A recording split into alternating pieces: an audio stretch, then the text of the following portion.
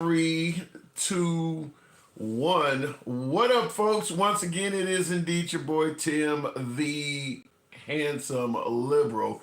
Real quick, for you guys on YouTube, just want to give you this while my other TikTok and Instagram users are filtering in. If you're ever watching me on YouTube and you wonder why the hell his eyes look like that, because I have multiple monitors and TikTok is actually centered. Right now, I'm looking at TikTok. So if you're looking at me on YouTube, you're over on this side of me, and for some reason, when I'm not looking directly at the camera, my eyes look like they're all over the fucking place. So if you ever wondered while you're watching the program why I seem to have all kinds of eye issues, that's what's happening. Anyway, we're going to talk about, for now that everybody's on, we're going to talk about the possibility of war under Trump.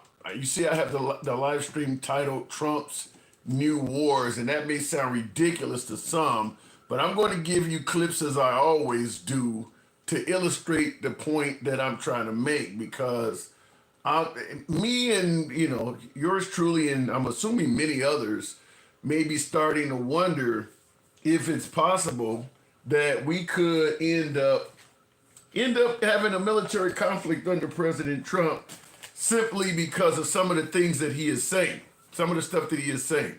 So I'll go ahead and give you what I'm talking about. And I think you're going to know it revolves around Greenland, Panama, Canada, potentially Mexico. We'll talk about Mexico as a smaller entity. But Panama, Greenland, and Canada are ripe for discussion, mainly because of what President Trump has been saying. I'll give you first the lighter one. This is President Trump in regards to the nation of Canada. I'll go ahead and cue this one up. He said this one. All of these clips I'm about to play for you are less than a week old. I think some of these are maybe 24 hours, 48 hours old. So for many folks who may think, listen, he was joking about Canada. He was joking about Greenland. He was joking about the Panama Canal. Now if that's the case, he's still telling jokes about this stuff. He is still readily speaking on it. So this isn't something he may have referred to in the beginning of his presidency, and he's kind of backed off of it. No, he's still actively discussing this stuff. First state, you wouldn't have to worry about borders. You wouldn't have to worry about anything. And by the way, Canada is very highly taxed, and we're very low tax. We're considered a low tax nation because of me, because I cut the taxes so low. So the people of Canada would pay much less tax. It makes a lot of sense. And by the way, when you take away that artificial line that looks like it was done with a ruler, and that's what it was. Some guy. Now listen to that.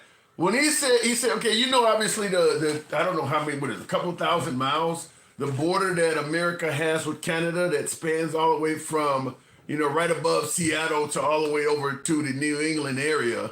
Listen to how he describes the border we have with Canada. That looks like it was done with a ruler, and that's much less tax. It makes a lot of sense. And by the way, when you take away that artificial line that looks like it was done with a ruler, and that's what it was. Some guy sat there years ago and they said, brah. Well, when you take away that and you look at that beautiful formation of Canada and the United States, there is no place anywhere in the world that looks like that. It's so Now, by the way, there is, according to Trudeau, who's the Prime Minister of Canada until up to last week, he stated that Trump has indicated, because that line came by, I think in the early 1900s, there's a treaty that caused that line to be developed. And apparently Trump is on record as saying he doesn't know if that treaty is valid. So the border between Canada and the United States, Trump is apparently on record of saying he doesn't know if it's valid. Now, obviously, Canada is a sovereign country, just like the United States is. They have everything like their own flag. They have their own national anthem. You name it. They are a sovereign nation. But in regards to them being a sovereign nation, President Trump, once again, he basically said something that many might find hilarious. I'll see if I can find this clip that should have been queued up already. Okay, and I don't know what the audio is here, but I want you to hear what he had to say about the Canadian national anthem. As a great and cherished state, keeping "O Canada," the national anthem. I love it. I think it's great. Keep it. But it'll be for the state, one of our greatest states, maybe our greatest state. It's so perfect. As a great and cherished state, keeping "O Canada," the national anthem. I love it. I think it's great. Keep it. So he's giving them at least permission to keep their national anthem. Wow. So that is President Trump on Canada. Remember, I promised you 3 of these now. That is Trump's stance towards Canada. We're going to talk about Panama. We're going to talk about Greenland as well. All of this just happened in like the last 3 days, 2-3 days. So for folks who think he's not talking about taking these places, no, he's still doing it actively. Real quick in the comments, would he need 2 to 3 congressional votes? Honestly, I don't know anymore because Congress is not getting in the way of President Trump doing anything. Birthright citizenship is in the Constitution. Trump has no problem going around there. Even the fact that we're on TikTok talking to each other, that was supposed to be approved by Congress. Congress voted for TikTok to be cast out. Trump brought it back. So he essentially went around Congress. There was no official vote by Congress to do this. Trump just said TikTok's coming back, and boom, here we are. So when you say, do we need 2/3 vote, 2/3 congressional votes, I don't think Trump really cares. I think it's kind of, you ever heard of the phrase, it's better to just do something and then ask for forgiveness as opposed to asking for permission? He's just doing what he wants to do, and if you don't like it, you can take me to court. That's kind of what we're dealing with here. Same thing with all of the federal firings. There's a procedure in which you have to terminate somebody. You have to terminate them for cause, whether it is performance, attendance, whatever. They're just firing people. You can take us to court and deal with it if you want, but they're just doing it. So as Nike would say, just do it. So when you say, do we need 2/3 congressional vote? When it comes to Trump, I don't think he would even wait that long. And then we'll have to depend on Congress or the powers to be to just stop him, but we'll see. And in continuing on, Will G, the traditional Trump ain't shit. Will G says Trump ain't shit. If we don't need anything Canada had, why are we, okay, if we don't need anything that Canada has, why are we trying to make them a state? Leave them the fuck alone, says Will G. A lot of folks are saying that, leave Canada alone. But let's be honest. If Trump somehow, some way was to make Canada the 51st state, that would make America a more powerful country. That would lead Trump to having a legacy of having expanded the size of the United States. Now that could come by way of Greenland or the Panama Canal as well. It does seem like Trump is trying to expand the size of the country. Now, in addition to Canada, we talked about making a 51st state. I do want you to hear what's going on. This is, like I said, all of this stuff is from the last few days. So none of this is very old. People talking about he's only joking. He is still doing this. He's still saying this stuff. Here he is, Trump on Greenland. Make them anymore very much, but we're going to make them very fast, very soon. Or Panama Canal. It will have a huge impact. To further enhance our national security, my administration will be reclaiming the Panama Canal, and we've already started doing it. Now that's not, he didn't say he was thinking about it or trying to do it. He said we're gonna do it, and we've already began. So I'll give you a quick clip of that again. Very fast, very soon. It will have a huge impact. To further enhance our national security, my administration will be reclaiming the Panama Canal, and we've already started doing it. Now responding to the... Now, and of course, Panama Canal responded. This is from a news clip. I didn't hear this part. I'd be curious to hear, because he's talking about how Panama responded. Now responding to the report of a possible U.S. military takeover of the canal, Panama's government said it would defend its sovereignty. Meanwhile, Panama's President Jose Raul Molina said President Trump was lying about reclaiming the Panama Canal. However... Yeah, that's the same thing Zelensky said when we told him that Russia was about to attack them. Zelensky didn't believe it either, but that's Trump on the Panama Canal. And this clip is only, I think, 3 days old. Now, in addition to Trump on the Panama Canal, of course, there is, last but not least, Greenland. Greenland is also in the news. I mean, it's, like I said, Trump is still saying this stuff, so it's hard to deny that he doesn't mean it.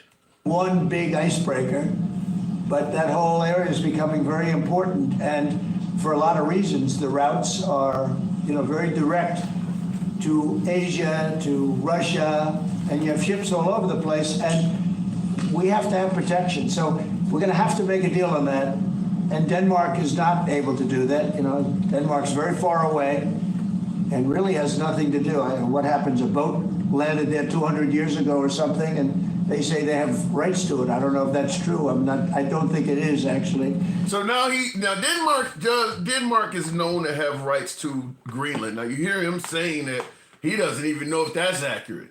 So I guess if he doesn't think it's accurate, then he doesn't have to honor it. But this is continuing on in regards to Greenland. They say they have rights to it. I don't know if that's true. I don't think it is, actually. But we've been dealing with Denmark and dealing with Greenland, and we have to do it. We really need it for national security. I think that's why NATO might have to get involved in a way, because and I'll stop that. That was, I believe this was yesterday. This is Trump talking about taking Greenland yesterday. So Greenland, the Panama Canal, and of course Canada all stated within 48 hours or so.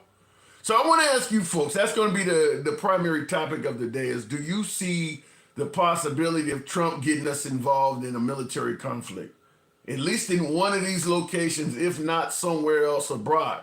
Because dealing with the cartels in Mexico and deeming them as a terrorist outfit also gives us the legal right. Now that they've been deemed as a terrorist outfit, referring to the cartels, you can now strike them within the sovereign nation of Mexico. So like I said, Mexico might be a side topic, but Greenland, Canada, and Panama, he's on record saying that he's going to, he wants to do things to those countries. Take them over, take over the Panama Canal, take over Greenland, annex Canada. He's on record saying he wants all three of those. Do you believe Trump will expand the size of the United States? Do you believe Trump will get us into some sort of military conflict? That's what we're talking about. Also, by the way, before I continue on, this is a free forum Friday. So we're taking questions. If you have a political question of any type in terms of politics, today's the day to get it out there. Hopefully we can make this show a little bit more entertaining, and maybe you guys can point out where you think I'm getting things wrong, or or things you favor, changes. We want to make the program entertaining. So this is a free forum Friday as well. So looking straight in the comments, yeah, Big Dog, appreciate the hat and mustache, thank you. Looking straight to the box, rather, is what I want to say. Gangsta Grandma, good evening, Gangsta. So what do you think? You think Trump is trying to potentially put us into harm's way, a military conflict? He probably will. Because he's too special to comprehend. Like, he's like a manic. He's bipolar, you know what I mean? He wants to be a Putin. So he wants to take people's shit. Greenland ain't for sale. Canada sure the hell ain't for sale. So you said you think Trump is bipolar. So, I mean, because I was under the impression that... He's sundowning, man. He's doing everything. And then poor Sleepy Joe. I want Sleepy Joe back. My God, we would stay for the Sleepy Joe. Wait, hold on. You want another 4 years out of 82-year-old Biden? Hell yeah. He did more for us than this fucking ragatooly ass. What the fuck? Name me one thing this motherfucker did for us. Not a damn thing. What? He's going to put us into war. He's trying to be a Putin. What? Tariffs is going up the ass. Is he not cutting billions in waste, fraud, and abuse? Oh, do you really believe that? I can sell you a beach in New Mexico. I don't think there's any beaches in New Mexico. So, okay, he's not cutting waste, fraud, and abuse in your opinion. No, he's not. He's giving it to his little bitch. Well, who would that be? Elon Musk. His little bitch. Elon Musk already has all the money in the world. You telling me he wants more?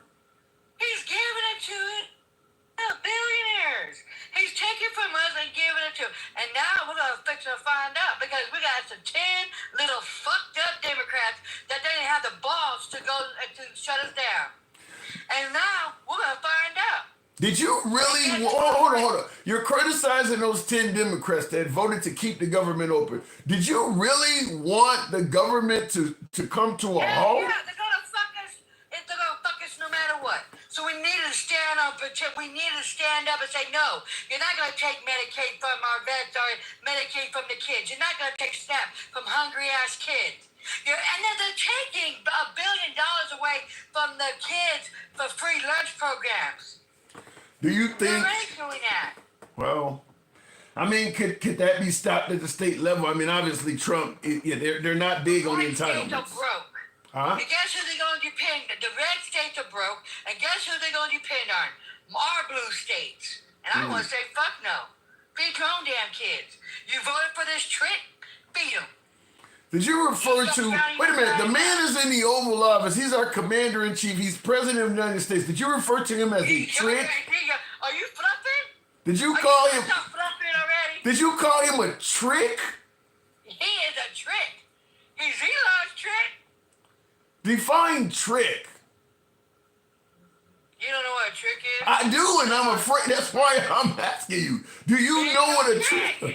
You're I don't want to get banana, but he's a trick. When I know what trick is, Pookie. Yeah. Come on. I know what trick it is, and he sure ain't got it, and he's tricking on Elon, and Elon's sucking it hard. Oh, come on. Jacket. You really being disrespectful to these. This is the president of the United States. Okay, now let me tell you. I ain't fluffing like you. I'm keeping it G with you. I don't give a fuck. But have you no respect for the office, Grace the Grandma? To him? Okay, does he have respect for anybody else? Fuck no. If he had respect, he wouldn't take from our veterans. If he had respect, he wouldn't take from kids that need food. And take it from the poor kids that need food for school. You make the man sound evil. He is evil. He's a YT man. He's part of the KKK. Wait. I say you make the man sound evil. You says he's a white team man. Are you suggesting that all white people are evil? All white men are Did I evil? say that? That's what it sounds like. He is the birch. He is. Not all. I'm not saying all. He doesn't even like the poor white tea people. That's who He voted. only likes the rich man. That's where his votes came from. Well, and that's how, as they say, like Drake said, hey Trump, you like him dumb? He likes him dumb. The education system failed these little mofos. They failed them. If he told them that he's going to drop the egg prices, the gas prices, and if the gas prices do go down, that means we're in a recession, and that's not a good damn thing. That means they're going to start shutting down the refineries. So no, that's not a good thing if the gas prices go down like that. It's interesting you would say that because I am hearing reports that both gas and the price of eggs are coming down. No, see, let me tell you about the egg prices. See, this is how slow these mofos are. So they go and they read a chart, okay? But in that chart, it's not telling you how much the egg prices are by carton. It's telling you by bulk. Okay. Okay? But they're still going. That way. Honey, I went to the store today, Pookie, and my eggs are $10 a 12-pack. Okay? How did I get the name Pookie? Where did that come from? Because you know Pookie and a Ray and a Fluffy. Because you sure is giving these clowns show a lot of space to talk that yang and they can't back up nothing. Who are the clowns? Are you suggesting that anybody that voted for Trump just automatically becomes a clown? Yep, you walk like a duck, you talk like a duck, you a duck. That can't be. Let me tell you, half these mofos did not vote for her is because she was black, she was a woman, and you know how the IQ is? They couldn't comprehend what she was saying. Because you know why? Because they had 5th grade fucking reading level and comprehension of a 5th grader. And that's sad. That's sad. No intelligent, college-educated MAGA, huh? No, give me one, please. You can't get one. You can't get one. There's tons of MAGA that are college educated and intelligent. That's kind of insulting. That's kind of insulting, gangsta grandma. What? That's insulting. You're I don't suggesting. give a fuck. There's something to look at. There's something to look at. TikTok, when you see them in the thing, they said make America great win. There's something to look at.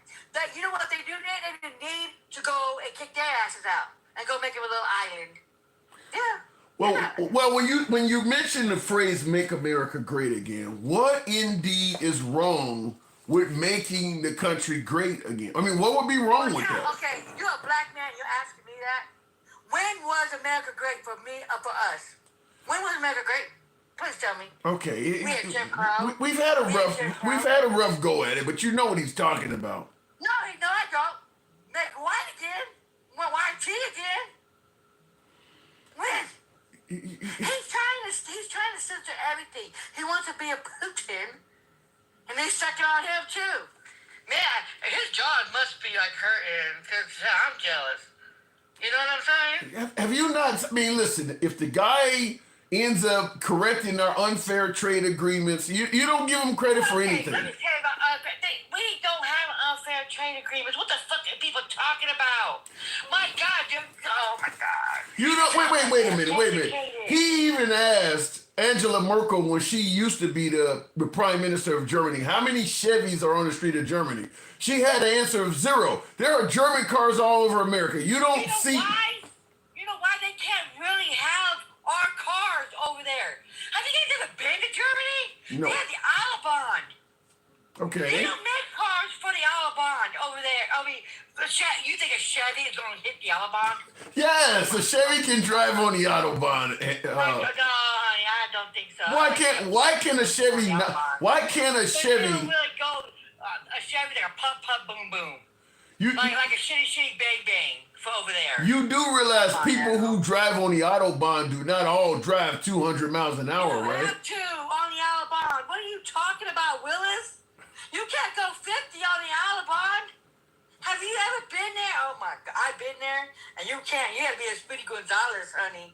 You can't go shitty boom boom 50 miles an hour on the Autobahn. So if you're That's what they made them for. so if you're on the Autobahn, you're telling me there's a minimum speed of how much? What did you say, love? You're telling me that if a car is on the Autobahn, there is a minimum speed of how much? I think it's like 85 to 100, honestly. Wow. It's up there. It's way up there. It's way up there.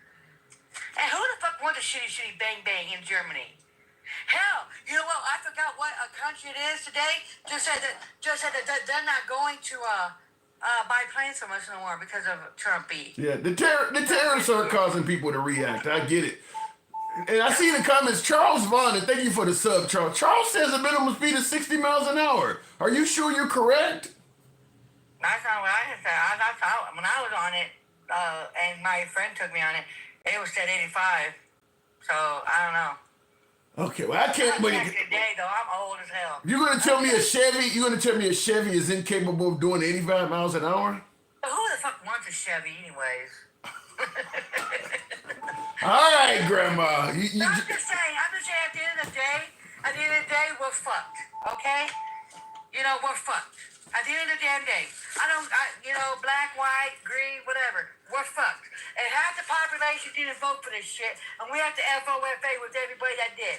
The red states are going to get the hurt the worst. And the people that didn't vote for in the red states are going to get it. And I feel bad for them, because they truly don't give a fuck about your kids. Because they take your medicated shit away, and they take the fucking shit for the vets. It's screwed. It is. It's screwed. No matter what. You got it. And I'm being dead ass. There's no jokes aside. People are screwed because it's given to the billionaires, and motherfuckers don't wake up because motherfuckers believe what the little shit bang bang is. If you look at the bills, there's not one thing that they wanted for them. Not one. Not one.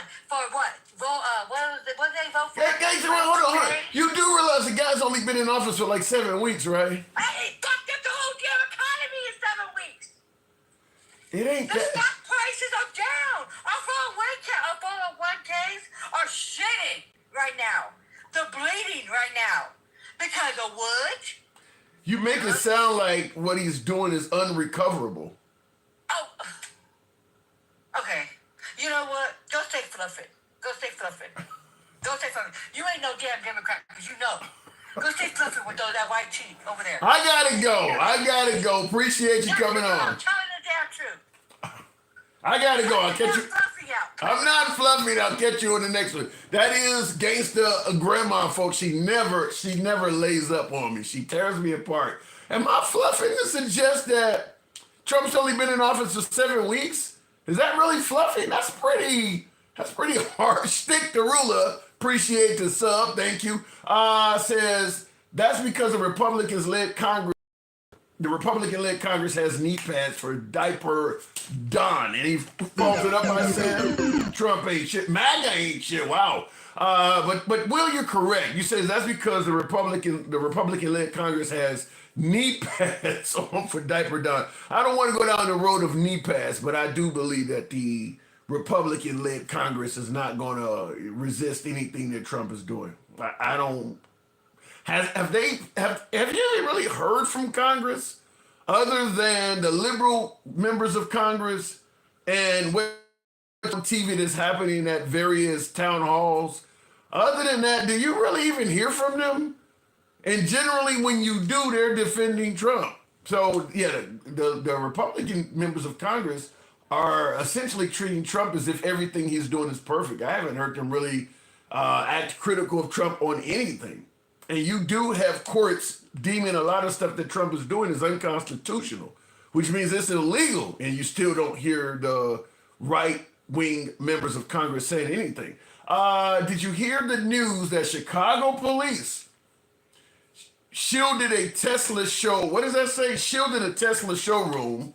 That lets you know the police today are just like the days of old, protect the rich and patrol the slaves. Well, I don't know if I go that far. Make no mistake about it. And thank you for the super chat there, Will. Appreciate the support. They're vandalizing Teslas everywhere. They are vandalizing Teslas everywhere. We all know why. There's no denying that. Any politician that gets involved in politics, you are at risk of polarizing a large portion of the country. You can ask the Dixie Chicks, you can ask Taylor Swift, you can ask Bud Light about that. And Elon Musk is far more involved in politics than Taylor, Dixie Chicks, or even Bud Light. Or Colin Kaepernick, if you want to add him in there. Elon Musk is way more polarizing than any of those characters. So as a result, people are having their Teslas vandalized all over the country. So if you're suggesting that Chicago shielded a Tesla showroom, I mean, if you expect people to come in there and vandalize and tear up property, that's kind of what the police are supposed to do, isn't it? I mean, if you expect there's going to be a hit on an area, and in a city like Chicago, they would definitely feel liberated to go after a few Teslas. So I'm not going to hate on the police for doing that. I mean, you can kind of predict that citizens may go after a whole showroom full of Teslas right now with what Elon Musk has done. You know what I'm expecting that I have not seen yet, and I'm surprised? Remember the old 1990s phrase, going postal? I'm really expecting somebody in the federal government to do that because they're firing so many people, getting rid of people's livelihoods and all of that. And they're not doing it based on merit or performance. They're just firing people at random. So just one really disgruntled person. I read an article that said mental illness is on a decline among federal employees because they're going to work every day not knowing if it's their last day.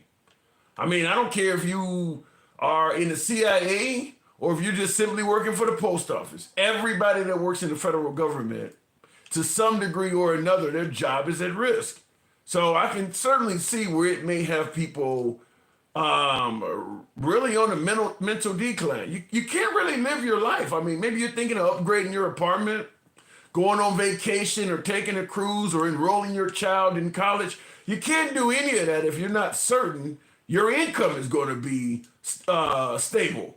So yeah, I can certainly see where they may be. The morale in the federal government has got to be an all-time low. Looking in the comments, Will says, you really think a German is self-centered as some of them are going to take a General Motors or Ford, Chrysler over a Benz or BMW in their country?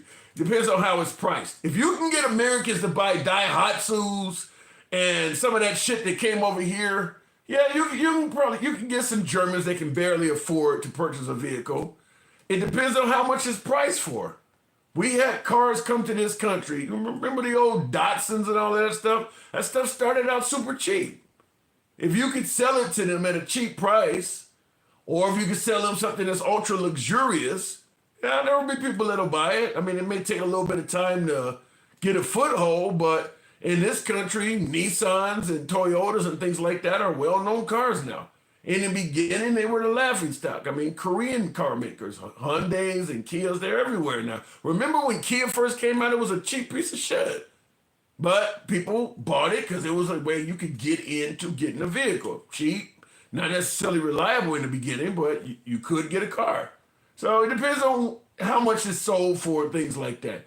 Okay, the CIA and federal worker will go postal, says William Eraser. What do you thank you for the super chat? He says, the CIA and federal MIC worker will go postal. Like I said, I can certainly see it. And here's another case. Now, and I'll go to the box after this, but a lot of federal employees that Elon and Trump fired, well, let's just say Elon because he's the one that's doing it all, but Trump has given them his blessing.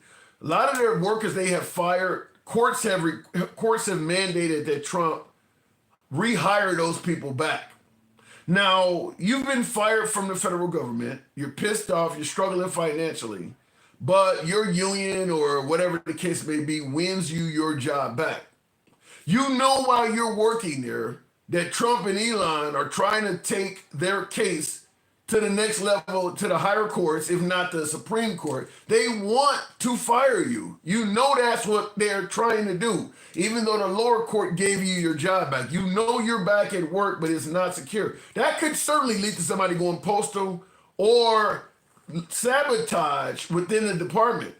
If they gonna fire my ass, I'm gonna take these records home. I'm gonna go President Trump and take home these classified documents and keep them. If they gonna fuck with me, so when they fire me this second time, I'm gonna sell this shit off, or I'm gonna do this, or I can certainly see that happening. Because the people that are being, given their jobs back because the courts are ruling what Trump did was wrong, they know that the Trump administration still wants to fire them. So now they got access to stuff, knowing that their employer does not mean them any good. So I'm surprised nobody has went postal yet. I'm really surprised. Anyway, looking in the comments, is that happening though? Says Kyle Green. We don't know. We do not know. We do know people got fired.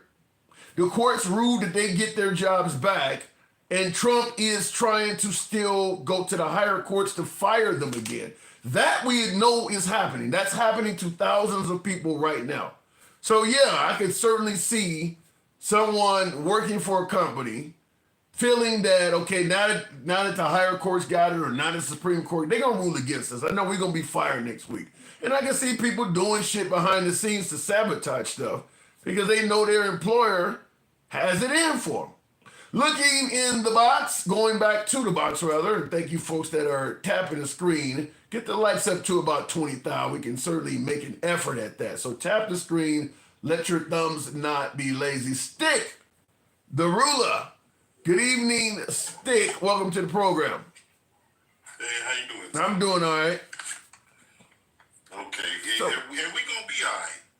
You think, so do you see any possibility that Trump may lead us into a military conflict with Greenland, Panama, Canada, or even Mexico? Well, before I even say my answer, I'm just gonna say, for 4 years of his presidency and for 4 years of Biden's presidency, so that's a total of 8 years, and we don't know how long before that, he's been talking to Putin. Yeah. He's been chopping it up with Putin. He's been an ally. He's been a friend. And Putin's been telling him, hey, look, man, this is what I did. This is what I see us doing. And right now, Trump is trying to take one hemisphere. Putin is trying to take Europe and anything else that he feels that is Russia's. And then he's gonna take all the Asian countries. But when you start, but hang on, when you say Putin is attempting to take Europe, a lot of NATO member states are involved in that. Can we depend on Trump if Article 5 is kicked in? No. I already know the answer. No, we can't depend on Trump to do anything for NATO, to stand by NATO. He wants to stand by Putin and whatever he does. I mean, he just told Zelensky, a week or two ago that he started the war. That Zelensky and the Ukrainians started the war.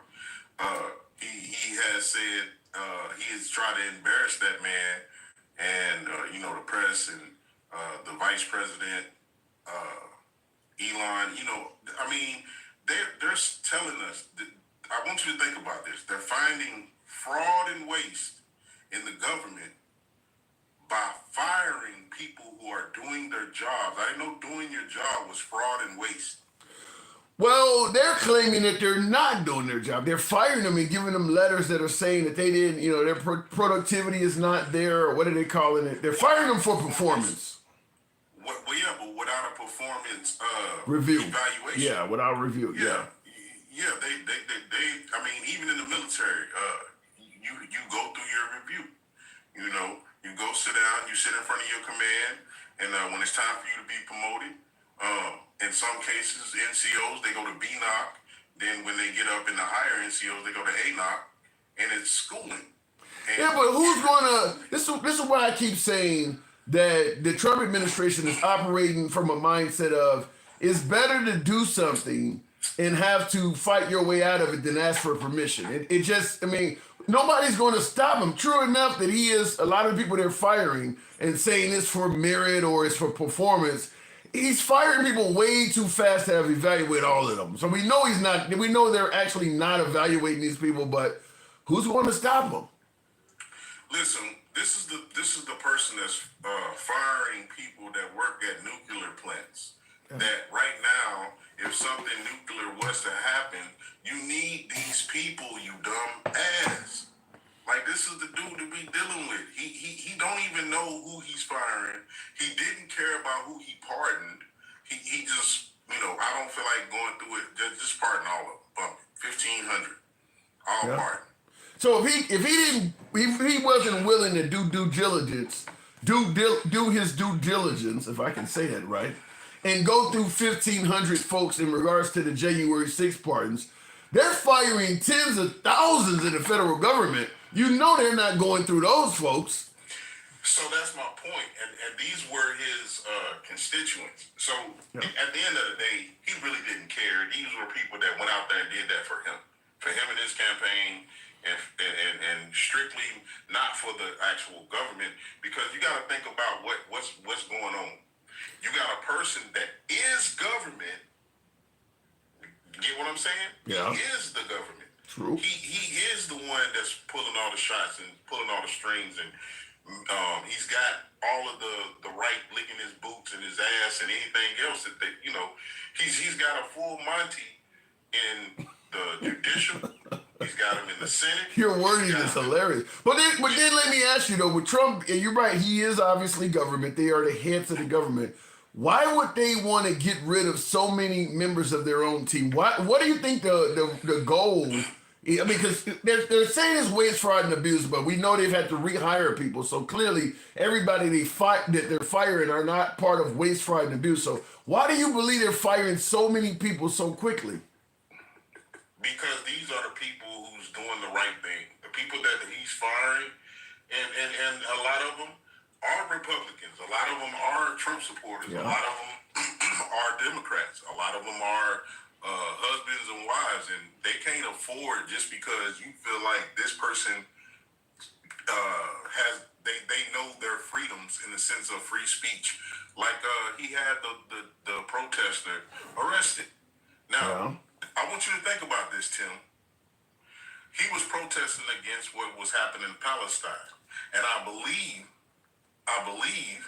he was one of the people also that was pushing that, we will vote, but it will be like, not, I forgot what it's called. Like, they're not going to vote for Biden, basically. Okay. Right? They're going to vote for somebody else or vote third party, whatever. They weren't voting for Biden. Now, mind you, he still was speaking negatively of Trump too. So now he goes and arrests the man on his free speech.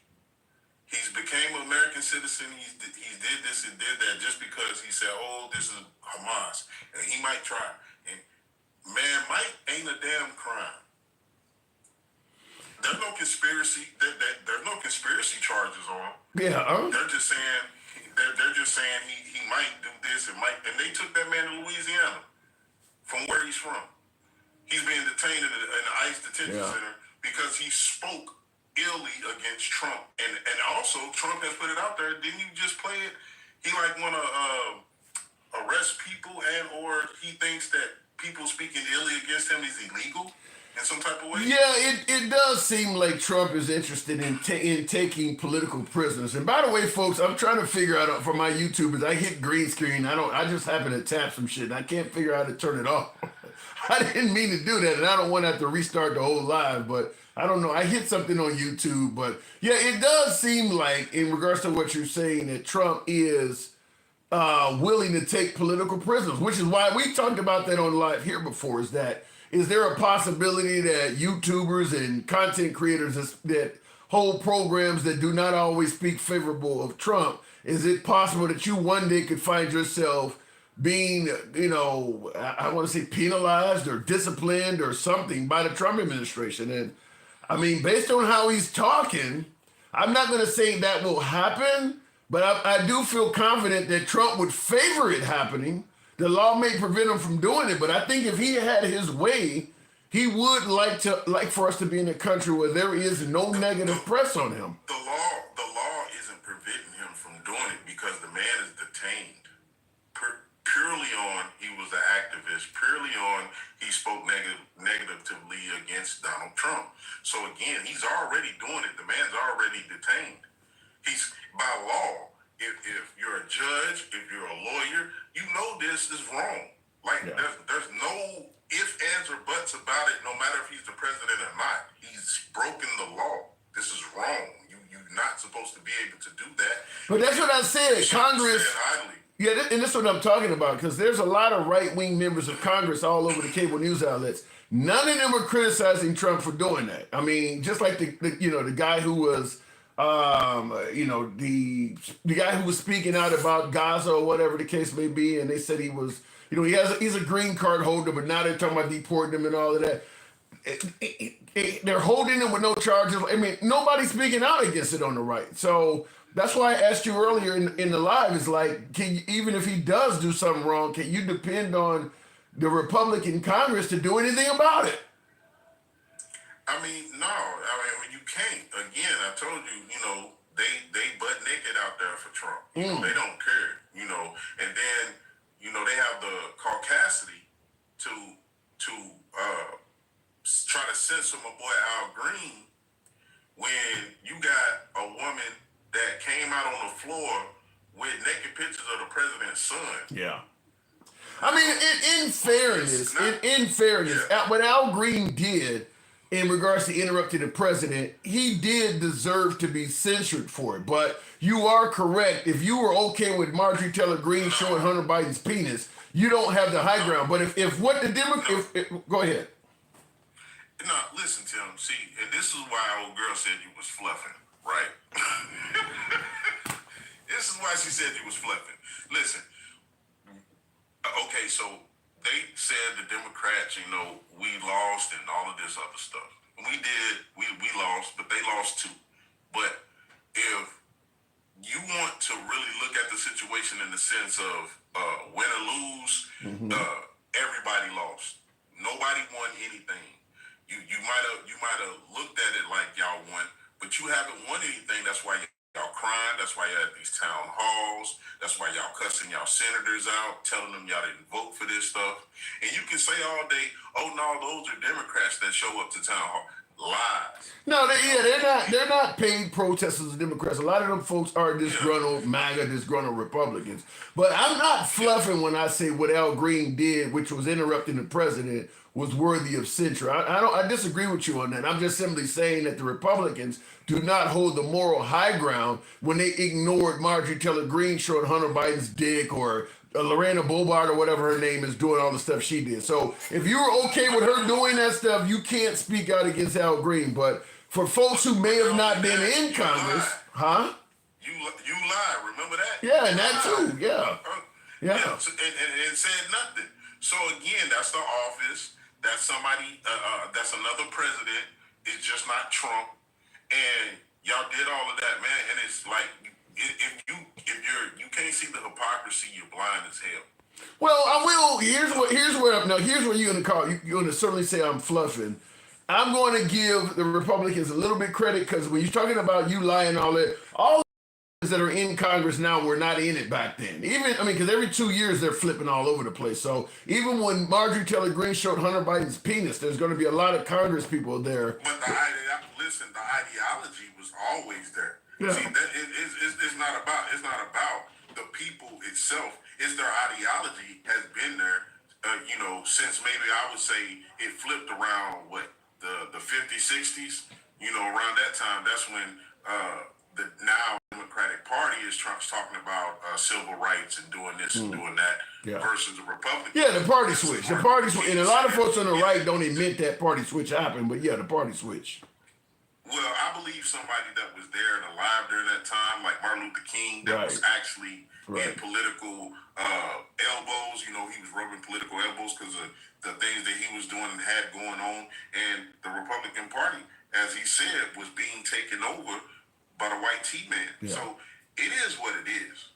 I would just say I do have to move it on, but I would just say any historian you talk to is going to tell you the party switch happened. Just like a lot of folks will swear up and down the Civil War had nothing to do with slavery. If you talk to any historian, they'll clear it up real quick because it's all throughout the documents of why these states were fighting and when they were joining the Union, the abolitionist states were. They were saying what they were fighting for. It's part of all sorts of documents. So yeah, it's part of history. But people do not want necessarily for that history to be repeated, so they kind of make up their own narrative. But I do got to move it on, man. Real quick. Well, I'll tell you this, Tim, to just end it like this. Just like I said in the beginning, I believe Trump won't be America's. He don't want just North America in the sense of just the United States and its providences. He wants the whole hemisphere, and that's including. But let me ask you this: as much as we may not want him to fuck with Canada, if he did make Canada the 51st state, would that not make America a much greater country, a much more powerful country? Depending on which means it happens. If it happens because Canada wants to join the U.S., then that's different. But if Canada don't want to join and you sitting up here trying to say, well, I'm going to just tear the shit out you just to make you join. And it's a good... Now, this is the thing. I don't give Trump really any credit. The only credit that I'll give is the idea of let's all come together and combine and we will be a power force. But he wants to be in the lead of it so bad, he wants to do everybody. He's trying to defend his legacy. He's trying to defend his legacy. That's what presidents do. Yeah, but you don't defend your legacy by trying to force people to do something that you want them to do. What the hell you think the Soviet Union was? When they forced those countries, and was Russia not a much more powerful country when they were at the height of the Soviet Union? Listen, if he went back and detracted everything that he said and told those people, look, I got this idea. If y'all become part of us, y'all don't have to pay any tariffs. Y'all don't have to pay any of these fees and taxes and all of that because y'all will be us. He said we that. can bind ourselves together. But what I'm saying is he's not saying it in the sense of let's do it together. He's in the sense of this is what I want to do. I don't care if you want to do it or not. Give me that shit. Well, if you don't give it to me, if they become the 51st state, yeah, but if they become the 51st state, regardless of his rhetoric, if they become the 51st state, we are doing it together. There's no doubt. As he stated, they would be likely one of the most powerful states in the union. He said that. Trump said that. And I said it again, Tim. If they join on their own, that'd be different. It would be okay. It would be great. But forcing a hand, that's not great, Tim. No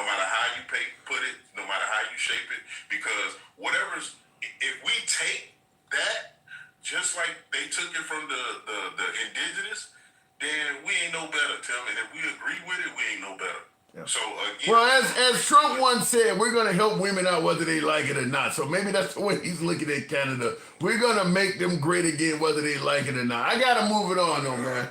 sound like a rapist to me. Huh? All right, Tim. It sound like a rapist to me. He just gonna rape the country. Hey, I'm going to keep it on the hush. Appreciate it. Whether they like. All right. Oh, shit. I just appreciate you coming through. I hit the end button by mistake because I got a technical problem over here. I want to read a couple super chats off of YouTube, and what I'm going to end up having to do is reset my YouTube and come right back on because I cannot figure out for the life of me how to get rid of this damn green screen. So bear with me for a moment, folks, while I read these super chats and then real quickly reset the live on YouTube because I've lost all of my, and it's not YouTube. If you're on YouTube horizontal, what I'm tapping in now, you don't have to worry. This is YouTube vertical. I've trying to figure out, what I've been trying to figure out from day one is how to mirror the screen like you can on TikTok because all of the wording is backwards always on YouTube when I'm doing this. So I hit something and it just fucked everything up. Real quick to respond to the super chat. Did you see, I'm going to have to use my spectacles. Did you see Trump get a mic forced on his chin? No, I did not. Before he wanted to do it on the campaign, now he got violated. I do not know what you're talking about, Will. I did not see that. A mic forced on his chin? No. MAGA was actually foaming at the mouth for the longest time for the first Democrat to object and protest. MAGA is toxic. Damn. It's First Amendment for me and not for thee. That is true. I do believe that Trump himself is not a big fan of free speech. I just right now there's not. I don't have as much evidence because he hasn't.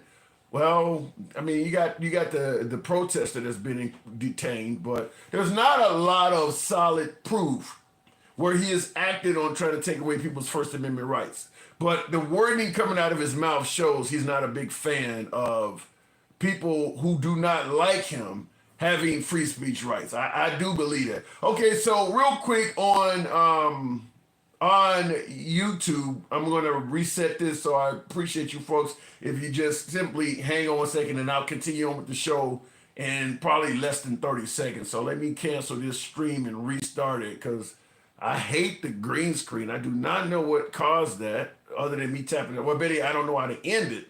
Let me just go ahead and get that right back going. And while that is, make sure I didn't miss any comments. Somebody says, thanks. Obama broke my heart. Trump woke me up. Creed, what did Obama do? Obama broke your heart? I would love to know what did Obama do to break your heart. Obama? Wow. Listen, maybe you don't believe that Obama delivered on all his promises or something of that nature. But what the hell did Obama do to break somebody's heart? I just want to real quick hit these hashtags and we should be back up and running momentarily. Zip. Okay, everything looks good. I want to make sure I can bring people up and we'll go ahead and restart that live if YouTube does so. Okay, so look at in the comments while that live is coming up. Whether they like it or not, says that, yeah, that's exactly it. They were dying to get out of Russia. Charles Vaughn, yes, the Soviet states were dying to get away from Russia, but while Russia had them under their control, the Soviet Union was much more powerful. That's what I'm asking. If America takes over Greenland, Canada, Panama, under Trump, he will have made America that much more powerful. Yeah, Greenland, Canada, and Panama might not be happy. I get it, but I'm simply saying he will have made the country more powerful. Sugar Nuts. Sound like a name. Good evening. It's too sweet, by the way. How you doing? I'm doing good. You said it's what? What does that say? It's too sweet. That Sugar Nuts is, that's like pretend. Okay.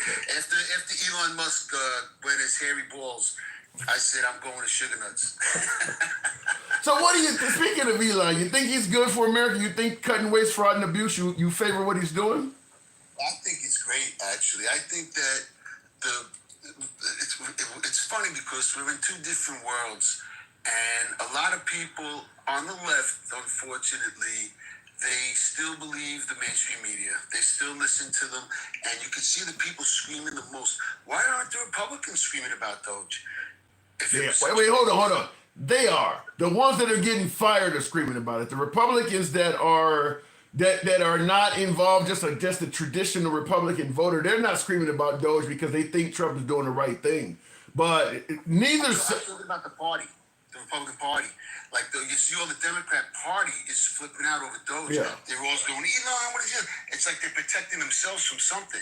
Yeah. Like they've done something. Well, I'll tell you the reason the Democratic Party is screaming against Doge is because they believe Trump has some kind of sinister reason why he's firing many people from the federal government, such as he fires nuclear scientists and have to rehire them back. So the fact that he fired people that we really need for safety purposes and rehired them back, I would deflect your question back at you. Why didn't the Republican Party say anything about that? Why the hell would you fire people that were part of our defense and now you got to hire them back? Is that not a fuck up? Well, all right, so let's talk about this. The Democrat Party literally fired people for not taking the jibby jab. They didn't care. They fired.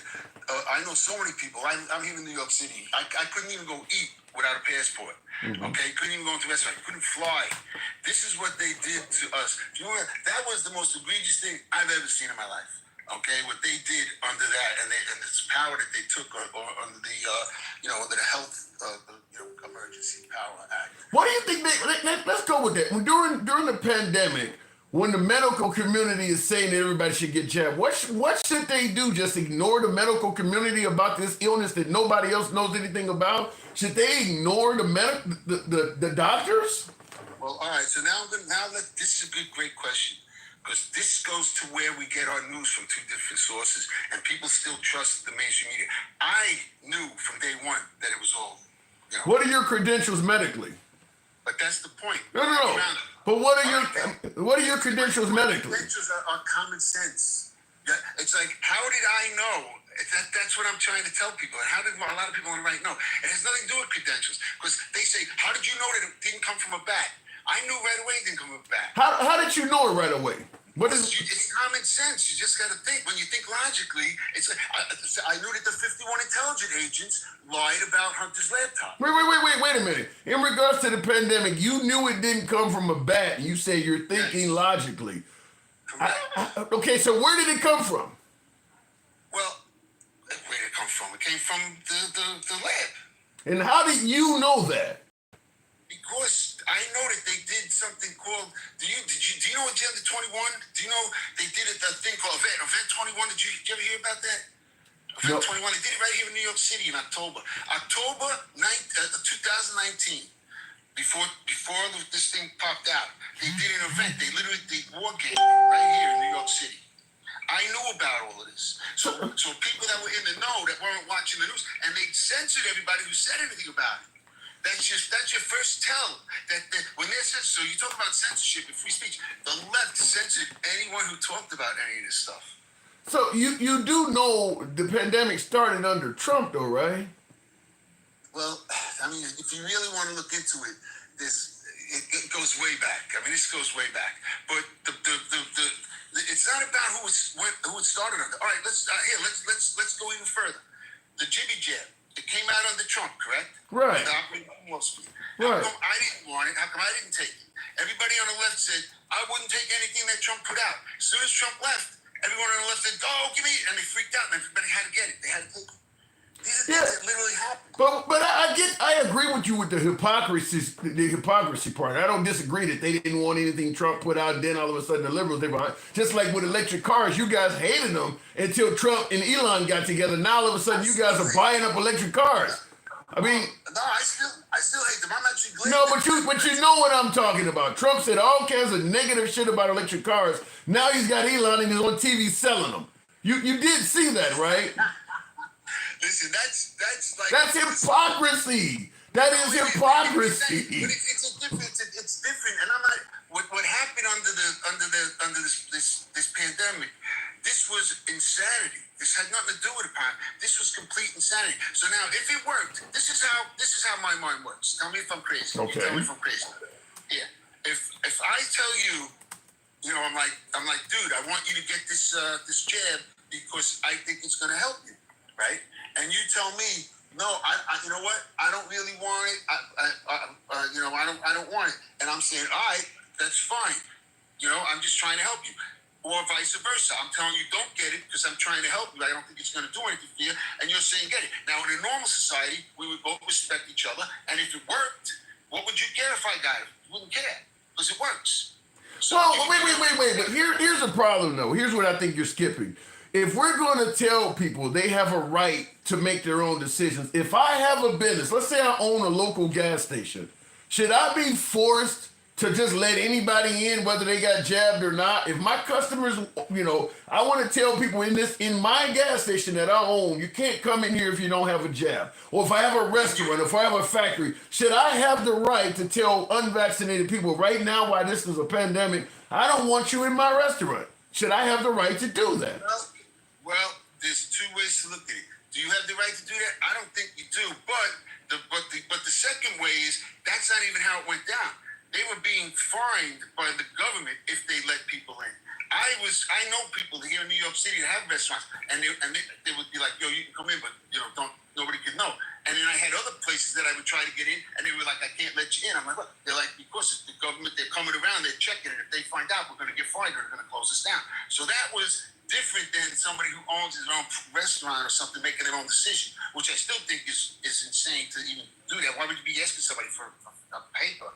It doesn't make sense. If I think, wait, hold on. The reason I'm asking you for a piece of paper is because I think your ass might be sick. No different than if you was sniffling or snot was coming out of your nose, or you want to walk in without a t-shirt, or you want to walk in without, you want to walk in without shoes. If I think you are a medical risk, or you could contaminate my place of employment, I don't want you here. Just like they say, no shoes, no shirt, no service. I don't want you here if you're covered in germs. That I agree with you. If somebody's coughing and sneezing, that's a different story. But if somebody looks healthy, what do you care? You know what I'm saying? If they're coughing and sneezing, of course, even if there wasn't a pandemic, I don't want somebody coming into my restaurant all sweaty. So then let me present it to you this way, because when you join the military and you go overseas, they require you get vaccinated. Are you telling me the soldiers should be able to deny being vaccinated as well? At this point, I think that yes, and as you saw, a lot of them who got fired, who had to leave, Trump brought them back and reinstated them. But I don't think that they should be used as pincushions for any reason at all. I think that's insane. I mean, there's a lot of things, and let's just put it this way: we've had militaries for years and years and years before vaccinations were even invented. Like it's like, to me, this whole thing. And this our whole medical system, it's just my opinion, of course, but it just doesn't make any sense to me anymore. What you're telling me doesn't make any sense. Like, you started out by saying you knew things because you had common sense. Like, for instance, I see people getting vaccinated and polio or the measles goes away. I see people that refuse to get vaccinated and it starts popping back up in their communities. Does common sense tell you that them choosing not to get vaccinated may have something to do with that? Is that what your common sense might tell you? Well, my common sense kicked in when I saw the way they handled this pandemic. Well, as soon as I saw what they did when they closed down the whole world, every government was literally going by these same crazy rules. It was the craziest thing I've ever seen in my life. I'm 61 years old. I'm probably a little older than you. All right, and I've seen so many crazy things. I've lived here through 9/11 in New York City. I've seen all of this crazy. This was the craziest thing I've ever seen. And I saw how people reacted. I saw how governments reacted. I saw how they separated us. They were telling us that if you didn't do this, you are the problem. They literally wanted us to be unalived. I saw this. When you see how quickly that disease or that illness or that virus, I guess it would be a virus. When you see how quick that virus died off after people started getting vaccinated worldwide, you seem surprised that everybody was in favor of the vaccine. It looks like it worked. All right, so let's. When I was here in New York City, okay, I saw Governor Cuomo freaking out. Oh, we don't have enough beds. We don't have this. We don't have that. Trump literally set up a makeshift hospital at the Jacob Javits Center, did something here in Central Park, and also brought the USS Comfort. It was in the Hudson River over here on the west side. All of them. They were all empty. Nothing. The whole thing was all hysteria. Yes, were there outbreaks? Yeah. You know what the biggest outbreaks were? In the old folks' home. My governor. The biggest, the outbreaks are going to be stronger in people with marginalized immune systems. That was something so crazy to me, and he's going to be coming up on that. These charges. So let me ask you: are you suggesting that most of the people around the world should not have taken the vaccine thing? You think the planet would have been better off? I'm saying that they should have made their own decision. But what I'm also saying is, in New York City at the time, there was homeless people everywhere. It wasn't like if this was a real pandemic, they would have been unalived everywhere. There was not only they were being unalived everywhere. I'm from Chicago. In Chicago, you couldn't In Chicago, you couldn't even book funerals because the funeral homes were overstocked with people trying to get appointments. They were bodies everywhere. They had to have. I was working in hospitals then as I do now, and they actually had morgue trucks behind the hospital because the actual morgue of the hospital couldn't hold all the bodies. Okay, so how do you explain the USS Comfort empty and the two makeshift hospitals that Trump built empty? But you ready for this? The Amish people in Lancaster, Pennsylvania, which isn't too far from where I am, it's maybe an hour and a half away in Pennsylvania, they never got any vaccinations. None of them ever got vaccinated, even as kids. They're the healthiest out of all the people in America. Yeah, to me, it's like pointing to somebody who lived to be 100 that smoked every day and making it sound like, well, that shows you that tobacco is not harmful. There's going to be some extreme examples like that. I get it. No, that's a whole community. Okay, there's a whole. You can come up with a whole community of smokers that live to be past 85 too. That don't mean it's the norm or it's a good thing to do it.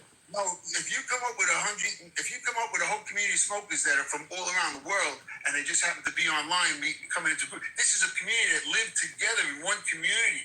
This is the perfect test for everybody to see.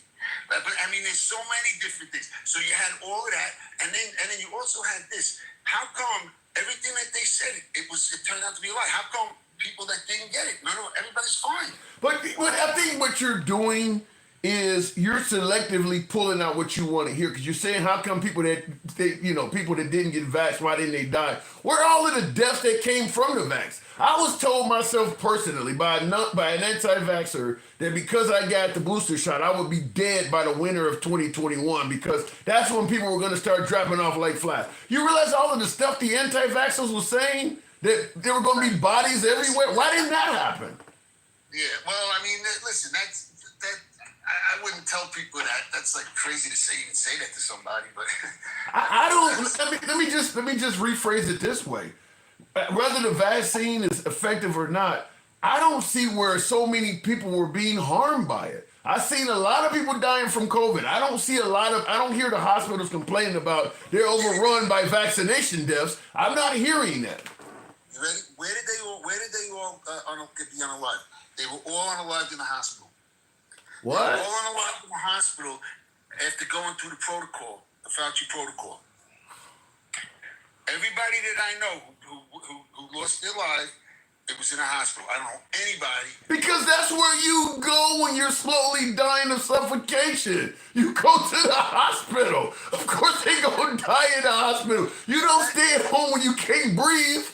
That's true too. There was a lot. Hey, you know what though? There was a lot of things that went on with that. But anyway, the point is this: it doesn't matter if how I knew. The point is, I knew. I everything that I thought was right. It didn't come from a bat. All right, wait. It didn't come from a bat. It was. I didn't need to get any jab or anything like that. Everything that I knew, I didn't wear a mask. Everything that they told me, I knew. And now all the science is coming out on my side. So the real question is, and I'm not saying this to belittle anybody, but if I was the one in your shoes talking to somebody who was right, I would be like saying, wow, how was it that you knew all this? The science is not coming out to say the world would have been better off if nobody had got the jab. The science is not saying that. Listen, we're going to find out so much. It's all coming out now as we speak. But ready for this? The 51 intelligence agents that said Hunter Biden's laptop was Russian disinformation. How come I knew that was a lie instinctively? I'm not for certain that's the case. Wait, of course it is. They lied about it. They all signed a letter written up by Blinken and some old FBI dude. They gave him the letter. They said, we need something from Biden to talk about because this is just coming out now. And they all lied about it. It's already been admitted. So you're going to go with what government officials admit. So do you believe the government officials that said Trump lied about the 2020 election? That Trump lied about it? Yeah, all of the judges that ruled against him, members of his own administration, like Mike Pence and Attorney General Barr, do you believe them? Because they all said he lied. Well, we're going to see how that comes out. All this is going to be. All right, so do you really believe that Joe Biden got 81 million candy canes? You think Joe Biden got the most candy canes out of any president in the history of our country? Is that what you're going to tell me? I'm going to tell you one thing. When Mike Pence and Attorney General Barr would have served a second term, it makes no sense for them to lie against their own best interests and say they lost if they actually thought they won. And Attorney General Barr was the one responsible to looking into Trump's claims of election fraud. Why would he come back and lie? That is not in his own best interest. Why would he do that? All right, so this is a good question. This is another thing I like to do because, again, I use my own common sense. I don't really care about what everybody else says. So now we all saw the election on that night. We saw 6 states shut down. That never happened before. It happens in Venezuela. Never happened in America. 6 states shut down. Trump was ahead in each one, and then the next morning, miraculously, Biden was winning. Did that make sense to you? Don't tell me about what you saw in the news. Did that make sense to you? Because we got to critically think. What do you mean they shut down? Did you watch the election in 2020? Yeah, I'm watching it when it happened. Every state shut down at the same time. They said, "Oh, we can't count no more." They stopped counting. 6 states. I can tell you the states. It was Georgia. It was Michigan. It was Wisconsin. It was what the hell else was it? Michigan, Pennsylvania, and one other state, Arizona maybe. I can't remember offhand. But there were 6 states that shut down. Okay. So after they shut down, the next morning, all of a sudden, miraculously, Trump was his lead. He was leading in every one of the states. Then all of a sudden, Biden was winning in each state. Let's go with what you're saying. Let's say I'm not even going to push back. Let's say everything you just said is true. The issue is this: just because something looks suspicious, as you're pointing out, that don't give Trump the right to jump up and say I won by a landslide. Why is he saying he won by a landslide? If you want to point out this doesn't look right, why didn't they just stop counting when I was ahead? You can go and demand that they explain that. You don't get to just jump up and yell and I won by a landslide. Why is he doing that? Well, he's doing that to bring. That ain't how you do it. You don't get information or correction on one lie by making up your own. That's what you're telling me. Is he lied to get them? He actually lied himself to draw attention to another lie. Well, no, he's not lying. Where's the evidence? Well, I just said that is not. When you tell me they stopped counting, and then all of a sudden when they started counting again, Trump was ahead. That is not evidence that he won by a landslide. That's not evidence. That is something that looks suspicious. Like if you leave your door unlocked, or if you go to work and you come home and your door's wide open, that looks suspicious. That don't mean somebody actually broke in your house. You may have left it open. So you can't just jump up and say somebody is in there. That's Trump made these claims. Okay, that looks suspicious. Then let's investigate it. You don't just jump up and say you won. Well, this is the way I see it. When I see things that don't happen and it's like it's not making sense, I hear what you're saying, and what you're saying makes perfect sense to me too. You know, that would be one way to think of it. I think of it different. I look at it and say, my God, how corrupt is this country? I'm looking at this saying the corruption is so... So how do you feel about the fake electors that were trying to help him win? They all pled guilty. Do you hold it? Is that corrupt? No, that's something that I can't even get into it right now. But yeah, you can. You can get into that. You got into the last part. Why all of a sudden are we running into a dead end and can't get into something now? All right. You know what? I'm not even gonna. I know.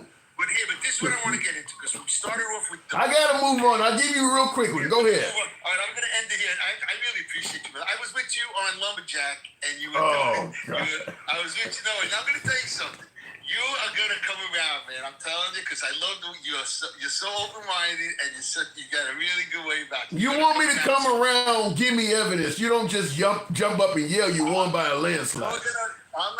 You're gonna figure it out because you're a smart man. You're gonna figure it out just the way we all did. I'm telling you. Well, I'll tell you something. He's in charge of the Senate. He's in charge of Congress. He got the Supreme Court on his side. Why the hell ain't he proving his theories? He ain't even talking about the 2020 election anymore. Why ain't he proving that shit? The same with the Haitian migrants eating dogs. You in control. Why don't you prove some of the stuff? He also said that Obama wiretapped his office during the first term. Why the hell ain't he proving some of this stuff? That's already been proven. That's already. No, he didn't prove it. He said it and moved on. He didn't prove that. No, they proved that already. No, they know that already. So he proved that That was from 2016. That's already been done. He proved that Obama wiretapped his office, and as president, he decided to do nothing about it? The whole system is. This is what I'm saying. I've been disappointed for so many years. That ain't what I asked you. You're telling me he proved. You can't do nothing about it when the system's corrupt. Look at who's been in there. We just found out Comey, Strzok, the whole FBI. We saw 51 intelligence agents literally lie. I thought wasn't he going to drain the swamp? Why are you telling me in 2025? He's gonna, but the swamp was a lot bigger than anybody thought. We are gonna drain this thing, believe me. And yeah. Right now, as long as you keep an open mind, the truth is gonna be coming out, and that's what I love about you, brother. You have an open mind, and you're gonna figure it out on your own. What a great time! We'll do this again soon. Always a pleasure. My door's always open. Good talk, man. Good talk. Appreciate it. Moving on with the program. And by the way, folks, you don't have to agree with the host. I think I just demonstrated that. We don't block, ban, or censor anyone for their commentary. We are indeed MAGA friendly, as I always say. Nevertheless, liberals are welcome on the program as well. If you enjoy civilized dialogue from all sides of the aisle, congratulations, you're in the right place. I'd implore you to follow the program on TikTok, Instagram, and subscription on YouTube, if you will. Real quick, I want to make sure I didn't miss any super chats now that I've reset my YouTube live. Months and many clinical trials went by between Trump sheepishly announcing the jab and Biden pushing it out. That's the difference. Yeah, I have yet to see any of the wild claims of how dangerous the jab was come to fruition. And the right was making it sound like it was straight poison. Like people were just dropping all over the damn place. None of that stuff, none of that was validated. Now, folks are gonna say, well, the jab didn't stop anything, you didn't need to take it. We can debate that, but I can tell you one thing, all of the deaths that people were claiming that were gonna come from the jab didn't happen. Didn't happen. I have not heard of any hospital that's overrun by people that are passing away from getting jabbed or even getting sick. So the right made up all kinds of claims of how bad the jab was and all of that shit. And I mean, how many years has it been now?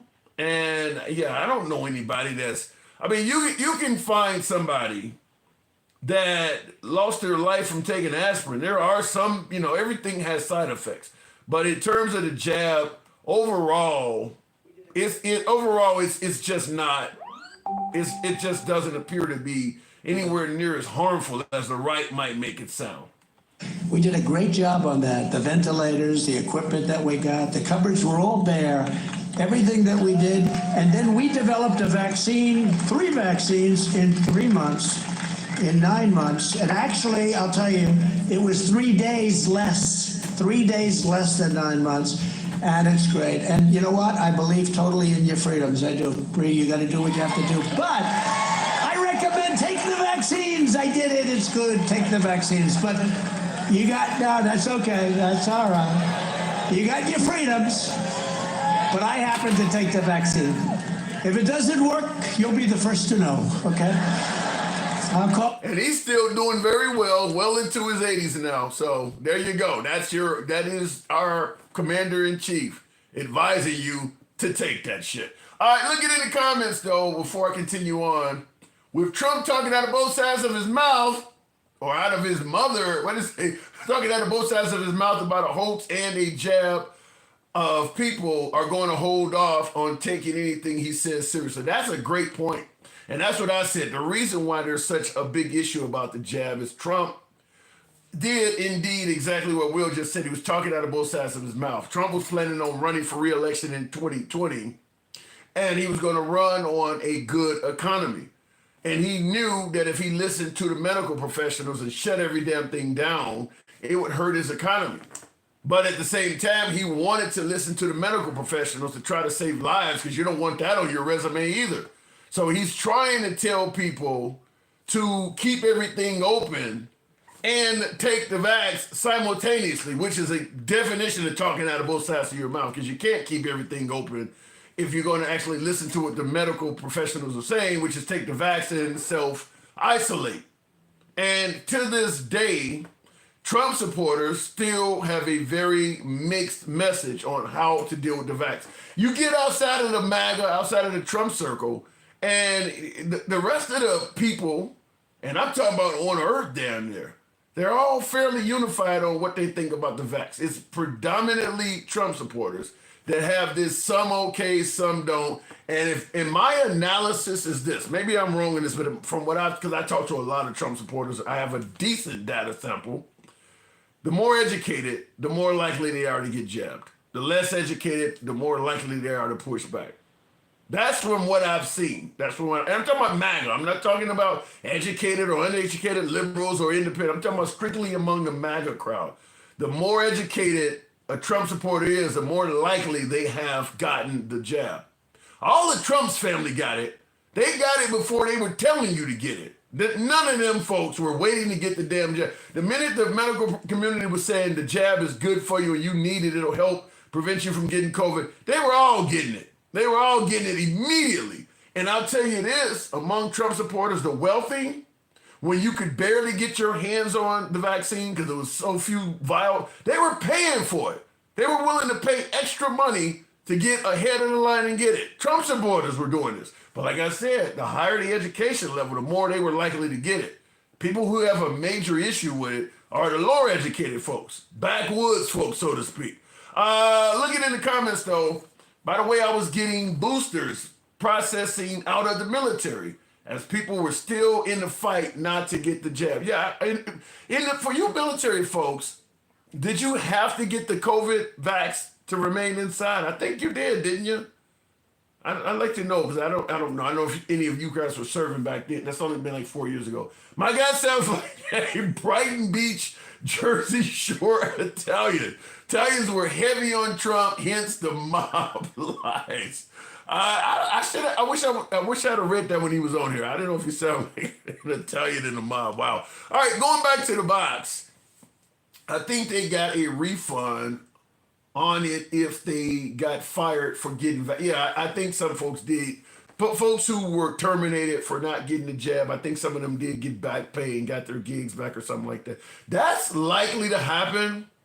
I'll tell you this, if Trump serves the full term and then he is replaced by a liberal, that is happened to federal employees. It would not surprise me if there was because under a liberal government, they're going to rule that a lot of Trump's firings are illegal. It would not surprise me if a whole lot of federal employees that got terminated under Trump end up getting their jobs and back pay if a liberal precedes Trump. Because I don't think it's a hard case to make for a lot of them that the firing that they received was illegal. Certainly when they got it in writing that the person is saying it was for performance, and the person has never had a performance eval, there is no history of anybody sitting down and giving them an evaluation, or they can show where they just had an evaluation recently and it showed they were a stellar employee, and next thing you know, they're getting fired for performance. I really could see that if a liberal replaces Trump, the federal government having to pay out a lot of money for all of them people they terminated. Looking in the comments though, I'll go straight over to Sherbert on Instagram. We are on Instagram too, by the way. I did want to bring up one of my Instagrams before we continue on. Thank you for the subscription, user guy. Do appreciate that. Certainly, thank you for your support on the show. Sherbert, good evening. Hey, what's up? We're gonna do a little quieter spot. Now we're talking about the possibility, because remember one of Trump's accolades was we didn't have any new wars under him. But with him talking about taking over Greenland, Canada, Panama, deeming the Mexicans the Mexican cartel as terrorists, could you see the possibility of us going into a war under Trump? Oh, 100%. We were getting into wars with Syria and everybody else while he was in his first term, so the no new wars is utter horseshit. Well, he did launch 59 Tomahawks at Syria, but that wasn't a war. So, it wasn't, I guess you would say it was an act of war. But, Well, Tim, we haven't been in an official war except for Iraq since World War II. Afghanistan. So it's all horseshit. Afghanistan. Other than Afghanistan, we haven't been in an official war since World War II, so it's all horseshit. You don't see Vietnam as an official war? No, that was police action. Oh. That's why it was a Cold War, because it wasn't actually a hot war. Okay, I can't speak on the technical. Okay, that's a technical aspect of it. So you're saying that, but Technicalities matter, Tim. yeah, I guess to some degree. But Trump using military action, you do see that from a standpoint of trying to expand the size of the United States. I mean, it's going to happen. He wants control. Do you think it'll be a good thing? No. Why would we want to be the dictators? I don't like bullies, Tim, and he's the biggest bully. Well, some would agree that he's a bully, but some also believe that we need a bully in charge to make this country more respected on the world stage. No, the world is laughing at us. Like how the other night we had a lady from England on and saying that the world is laughing at us. No, I'm tired of being the laughing stock of the world. I was told the world was laughing at us under Biden. Horseshit.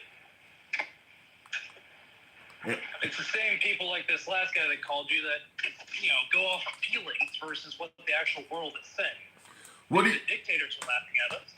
Yeah. But I don't like bullies. Where do you see Trump being a bully? I mean, some would suggest he's just trying to make the country better. What do you see? Fucking kidding me? I wouldn't ask. Are you kidding me? He bullies everybody. He's bullying CNN right now and saying that they're illegal because they were going against Eileen Cannon. Yeah. I have heard him say that. Do you think, because that sounds to me like a threat on free speech. Can you see that also under him? Oh, 100%. First Amendment's going away if he stays in. Why is it that you see this and so many people don't? Well, the last guy wouldn't even say anything bad about COVID and that, the proper documentation, of course they don't see it. Yeah. The last guy was the perfect example of Q-Mind. Wait. And then you wonder why nobody sees it? You said the last guy was a perfect example of what? Q-Mind. QAnon? You're talking about QAnon? Yeah. Yeah. Well. QAnon-minded. Yeah. He definitely has some. He definitely has some Q in him. I can see them. We said we go left of Bernie Sanders started having dinner with Q. I think I just had a little bit of dinner there. So yeah, I could see a little bit of that in him. I was in hospitals during COVID. There were people being wheeled out all the time. Those freezer trucks were being dropped off at every hospital. Yeah, I was actually setting up the beds. I had to go into intensive care rooms because I was setting up the air beds. I had a job setting up the air beds. So when your lungs are taking on fluid, they lay you on your stomach, and they had a mattress that was made out of, it's kind of like an air mattress, but that was the way they would help prolong your life, is put you on your stomach when your lungs were starting to fill up with that fluid from COVID. And I was setting those beds up, and you had to go in there literally dressed like an astronaut, covered from head to toe. So I know personally how, and I was dealing with like 7 or 8 different hospitals in my area, and I know personally how the intensive care units were running out of rooms to put people in because there was so many folks getting it. Wasn't that a vaccine mandate? Wasn't that mostly for people that work in hospitals and work in the public and the police? The people that are most likely to spread the disease? Well, employers were able to. It wasn't for Walmart. It sure as fuck wasn't for Right. Walmart. It was for the federal employees. So, and the hospital staff, the people that could actually spread this. Yeah. I've got got measles in me. I better go see 23 patients. Yeah, but what he is saying is that the hospitals, if you worked in civil service, your employer, the government had no right to force you to take a jab if you didn't want it. That's what he was trying to say. Yeah, they did. That's why we were trying to save lives. Well, I think it doesn't matter what your opinion is. If you work with children, you can't have the measles. You can't have COVID. You have to be able to try and save these lives. The best practices to avoid death. But my free will has been taken away from me. How dare they? But they're going to counter and say, how the hell can women say my body, my choice, but somebody who wanted to reject the jab can't say the same thing? Because you're not hurting like 50 to 100 people by possibly getting them killed. It's one person and it's inside their body. Yeah, but let me put on my MAGA hat and take the other side of this. If you've been... I gotta be able to, because I like to be able to see the other side, and I think MAGA has a point here. If you've had your jab, why the hell should you care about me coming around or not? If you've been vaccinated, you're okay, right? So why are you up in my business? Because I worry about all the children. I worry about the immunocompromised people. I worry about everyone else, not just myself. Didn't get your child jabbed. Cool, but what about all these people that are immunosuppressed? What about these elderly? What about the infants that you can't give them the jab? They can get it from anything. Well, if you are immunosuppressed during the pandemic, jab or not, you probably should be out in public in limited varieties. You probably shouldn't be in public places anyway if you're that concerned. Probably, but people are just contrarians. A lot of these people that are anti-vax, they just don't like anybody telling them what to do. Well, I also... having people not die, it doesn't matter if you don't like being told what to do. You can't go around killing people inadvertently. Well, in their defense, they also thought the vax was harmful too, though. It wasn't just a matter of freedom. They thought, listen, this has only been out for this length of time. You rushed this vax. You haven't had a decent data sample. How the hell do I know this vax ain't worse than the actual virus? You haven't had enough people to test it on.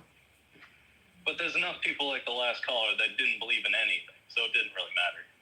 Yeah. But either way, Tim, let's get back to current topics. I just saw the press conference with Trump saying that all these other news outlets are doing illegal shit because they're talking bad about me. Yeah. I don't... So much closer to the dictatorship than anyone was talking about before the election. Yeah. And it's so surprising that people won't even look at it. I wrote you a message on Instagram of these people are asleep because they keep hitting the snooze on their alarm clock instead of being woke. Something, when he starts talking about networks that are critical of him are committing crimes, yeah, at that point the writing's on the wall. I can normally see both sides of an issue. There is no other side to that. A news organization is committing a crime by saying something that's not favorable to you. If a news organization defamed you, like Dominion voting machines switch votes to Biden, for instance, that's a civil case, but it's not. When you start talking about potentially jailing people, no, I don't. Yeah, that is entering the realm of a dictatorship. Well, they're also cable. They're not controlled by the FCC. Yeah. So he literally has no say in anything other than I don't like you. And what's particularly going off on Biden so hard on everything, calling him basically retarded. Yeah. What's particularly... No problem, but people say, sorry. You're breaking up real bad.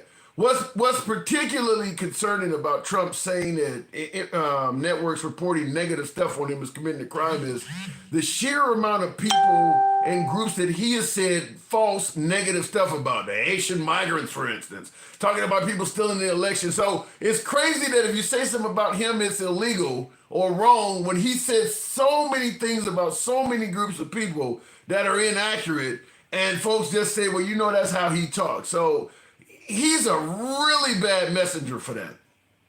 Well, you know what it is? It's the two-tier justice system that they wouldn't shut up about. This is it. This is what they were projecting out on us because this is what they want. Why isn't the right speaking up in regards to free speech? Why isn't the right saying anything? Your leader said don't. But if you're in the cult, you're going to drink the Kool-Aid, Tim. It doesn't matter if that Kool-Aid's going to kill you. Yeah. Because eventually, people that are getting fired and speaking up at all these town halls, they're not in the cult. They might have been, but they didn't drink the Kool-Aid. They're not trying to poison themselves. So there's a certain percentage that just won't listen to anything. Like that last caller, I just go off my gut. I know everything. I'm always right. I knew that this came from a bat. I knew it, and I was right. Yeah, it was a tad interesting. I enjoyed talking to him, but yeah, that was a tad interesting when he started talking about he knew more than the medical professionals on how COVID came about. But yeah, you get people like that. I don't have any answer for that. I mean, you do get people like that. I'm so concerned. I'm so concerned for how our system's going to run. And Gangster Grandma may be very venomous as she's talking, but she's not wrong. 4 years of Trump. Do you think that 4 years of Trump? We're going to kick a president out after the midterms. I think there's going to be a supermajority the other way, and then I forget which amendment it is. I think the 14th. But we're going to kick somebody out at this point when he's literally destroyed the economy, destroying our relationship with the rest of the world. Wait. You believe? Wow! Now you're the first I've ever heard to say this. You believe that during the midterms, Trump is going to lose so bad that we'll get a supermajority in Congress and the Senate, and they're going to kick him out so he won't do his full term. Is that what I'm hearing? Yeah, I'm pretty sure that's what's going to happen these days because he's going so hard, harder than anyone has ever gone at this country. I don't know if I believe that. But they have never tried to purposely destroy the system. I don't know if I believe. And I see in the comments somebody says, I got $50 saying the Dems won't get a supermajority. Yeah, I don't know about that one, Sherman. Huh? There's no way we don't. After all these pissed off veterans and all these farmers and all these people losing their livelihoods, if people can't afford one $500, emergency, then how are they going to be able to afford 2 years of having their shit run? I gotta agree with the viewer. Pop Onaya Shelley. I'll just say this. If I had a nickel for every time somebody said Trump wasn't going to do the unthinkable and he successfully did it, I was one of the ones on here talking about the guy got 90-something indictments. The feds have a 96% conviction rate. There's no way he's going to escape all of these, and look what happened. So the same thing when it came to rolling back Roe v. Hold on, hang on. Same thing when it came to rolling back Roe v. Wade. Oh, the women are really going to show up now, and look what the hell, he won the woman's vote. Or when he started talking about, deporting every damn body, well, the Hispanics are going to kill him now, and he won the Hispanic male vote. I'm with my caller, my viewer, who said that Trump is not going, the Democrats are not going to get a supermajority. That guy is Superman. I can hope, Tim. I can hope. Huh? I gotta have hopes and dreams for something. So at some point you gotta wake up. I mean, listen, there are people on death row. You're gonna talk about being awake for me? You're gonna talk about being woke to me? And all these idiots that are keeping their eyes closed? Let me put it this way. What are you talking about? There are people on death row right now that got hopes and dreams, but when they sticking the needle in your hand and you hear the phone, the governor say we're denying the pardon, like shit, at some point your hopes and dreams gotta go away. Trump is winning over and over and over again. Yeah, but by my gut feeling about the 14th Amendment happening, it's about equal that we're probably going to have a civil war. And I would much rather we have the 14th Amendment being enacted versus going into a civil war. And so I'm hoping. What about, as opposed to... more worse ideas. It's about equal in what's going to happen in my head. Okay. As opposed to having an op between a civil war or President Trump getting kicked out of office, how about he just loses in the midterms and becomes a lame duck for the last 2 years? No, he still has too much power at that point. He's still going to try and destroy everything. If he's going to say, he's never met Eileen Cannon, he's never talked to Eileen Cannon, but then he's the one that got her into the federal lifetime appointment. Yeah. He doesn't care about anything. He's a liar. And maybe one day these people will actually wake up to the fact that he's a narcissistic sociopath. And the same, we go over all the list of the fascists point by point, and he hits every single one of them. he also hits every single point of the narcissist. I don't think even MAGA would Maybe deny him. people understand. Yeah, I don't even think MAGA would deny he's a narcissist. They don't agree he's a fascist, but I think everybody would agree he's a narcissist. I got to move it on, though, Sherbert. I'll let you get back to what you're doing, but yeah, man, Civil War or the 14th Amendment. That's all we got. That's what I imagine is going to happen. I could easily be wrong, but I think that's what's going to happen. I'm hoping you're wrong, man, on both of those. I mean, both of those could be pretty, because I think if they kick Trump out, you're going to get some more. If they fuck with Trump before he gets his 4 years completed, the right is going to be threatening a civil war no matter what. I mean, it's the same thing as the Luigi's. Yeah, but they got all you the... can only fuck with people for so long. Yeah. But I'm hearing they the ones that got all the guns, though. Yeah, it might be true, but we'll find out. That's a bad case of FAFO. All right, appreciate it, Sherbert. Good talk. Have a good night. You too. All right, moving on with the program, and thank you folks that are tapping the screen. Get the likes on up to about 35,000. We can make that happen. Caller is on point, says Bandito. So Bandito did favor the conversation with Sherbert there. Thank you, Bandito, for your support. Bandito also says Trump will get impeached. 100% certain of that, hun, Bandito. You think Trump will get impeached? Well, so let me say it this way. If the Dems win in the midterms, I won't say 100%, but I would say it's highly likely that they will impeach President Trump. But that doesn't necessarily mean he's going to get kicked out of office. He's been impeached twice right now. He's already been impeached twice. And at this point, he's probably the most powerful president we've ever had. So... obviously, Bill Clinton got impeached. Getting impeached ain't the end of the world. And from what we can tell, impeaching Trump actually makes Trump supporters that much more galvanized. It actually makes them like him more. So we'll see.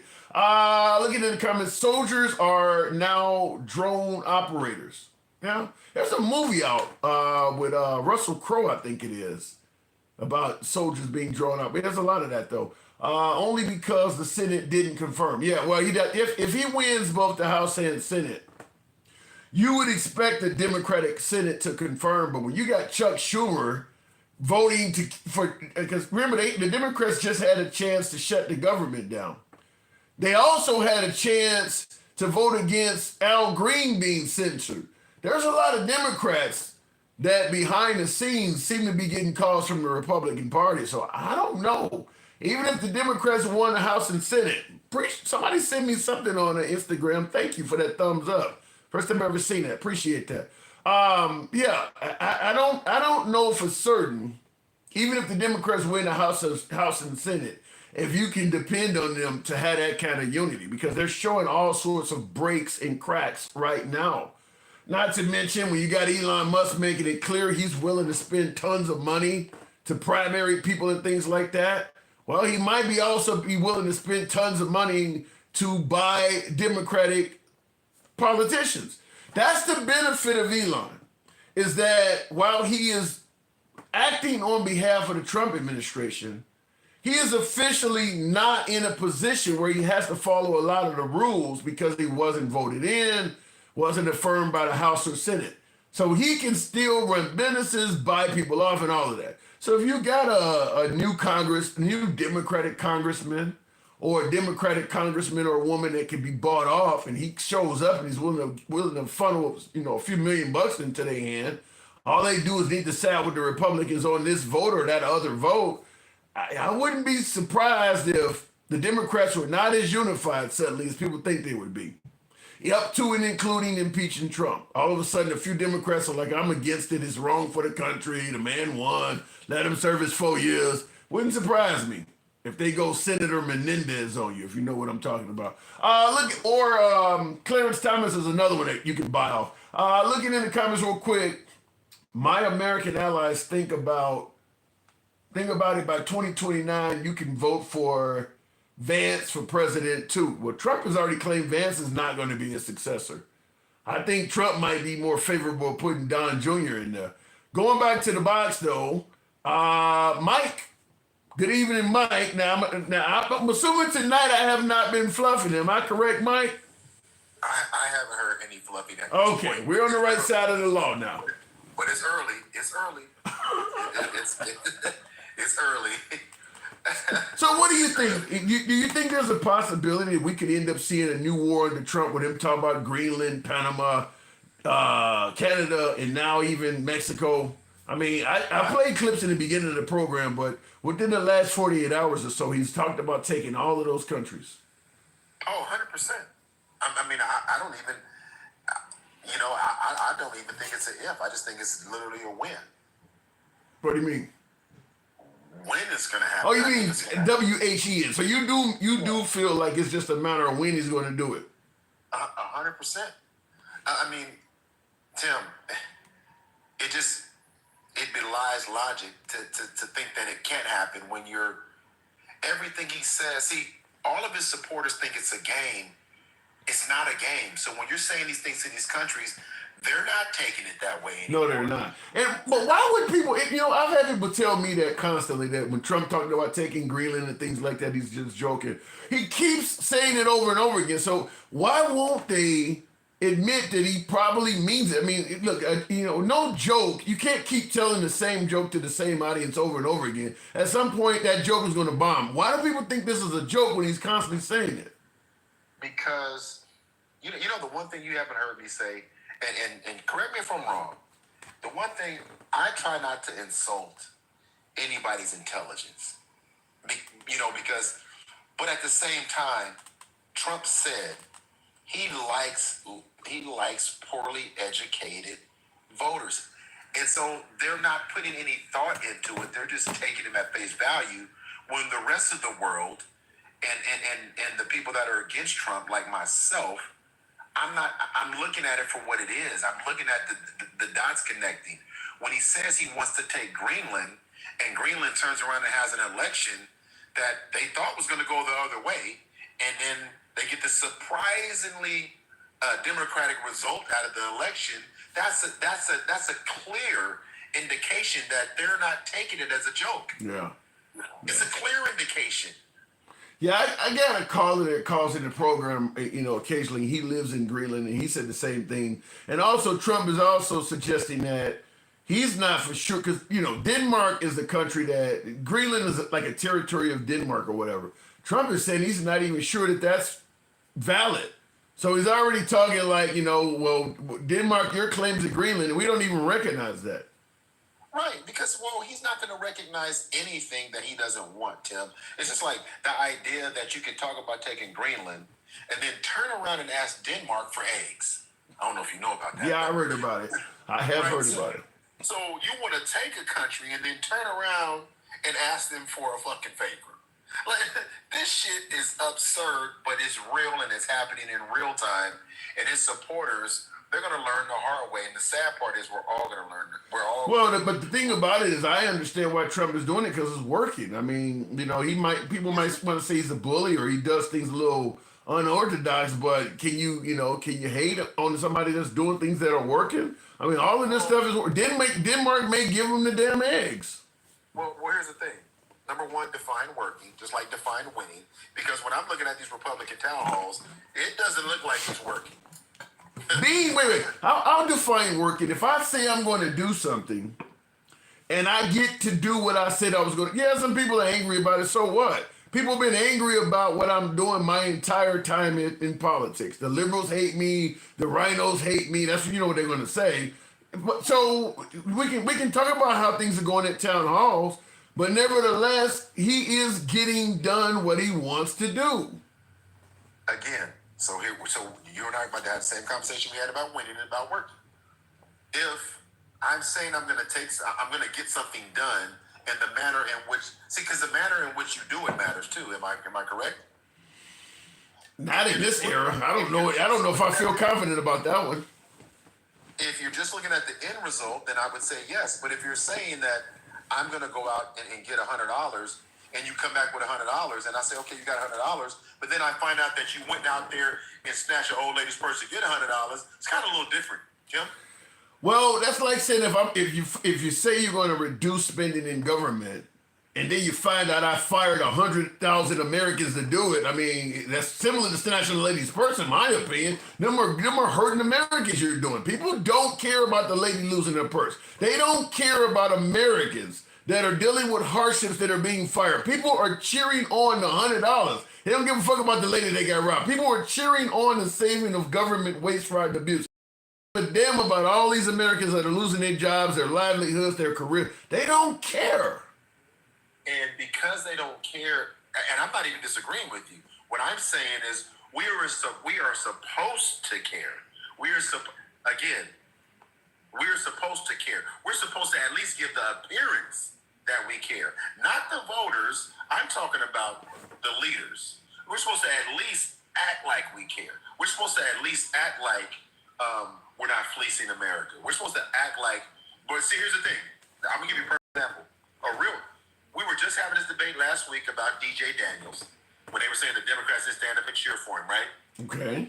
That little kid, yeah. The little kid with that had the brain cancer and all that. And I told you it was bullshit then. Didn't I tell you that? Well, you're pointing to the fact that the Republicans have withdrew aid that might help kids like that with cancer. Yes, I'm talking about that too, but I'm also talking about the 10-year-old girl that just got deported. She's a U.S. citizen. She was born here, but her parents weren't. She got deported back to Mexico, and she's battling brain cancer. She was coming back to an appointment, and they deported her ass. So like I told you last week, Tim, it was a show because if we cared, that wouldn't happen. Yeah. 100% agree with that. That didn't age well, did it? That didn't age well, did it? Well, it aged well because the people that were complaining about the Democrats not standing up for a kid with cancer, most of them don't even know about the one that got deported because right-wing media is not going to show that. Exactly. And then Trump, what did he say today? He started calling it to be illegal for right? I mean, Tim, this is all fascism. I've been telling you this for months now. Dozens of you have been telling me this. But at the same time, I mean, what do we do? Do you agree with what Sherbert said? Is that we're going to have to it's going to lead to a supermajority in the midterms, and they're going to get rid of Trump? Do you believe there's any validity to that? I mean, I hear what he's saying. I don't know, and the reason I can say that is because I don't know what these people are thinking, Tim. I don't know what's going to happen. They're thinking about fucking winning. They're thinking about winning at all costs, just like with the federal government employee example I told you. They don't care about the suffering and shit. The goal is to win, stick it to the libs, and celebrate in the end zone. They don't, that's all, the rest don't matter. No, the only thing that we have left, honestly, and as far as I'm concerned, the only thing we have left is the courts. The only securities we have is the federal courts. And is the Supreme Court going to bend to his will so much that they literally ignore the Constitution, right? For example, Judge Chutkin is ordering Elon to turn over. I don't know if you've read it. I've read it. She's bring your ass to court and show me your findings about all of this. Ain't nothing gonna come out of that. Ain't nothing gonna come out of that because all of that waste, fraud, and abuse, a lot of that shit's fictional. I mean, if they tell him, it's like it's like you don't use the calculator on the math test. Teacher come up and say, "Show me your work." I don't have shit to show you because I use the. I mean, he ain't gonna be able to show his work on how he came up with all that waste, fraud, and abuse. He's just not. I mean, that chainsaw is a perfect. I just took a chainsaw and started cutting shit. I didn't really look into any real waste, fraud, and abuse. I just said, spin the bottle, it landed on student aid, cut it. It landed on the Department of Education, cut it. I mean, yeah, he ain't gonna be able to prove that stuff. Right. So is he gonna defy a court order and not show up? Right. That's number one. Number two, if he goes to court, and I've read the details she's looking for is exactly what I would expect that she would ask for from an audit perspective. And I told you, I've done audits for 12 years of my lifetime, these detailed audits. When you look at the detail that she's asking for, that's what I would expect to ask for. That judge is gonna be a threat to the United States, unpatriotic and all that shit before that court. I mean, they're gonna start really going after that judge. all over right-wing media and things like that. It's an activist judge trying to work for the libs. It'll be stuff like that. Elon cannot prove all of the waste, fraud, and abuse. Because this is what I've been saying on my program for everybody that's celebrating Elon and talking about why the hell would you be more critical of Elon than the people who are actually committing fraud, waste, and abuse in this government? Because the people he's claiming that are wasteful, fraudulent, and abusive aren't all true. I mean, he's making a lot of it up. So, yeah, I don't see that. I don't see that going well. I see Trump getting involved and then just attacking that judge. Well, yeah, because that's what they do. But my question is, can you hear me? Yeah. But my question is this to you. It's not going to stop the court process. They can threaten her all she wants, but that's the only thing stopping them from implementing this fascist white Christian nationalist agenda. That's the only thing stopping it, right? Because at the end of the day, but see, that's what Biden did before he left, when he put in all those federal judges. Yeah, but the thing about it is that's a lot of that stuff is at the lower court level. I mean, Trump's going to take everything he loses to the Supreme Court. Everything. I don't care what he's trying to do. I don't care if he's trying to, even if he was trying to get rid of Black Lives Matter Plaza, which he successfully did. But even if the courts had to stop that, he would have taken it to the Supreme Court. He literally sees the Supreme Court like refuge. He's taking everything to them.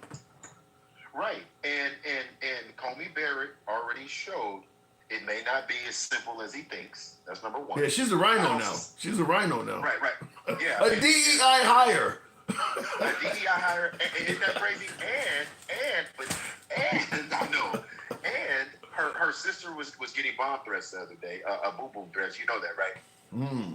That's what makes, but that is what makes Trump so successful, is that going against him can be a threat to your life. And that's what a lot of folks, as opposed to maybe doing what they thought they should do, don't want to fuck with it. Like Mitt Romney and some of them folks, like I'm too old to be dealing with people threatening to come to my house and blow shit up. I'm just out of it. And I think that gives Trump even more power, because people know that if you go against Trump, you're going to have to deal with a million MAGA maniacs threatening to come get you. So. Yep. But at the end of the day, either you stand for democracy or you're a Trump loyalist. There's no middle ground anymore. And by the way, because me and Stevie D were going back and forth in the comments real quick. Stevie D, again, I look at these reports every single day. You think eggs are going down? Eggs are not going down, my guy. You might see some cheaper prices today, but if you're not looking at the forecast, you don't have a clue what's going on. This is what I do for a living, my guy. So next week, talk to me about them eggs, because there's a whole bunch of different stuff. But anyway, I'm hearing, but in regards to what Stevie D is saying, though, I am hearing that the price of eggs and the barrel of oil are going down. I'm hearing that some of the he claims inflation too. They are saying that.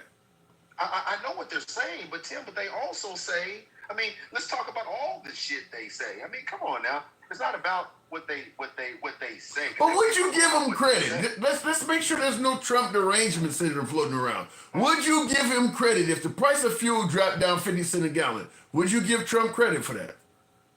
I would have to understand why it went down. See, that's the thing. I'm not talking about whether it's him or not. I'm always combating what they're saying. If it's because of legislation, but here's the thing, Tim. He has no legislation. What legislation has he done that would have the oil go down? Drill, baby, drill. Drill, baby, drill. Again, which is not legislation, right? Because we're not drilling, right? We're not drilling. Let's just be clear. We're not drilling. And so that's not a policy. What legislation has he enacted? What if he gets OPEC to produce more oil? How would he, again, Tim? You sure you're not? Wait. You talking about me fluffing? You sure you're not in a position where you just refuse to acknowledge anything Trump do that's good? No, what I'm saying, okay, you brought up OPEC. Everybody forecasts how much oil they're going to produce, right? I mean, I'm talking about forecasting here. Okay. Right? Okay. So if they've already forecasted for 2025, there would have to be something of significance for him to go and say, we need to produce this, and OPEC would have to react to that based on what? This is the problem when he just says drill, baby, drill, with no policy and no strategy on how he's going to get there. everybody just goes drill, baby, drill. That's not a fucking policy, Tim. You don't. Let me ask you this: do you get up and drive somewhere that you don't know where you're going without a plan to get there? No. Okay, then. So just to say drill, baby, drill with no plan, shit is bullshit.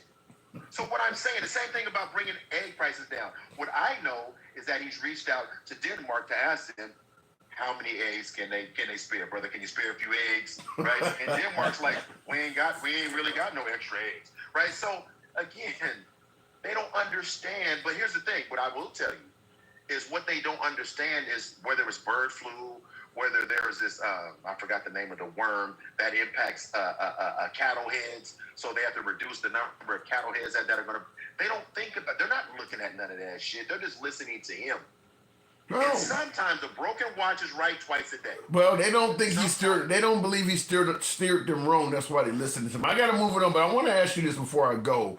I'm going to give you the floor on this one. You've drawn a negative comment out of my YouTube audience. I don't know what it means. Maybe you can help me out. Sure. This is coming from No Reply. He says the caller has black fragility.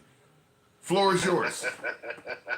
Well, the problem that whoever that caller is they don't understand pretty much how the black community works, how the economy works, how business works, how corporate America works. Unfortunately, the guy that you think has black fragility is pretty versed in all of this shit, my guy.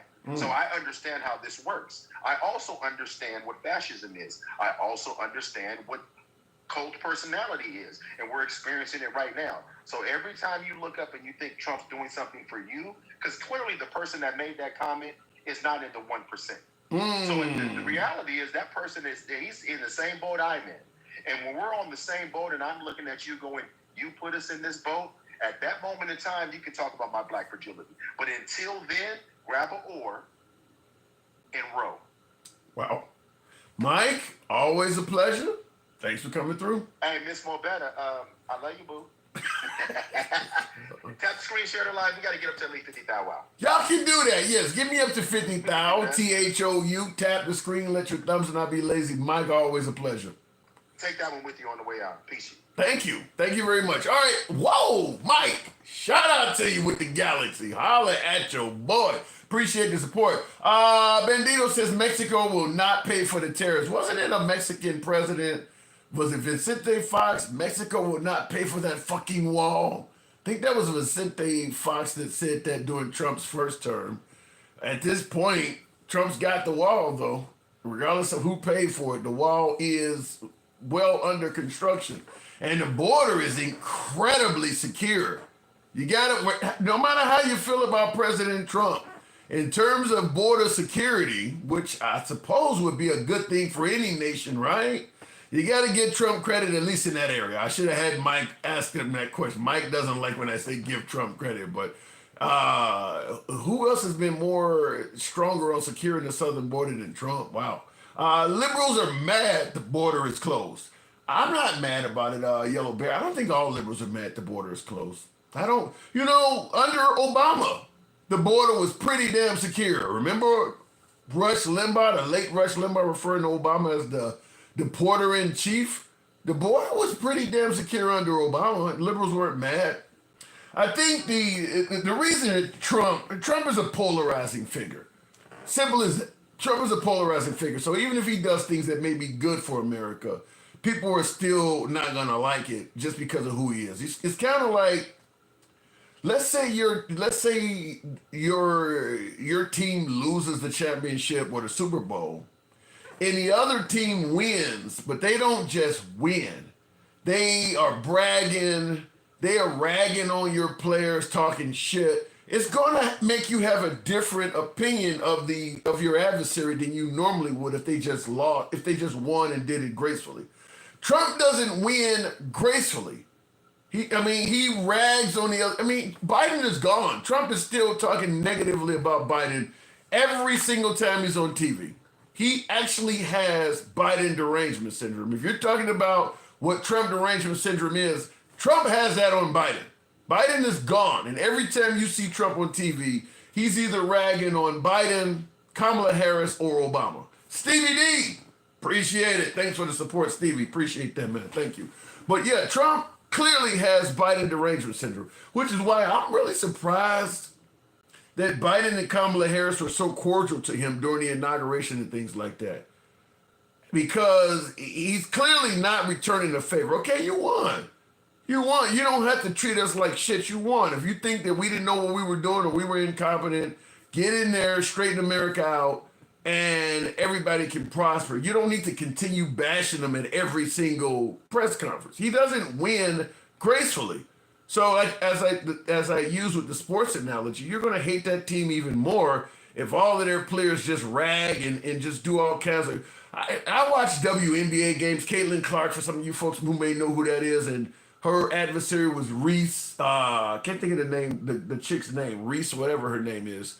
But that's the difference. Whereas the Caitlin character is, Caitlin Clark is very professional about it, and then Reese is not Angel Reese is who I'm thinking about. Angel Reese, yeah. So that's how it was in the college. Now that they're in the WNBA, it's a little different. But yeah, you're not winning gracefully, and that's what MAGA's doing. Now I get the excuse where they talked about him too and all this other shit. That ain't how it's supposed to be. Where you're in there basically going nah, or Marsha. That's what Trump is doing. They talked about me first, so I'm gonna do it back. That's why a lot of folks don't give him credit for anything he does, even if it's good. It's because he's constantly done so well at making enemies. So do want to point that out. Like, for instance, people say if he cured cancer, they would still hate him. No, because if he cured cancer, he would be bragging that he did it and Obama was too inept to ever get it done. Or that Biden had the cure right in front of him and he was just incompetent to know about it. That's what he would do if he cured cancer. He wouldn't just cure it.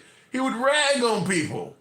So when people say they wouldn't give him credit if he cured cancer, probably not, because he wouldn't do it gracefully. GT Base, you called it without straight out admitting it. Caller clearly had Trump derangement syndrome.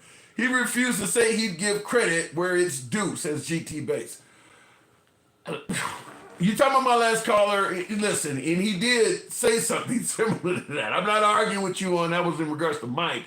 But as I just pointed out, people are not going to give Trump credit for accomplishing anything because, like I just said, he doesn't know how to do it with any professional tact. You can't get up there and accomplish things, and while you're doing it, you're ragging on the notion that, well, the guy before me could have did this too if he wasn't such a piece of shit.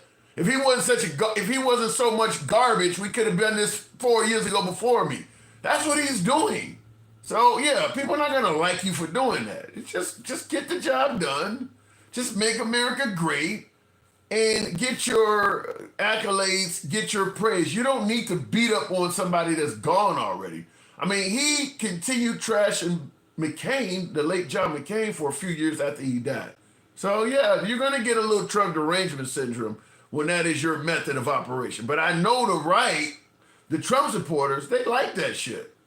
Beat up on the last guy all you want. He was a piece of garbage. We agree with you. Yay, yay, yay. Keep hammering Biden. They like it. So that's where you get your Trump derangement syndrome from. Y'all want a nice guy, go to church, says Yellow Bear. Well, and your comment doesn't fall on deaf ears. You say if you want a nice guy, go to church. Fair enough. Well, if you want somebody to give your guy proper praise, then go to church where they praise people. You want to boast that you don't normally get a nice guy, but then you want the people to treat him nicely. You're trying to have it both ways. You want a nice guy, go to church. Fair enough. Our guy's not going to be nice. If you want a nice guy, go to church. Fair enough. There's no bitch about when people ain't nice to him. You're actually supporting him not being nice. But then the people when they return the favor, you're saying they got derangement syndrome. Yeah, that's definitely backwards in my opinion. I don't understand why you were so upset about Trump taking a little smack when under the Biden administration, they tried to put him in prison. Come on, man, because Trump was doing this to people before Biden even became president. Let's not pretend like Trump was a very nice professional guy until the Biden administration tried to put him in prison. He did this shit during the 2016 and 2020 presidency too. And nobody was trying to put him in prison then. He was doing it then. So you're trying to make excuses for it. And by the way, Trump attacked so many folks that had nothing to do with any of his criminal cases. He went way outside of that. I mean, CNN ain't trying to put him in prison. He been attacking CNN for 10 straight years. They ain't got nothing to do with his criminal court cases. He's way outside of that. So yeah, you're making excuses for what he's doing. If you take a break, the law if you have to break the law and violate human rights, yet still win a Nobel Peace Prize, that's not something to cheer about or get high praise for. No, you shouldn't get a Nobel Peace Prize, to be honest with you. You shouldn't get that. And I think that some folks were hopeful that Trump might get a Nobel Peace Prize. You can't be talking about taking Greenland and Panama and all. He's not going to get a Nobel Peace Prize. I mean, that don't sound very peaceful either, by the way.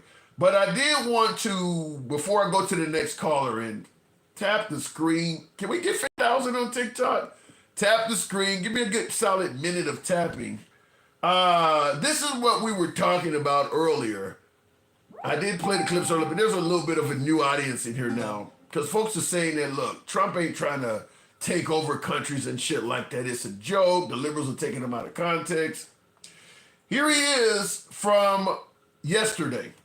All areas becoming very important, and for a lot of reasons, the routes are, very direct to Asia, to Russia, and you have ships all over the place, and we have to have protection. So we're going to have to make a deal on that, and Denmark is not able to do that. Denmark's very far away and really has nothing to do. What happens? A boat landed there 200 years ago or something, and they say they have rights to it. I don't know if that's true. I don't think it is, actually.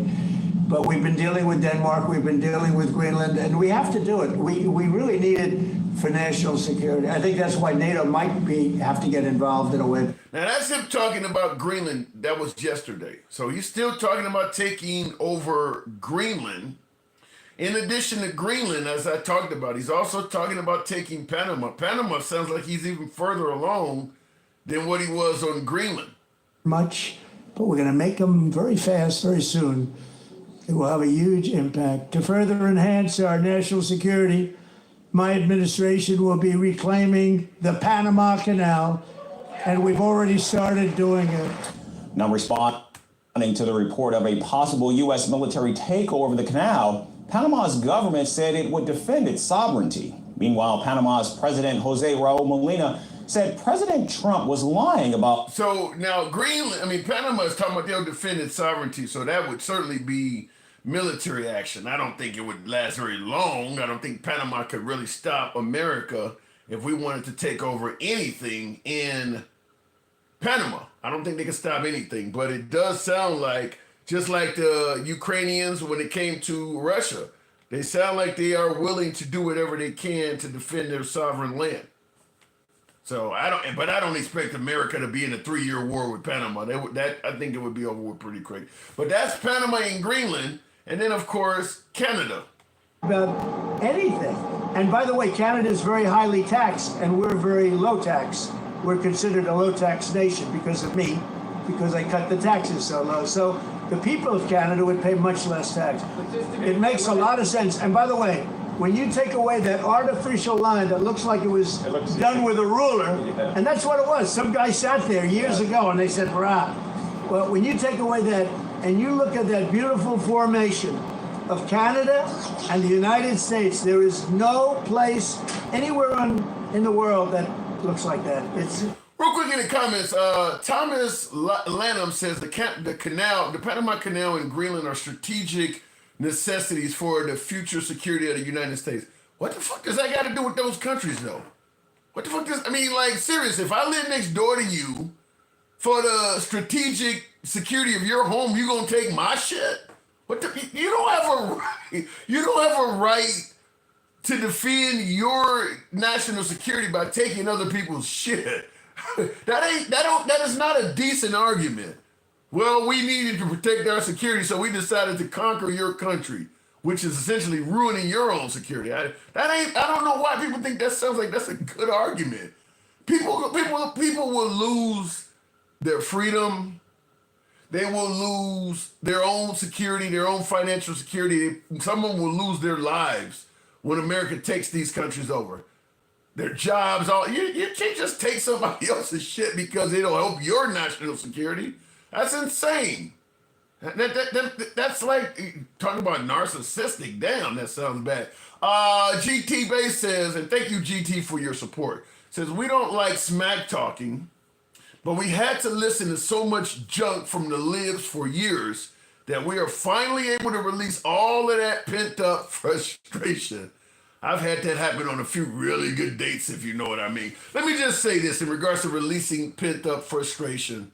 There's always been criticism back and forth. The right thinks the libs are all socialists. The socialists think, the left thinks the right are all racist and stuff like that. So you say that we don't like smack talking. I don't buy that. I've been talking politics 20 plus years.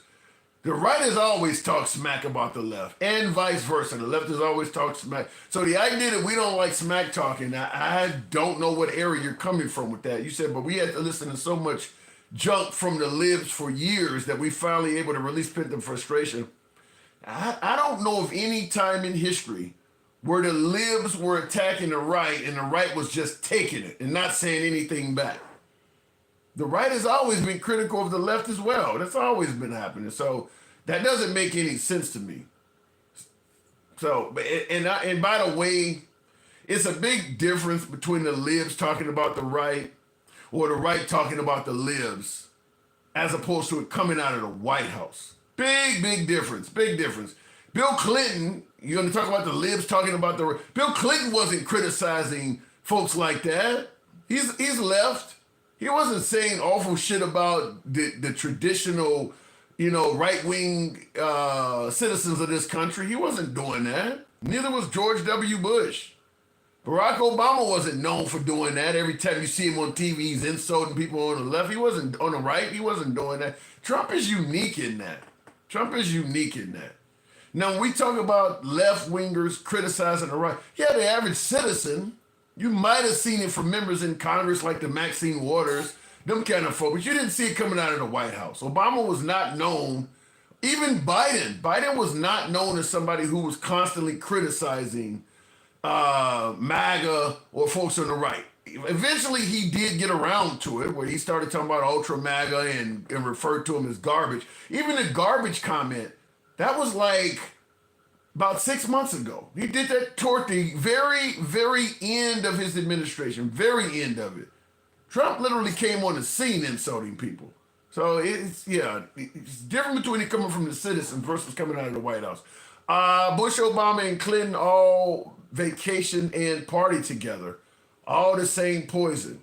Bush, Obama, and Clinton's all vacation together. And Trump was just hanging out, doing everything right, huh? With all them pictures of him and Epstein, huh? Oh, what does it got to mean when you say they party together? You do realize Trump went to the Hillary Clinton's wedding, donated money to their campaign. Trump was involved in that circle too. It's really interesting to see people try to suggest that Trump was some kind of an outsider and he wasn't part of that. You don't get to be a huge real estate mogul in a city like New York without a whole lot of politicking. Trump was in those circles too. And there are pictures to prove it. Trump got pictures with every president. He's at the parties and all of that. So I don't know why you're trying to make it sound like Bush and Obama and all of them were hanging out and Trump was just off somewhere else out there yonder. Trump was at that shit too. I mean, even when Obama attacked him at the correspondence dinner, what the hell are you doing here? You're an outsider. Why are you sitting at the correspondence dinner so that Obama can talk about you? You're an outsider. Why are you here? So he was involved in all of that. Let me go back to the box. It's crazy people think that he wasn't involved in that stuff.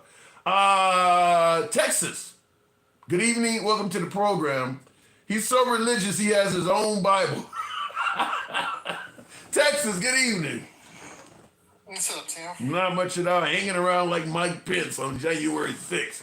So, what do you think? You think that Trump could potentially get us into some kind of military conflict? Well, it's hard to say because you had someone on here that said the death of 58,000 American troops is a Cold War, but only 10% of those deaths only accounted for in Afghanistan is a hot war. So I don't know what's a conflict to the left. To me, if Americans are dying or if Americans are in harm's way, that's a conflict to me. Yeah. I mean, Vietnam, we agree, is not a Cold War, right? That's an actual war. That is in Korea. Because he said America's not been in a war since World War II, and I'm like, no, Korea, Vietnam, hell, even our invasion in Panama, that little small conflict, that's a war. If people are shooting at us and we shooting back, that's a war. Yeah. Well, but what Afghanistan and Iraq has shown, and Obama was magnificent at it, is that with modern age military equipment, we don't have to get our troops involved that much, right? And I'm pretty sure there is a record that Trump would like to take from Obama, and that's the most drone strikes. So that's what I think would happen at most with the Mexican cartel. We can eliminate their operational. What about Greenland and Panama? Disrupted. Greenland, what is their, how many armed forces do they have? I don't know, but you're not going to take over Greenland with drone strikes. You're going to have to put boots on the ground for that. Do you know how many people live in Greenland? Like 50-some thousand. I got a Greenland guy that calls me regularly. It's like 50-some thousand, I think. Yeah, and I don't think they have an army, actually. But, so I don't think military force will be needed with that. So what do you think you're going to do? They're going to just all surrender? No, I think he's going to try to put enough propaganda in Greenland for them to want America there. I mean, I've already seen videos of people in Greenland saying they want America to come there and saying some crazy stuff like because they want McDonald's. It's like, okay. Yeah, but if they all want to be obese, with high blood pressure and diabetes. No, no. I mean the thing about it is, if you're seeing videos of people in Greenland that are saying they want America there, there's plenty of videos of people that are saying they don't. So there's clearly going to be some kind of clash for it to happen. The people who don't are not just going to bow down. I don't think it'll be a clash, really. I think he would be able to make the deal for Greenland with Denmark pretty easily. The biggest thing would be Canada out of the 3 or 4 if you count Panama. So what about Panama? You're not going to take over the Panama Canal with drone strikes either. No, but they don't have a large enough military force. I mean, I don't care what the Panamanian president says. I mean, you're not going to stop. I mean, wasn't it said yesterday or today that Trump's already talking about stationing troops in Panama to take? Yeah, but I don't. Here's what put in $20 billion to. Revamp the ports. You're speaking from a standpoint of arrogance. I mean, we would have said the same thing about the Afghanis. They don't have a military anywhere near as much as ours. That don't mean they're not going to still try to put up a fight. But we knew. Hold on. But we knew before we went into Afghanistan how they fought because who did that before us? Russia. Who was in Afghanistan? Russia. Yeah. And we were supplying the Taliban to fight Russia. So that worked out great for us, didn't it? So we knew exactly who we were fighting and how it was going to happen there. And the reason drone strikes and missile strikes weren't as effective is because they were hiding in the mountains. That's why we got better. And they got jungles in Panama. They got talking about that big bomb. Yeah, they got jungles in Panama. I mean, I don't think it's just going to be a cakewalk. I mean, these people are. I mean, there will be at least some Americans that'll lose their lives going over there trying to take the Panama Canal. Yeah, but I mean, if 58,000 deaths isn't a hot war, we're not even going to see the amount of deaths we saw in Afghanistan, which was like, 5,000 at the most. So we're not going to see that in Panama. We wouldn't see that in. That's why I say, to me, out of the 4, you would have to worry about Canada. I'm going to tell you why I disagree with that. Bankrupt Canada. I'm going to tell you why I disagree with that. You start taking people's shit, and you increase the chances of guerrilla warfare and terrorism. You start taking the Panama Canal, now all of a sudden you got Latin countries shipping ships through there with bombs on them trying to destroy the whole damn canal. I mean, I think that you're willy-nilly just suspecting it's going to be a pushover. People can find all sorts of ingenuity to strike at a bigger juggernaut. They did it in Iraq, they did it in Afghanistan. They're doing it in the Middle East all over the place. You don't think that if we take the Panama Canal, some of them are going to really be angry about that? It's not going to result in a conflict comparable to Afghanistan or Iraq, no. with the way we're treating. I'm not saying there might not be a military conflict, but I'm saying it's going to be the most minimal amount of conflict we've ever seen, not just in our lifetime, but in hundreds of years of history of our country. It's not even going to go down as anything major. You know? Okay, do you believe it will only stay with Panama? I mean, we're viewing most of the countries that are south of the border negatively. I mean, we don't like Venezuela. They're in that region. I mean, we've treated all of them bad. Well, Trump screwed up Venezuela, you know, and he also gave asylum to a lot of Venezuelans at the end of his first term because he screwed up Venezuela. Not a lot of people like to talk about that, but that is a truth that he did do. Yeah. Well, my point is this: we tried to overthrow the government and displaced a large amount of Venezuelans. So, I mean, and it didn't cause us anything happening here, or you know, we didn't have any. But wait a minute. But here's the point I'm making. If we take over the Panama Canal, do you feel confident that other nations south of the border, like Venezuela, that we've treated like shit, do you feel confident that they may not join in the conflict? Just like with Gaza, there are other nations that want to get their hands on Israel for what they've done. You don't see that maybe potentially expanding and being a broader conflict than just between the U.S. and Panama if we do that? No, because a lot of them aren't really friendly to each other down there, so I don't really see them unifying over something like this and wrapping their money and resources to go up, against the United States military force to help Panama. They're not trying to help Panama. They're trying to get at the United States. They're not trying to help Panama. They look. I mean, this will be yet another country that is in the Latin world that America's screwing up, though. I don't see it going that, but I'm not doom and gloom. I know you get a lot of doom and gloom guys on here, but yeah, you can call it arrogance, but I look at it as thinking positively. Like I don't wish for a 14th Amendment or whatever, or Article 14, and I don't wish for a civil war like one of your callers did. I don't think it's going to come to that, you know. I had people wishing for Biden to fall off his bike. Some people just wish for doom and gloom. Oh yeah, no doubt. I mean, and look, the first time I saw it, it was the far right when Obama was elected president. You know, and I was more right than I am now, but that made me look more to the center and to the left because people were calling Obama the Antichrist, and it was like, what? Yeah. It was insane. But honestly, looking back at that and where those people were 20 years ago, almost, and where the left is now, it's almost the same. Most of the left is doom and gloom and fear, full of fear of this is going to be the worst thing. And both these sides have each other's hands in each other's pockets. I don't care what Trump says. He was Democrat for 30 years. Mm-hmm. You telling me he doesn't have Democratic, friends that are still in the Democratic Party? Yeah, he does. But, you know. Well, I will tell you, I will agree with you in regards to the doom and gloom is that, yeah, when it doesn't matter who's president, the other side is painting a picture of doom and gloom. I mean, Trump said Obama didn't do one good thing for this country and was saying the same thing that.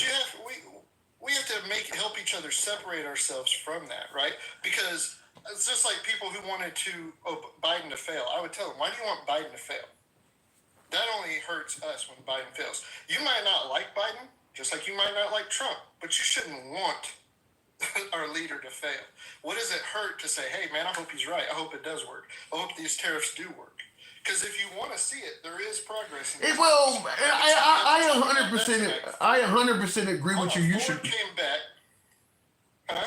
No, I 100% agree with you. We should want our commander-in-chief to succeed. But as I pointed out with my sports analogy, when the other side is winning ugly, he ain't just doing things that are good in his opinion. He's taunting the other side. Like I said, even if he cured cancer, he wouldn't just be taking the praise for curing cancer. He would be bashing Obama or Biden, saying that this idiot could have done if he had knew what he was doing. I mean, when you're bashing people, they're not going to root for you. Okay, but Tim, did Biden not bash Trump every chance he got while he was in office? No, he didn't bash Trump. First of all, let me clear it up. Let me clear it up. Hold on. Let me clear it up. Biden wasn't on TV every damn day. No, he wasn't. Isn't that sad? But he did every chance he get badmouth Trump. And you can't sit here and tell me he didn't. So what is Trump doing? So what is Trump doing? Getting revenge? People that say Tim's fluffing, he ain't fluffing now. So what is Trump doing? So then what is Trump doing? Getting revenge? Yeah, I mean, that's what they all do. No, they don't. No, they don't all do that. Obama did it. No. Obama talked trash about Bush, blamed Bush every chance he could. No. Don't get me wrong, Bush screwed up. The recession, he handed that recession over to Obama. I'll agree to that 100%. So I'm not saying he didn't have the right to bash Bush, but yes, he did, Tim. No. Every chance he got, he blamed Bush. You and I would. You probably weren't into politics then. Trump probably spurred you into politics. You and I would totally, we totally disagree on that. The notion that every time Obama was on TV. Can't admit to what. No, I not only can I disagree with you. We can pull up Biden speeches and see plenty of them where he's not criticizing somebody on the right. I'm not saying he did it every time. But I'm saying Trump is doing it every time. Trump is doing it every time. Yeah, okay, so Trump is extra on it. So what? You gotta ignore it to a point. I mean, it's like, my God, how's it affecting you? That we know how Trump is. He is very eccentric, egotistical. He's a billionaire.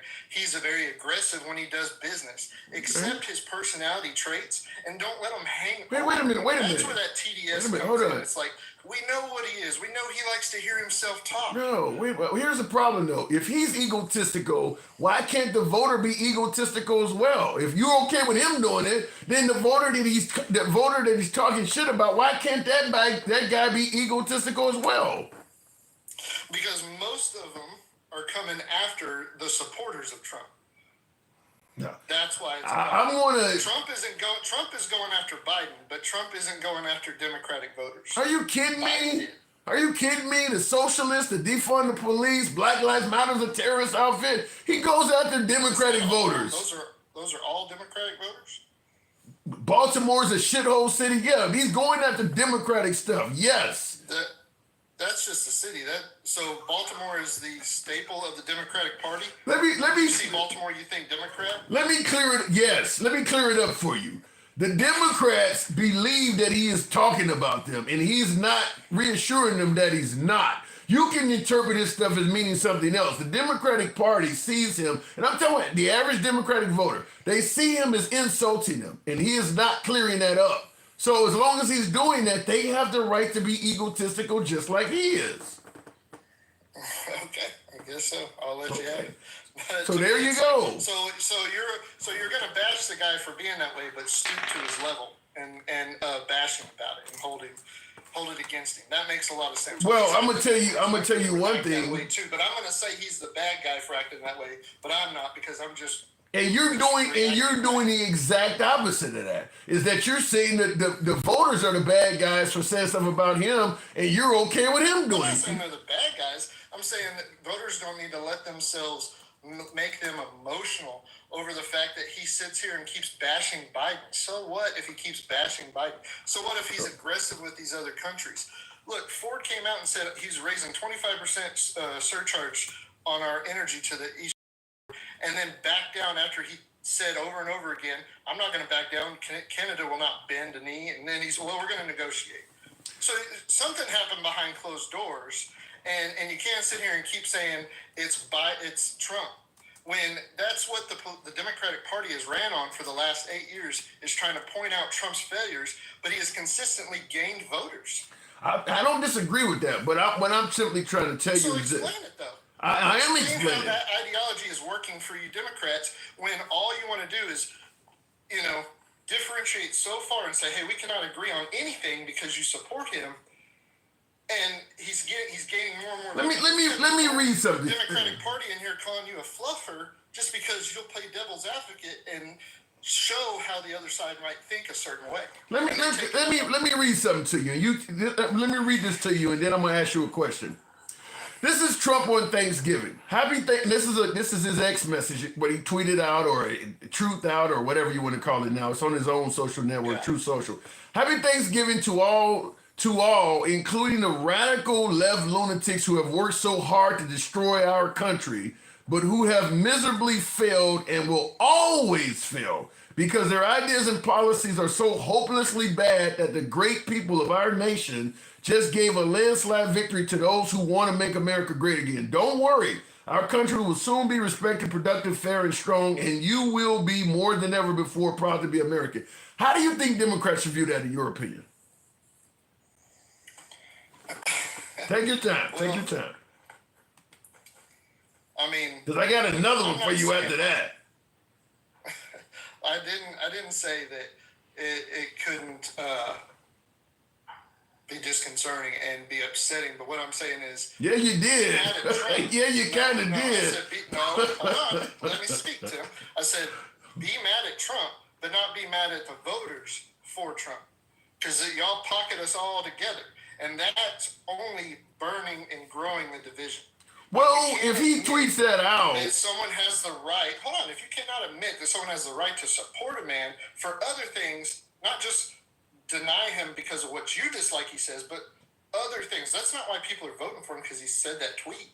That's not what they're voting for. So if he sends out that awful tweet, and he gets like 2 million likes, those people like that tweet. They're not talking about his policies. They like the fact that he said all that shit about the libs, right? How many people liked it? Oh my God, it was, let me see if I can find out how many. It was a lot. I mean, it's coming from his social network. We want to say 2 million? We want to say 2 million? I don't know so how not many. Even 10% of the people that voted for him liked it? Okay, so what should we think of those 10%? Well, I would say that would probably be your extreme MAGA. What should we think of them? I think of them the same as I think of the far left. I think they have been brainwashed with propaganda pumped out from both sides, and you have to let a lot of that hate and emotionality with disagreeing go and say, hey, look, yeah, I can agree with you on this, and I can disagree with you on this, but still understand why you feel that way or why you're voting that way. And that's what a lot of people are lacking, Tim. A lot. Okay. Do you think he is helping maybe make things better or worse in that area? Oh, none of these I'm politicians. talking about him. We're not talking about other politicians. Him. He's the one in the White House right now. I'm saying all of them. Okay, well, I'm not talking about it. I'm asking you about him, the guy in the White House. All of them, Tim. Can we talk about him right now? Can we talk about him? What is he doing to make it better? Okay, the TDS is kicking in. No, yeah, because you're trying to talk about everything. He is the leader of the country. What is he doing to make it better? Well, I told you what I think is the biggest accomplishment he's done so far. I don't know if you remember. I don't know, but you're not answering the question I'm asking you. What is he doing to make this division I'm better? getting to it. I'm asking if you remember the last time we talked. What I said is what he's doing to make it better. Because you ask me this question every time. I don't remember. Answered it. Okay, so he just set Bitcoin as the strategic reserve for the United States. And that's going to make people forget he called them radical lunatics that's destroying America? Bitcoin? Say again? I didn't He hear. on Thanksgiving, he's calling the Democrats radicals that's destroying America. And you're saying that Bitcoin's going to make them forget that? No, I thought you're saying what is he doing to make the division better? Yes.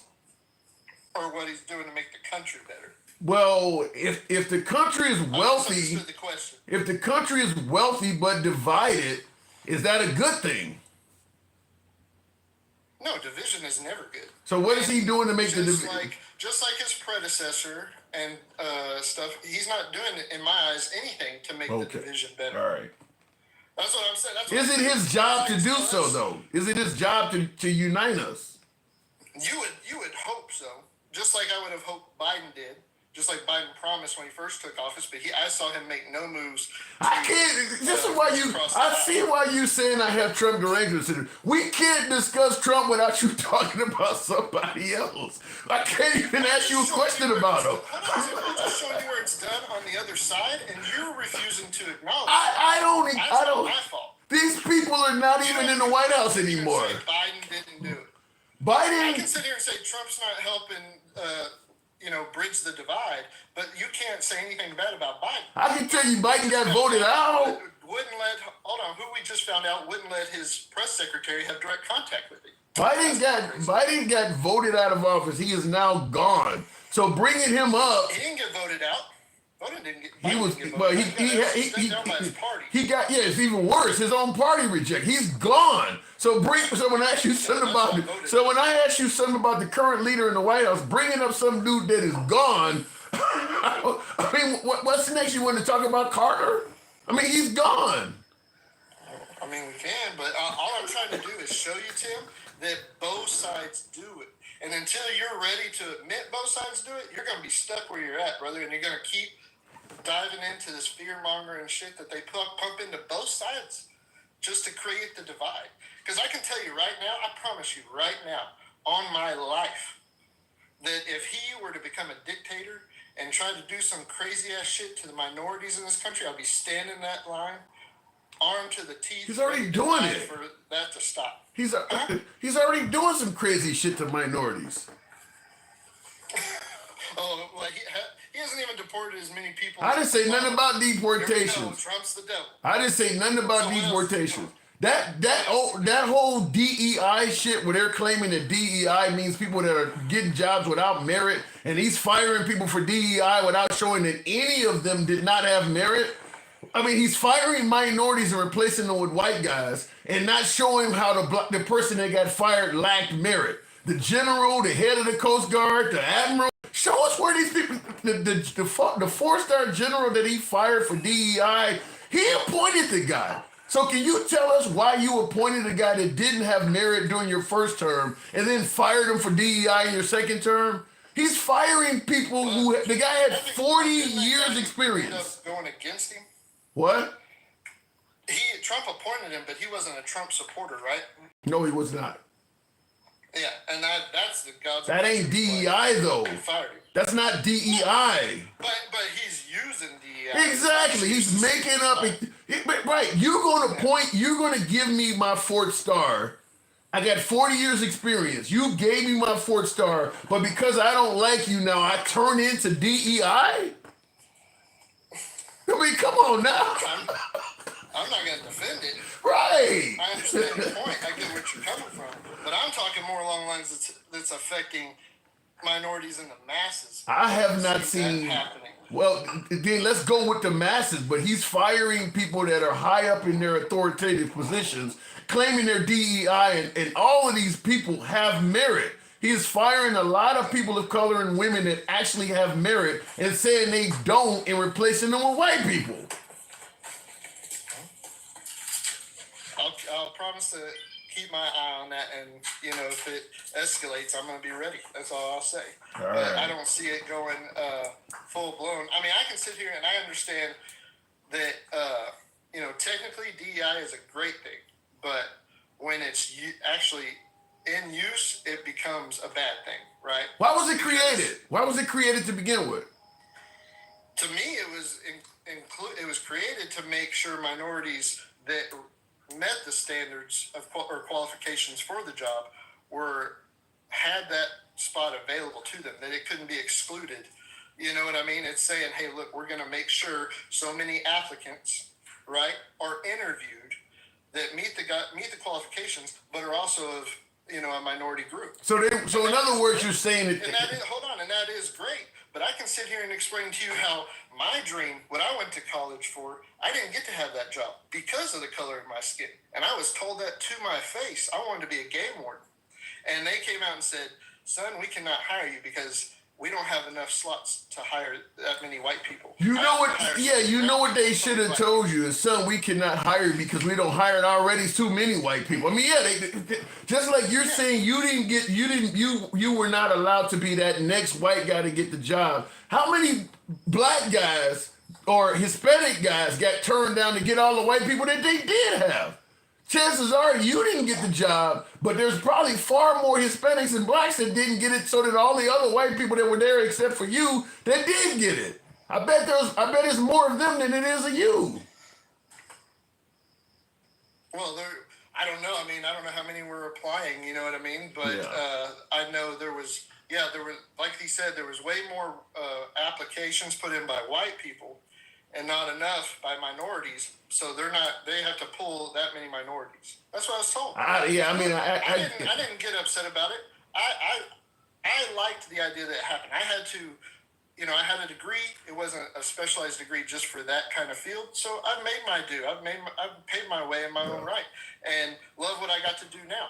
Everything happens for a reason, and I'm not saying DEI needs to go away, but I understand why the far right is saying it does, because it started to be the basis on what people were getting the job for, not just getting the. Why won't they show us that though? Why won't they show? I mean, because the people that Trump were firing, like I said, you're talking about stuff that may be happening at the lower levels. Trump is firing a whole bunch of people and yelling DEI, and all of them have merit.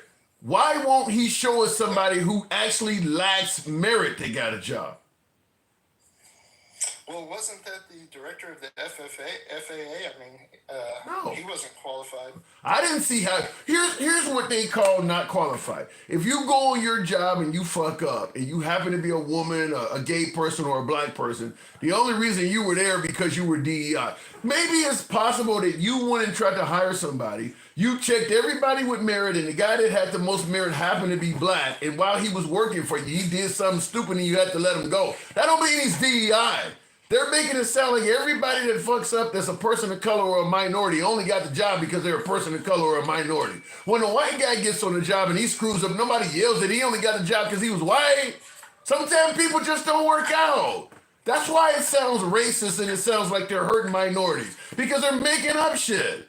When Trump hired Omarosa for his administration, the black woman during his first term, and it didn't work out, he didn't say I only brought her on because she was black or she was DEI. Now, it may have been the truth, but he didn't say it.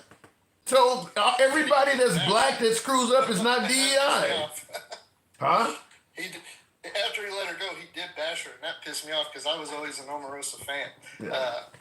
But he did bash her, and that again, to me, that's why a lot of, and it may be easier for me, right, because of my race, that I can just blow off a lot of what Trump says, and maybe I don't need to do that. I'll see that, and listen more to how that may make minorities displaced by what he says.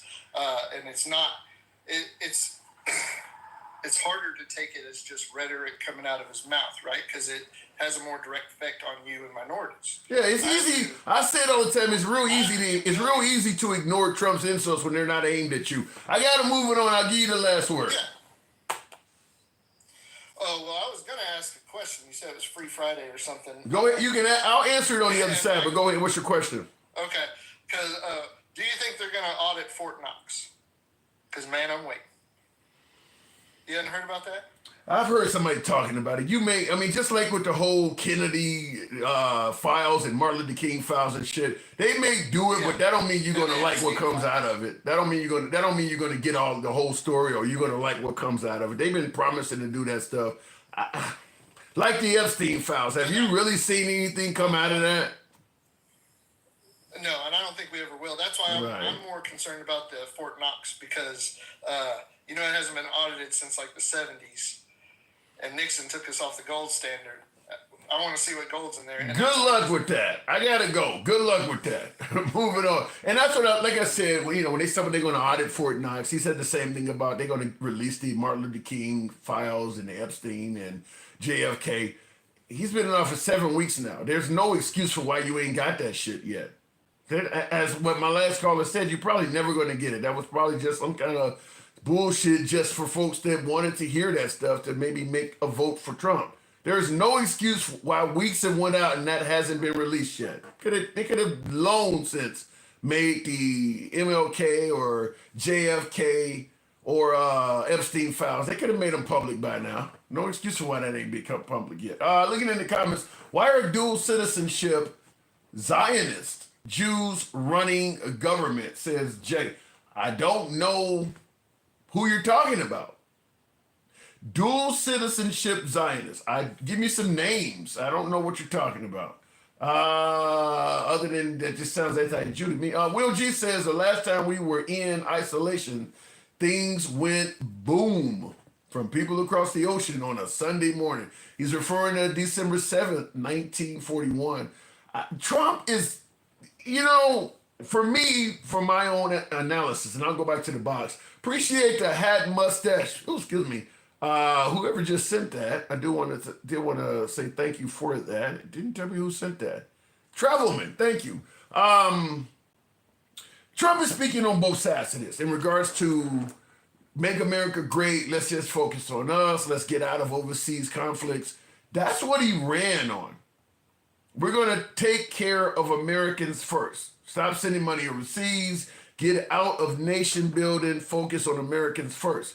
He ran on that. He got the presidency, and now he wants Panama, Greenland, parts of Canada, if not the whole state or whole country, come making this stuff. He didn't run on that. That ain't America first. That's getting involved in overseas conflict. So he's kind of talking out of both sides of his neck on that, because that ain't what he ran on. I don't think I ever heard him at a rally talk about taking over Greenland or making Canada a 51st state. All that stuff started coming out once he became president. So it's hard to know with him, just like with the tariffs, because what he does today may be totally different than what he does tomorrow. I mean, he just operates. That's why the stock market is getting jacked up, because investors and businesses like to have some level of predictability. And this guy's just all over the map. I mean, I'm 25% tariffs today, so you're like, fuck, 25% tariff, but we can still afford to purchase this much steel. Maybe we got to shut down the office in Jacksonville and lay a few people off it. But 25% tariffs, we can still make this work. Then the next day, damn, he said 50% now. I mean, you just don't know. You can't run a business on somebody that's doing this, where your numbers are swinging all over the place like that. And then all of a sudden, you don't start laying people off. Well, I just heard on TV, he decided they're going to call off the tariffs. So it's not going to happen now. And all that's happened in the span of a week. Like, how can you do business when somebody's doing that? So that's why the volatility in the market has been outrageous, because he's all over the map with that. Looking in the comment section real quick, the Biden nightmare is over little bro. Yeah, the Biden administration is gone, but the Biden administration for President Trump was gold. I mean, Trump does very well when there is something to attack, because his followers, to some degree, they like that kind of stuff. I mean, me and my last caller went back and forth, but for the most part, any insult that Trump throws at somebody, MAGA kind of echoes that. So they clearly like it. I mean, when he called Senator Elizabeth Warren Pocahontas, they call her Pocahontas. When he called Nikki Haley bird brain, they call her bird brain. They like the insults. So Biden is gone, but you kind of need somebody to attack. That's why he's not letting go of Biden, because the attacks are so effective on him. You keep hitting them when there's nothing really to hit anymore. Just still keep attacking them, because they like it. They like to hear this shit until you can find another good victim to attack. I mean, he likes to attack, so we'll see what happens with that. She called herself an Indian. She didn't call herself Pocahontas, though. No reply. I mean, if I call myself a white guy, do you start calling me Seth? I mean, Pocahontas ain't got nothing to do with calling yourself an Indian. And by the way, Elizabeth Warren lied on a law school application, suggested she had Indian heritage in 1986. 39 years ago. You're calling her Pocahontas for something she did 39 years ago. Do we want to bring up everything that Trump has done over the last 39 years and really? Because that's what you're saying. It's fair game to do that. The infidelity, some of the racist remarks that people think he said. 39 years. He identified as a Democrat, talked about taking away guns without due process. 39 years. You want to hold him accountable for everything he did for 39 years, huh? I mean, Pocahontas, first of all, the Native Americans also consider that a racial slur. I guess we're going to pretend like Trump has never said anything racist while he's actively calling somebody Pocahontas. I don't know where to go with it, but I know if the MAGA side likes that stuff, they don't give a damn about the Native Americans complaining about that. They don't give a shit about them. They like the Pocahontas. They like the name calling. But the Native American community has came up flat out and said that this is a slur. Fuck them. We like it. Looking in the comments, you don't talk about what Trump did in the 80s. No, I don't, because it's going way back. Trump identified as a Democrat back then. Trump said the economy's better under Democrats back then. I believe he was pro-choice back then. He clearly said he's not a Christian, never asked God for forgiveness in his life back then. I cover some of it, but rarely.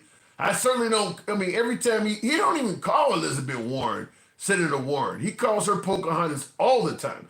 So for folks who talk about you're disrespecting the president, or you got Trump derangement syndrome, that's one senator that he clearly is disrespecting by calling her Pocahontas. That is clearly disrespect to her. She made a mistake or not a mistake. She did it. She lied on the law application in 1986. So he gets to insult her for the rest of her life for it? But when somebody says something about him as derangement syndrome, that sounds like the definition of it. He literally is continuing to bash her for something she did 40 years ago and intends to do it for the rest of her life. How is that not derangement syndrome? Somebody let me know. Going back to the bots, continue though, I do appreciate the tapping. Wait, we at 50? Tap the screen a little bit. Maybe we can get to 60. Going to Miss Mo better. Tuna fish salad would have made a better president than Biden. Yellow Bear, I don't know about that one. Damn, you think Biden was that bad out of all of the other things we've had in office? Miss Mo better, good evening. Appreciate it. Tim. Yes. What am I doing wrong? It's the freaking hypocrisy. They want to cry talking about people don't listen. Trump set his own precedent when it comes to people coming at him, calling him out of his name, or putting him in his fucking place.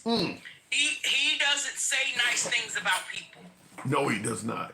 No, the only time that he has nice things to say is when it's a photo op, like when he used that little boy that fought cancer. He'll say nice things, very minimal at that. He doesn't really have a lot to say. Oh, look at this kid.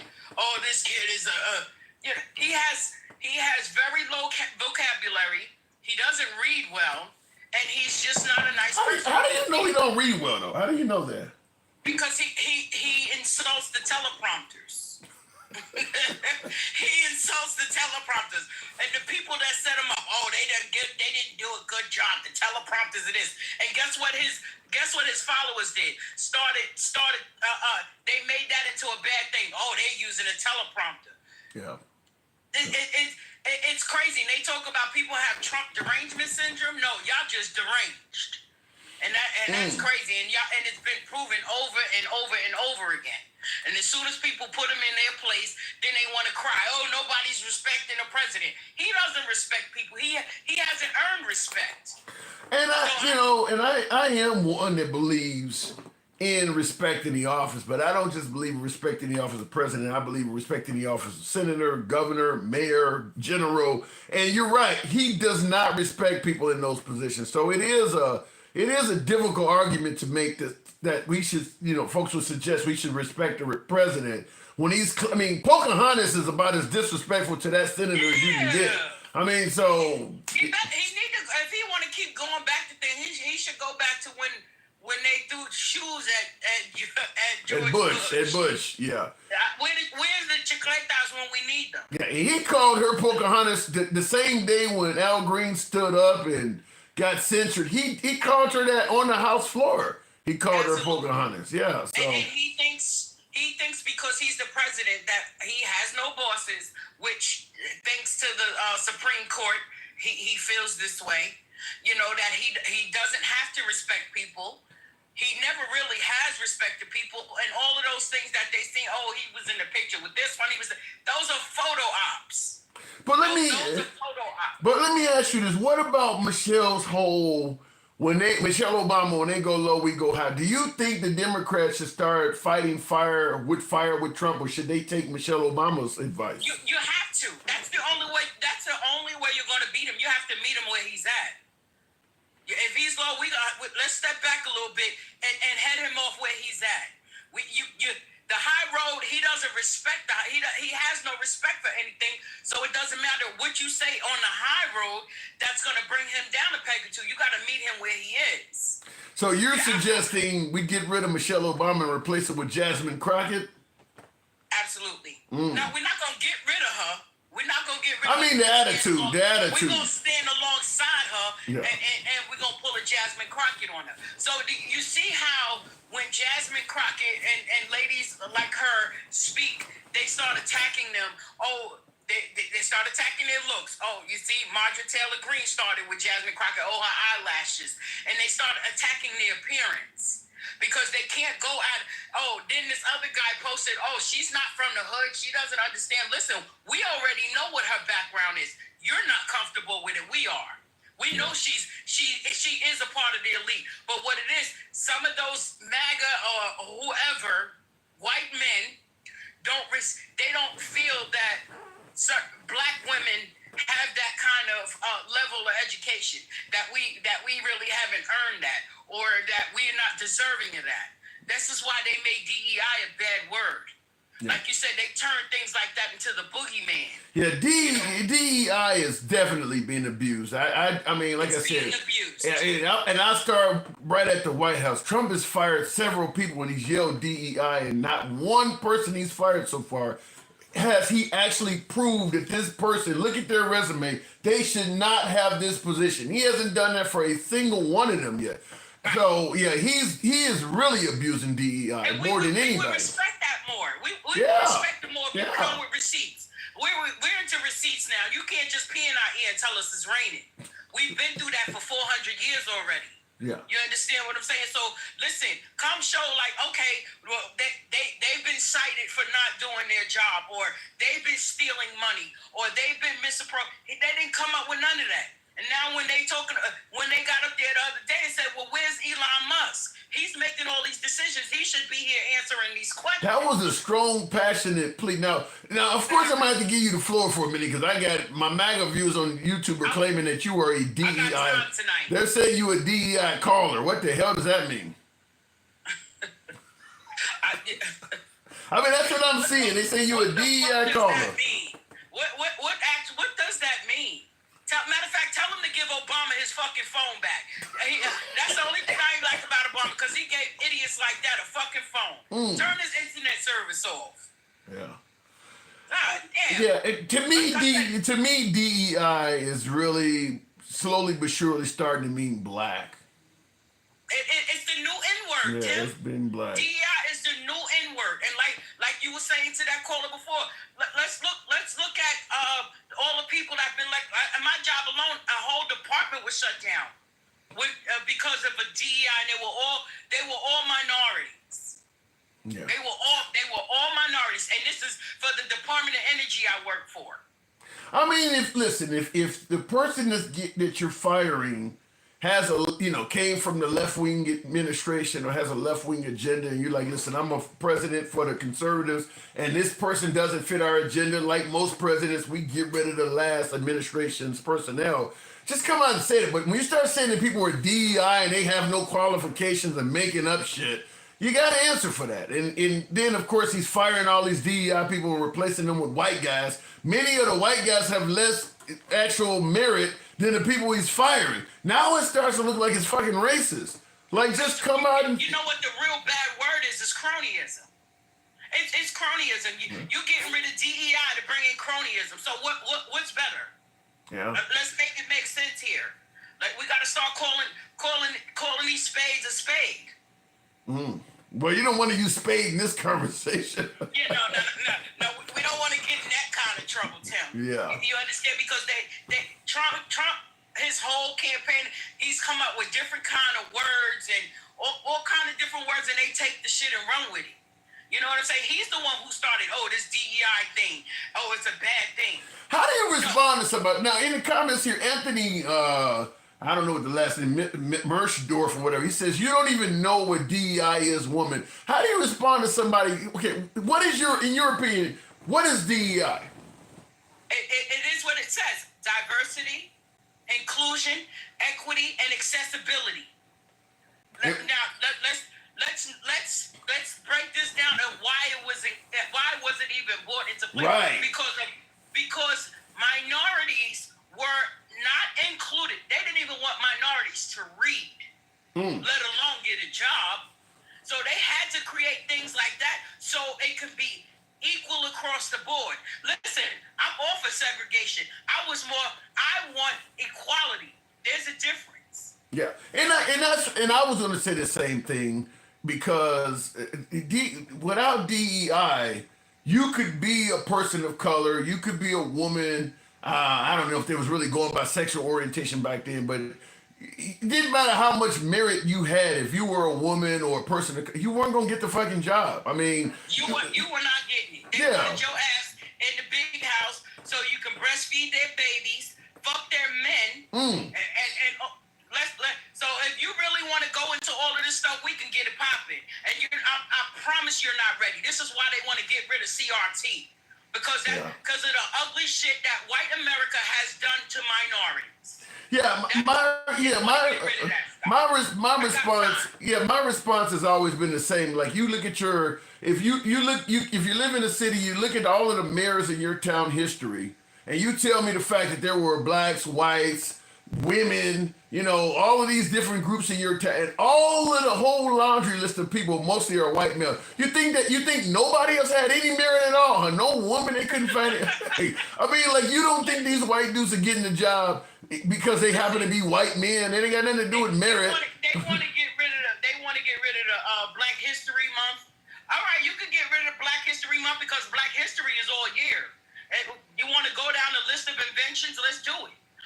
Matter of fact, the shit now with GPS, all of this shit you're doing now is a black inventor. So I was trying to be nice and not bring race into it. You keep saying, oh, you want to bring in race. You have to bring in race. I find it disrespectful to say you don't see me in my color or respect me in my color. Well, you can't have it.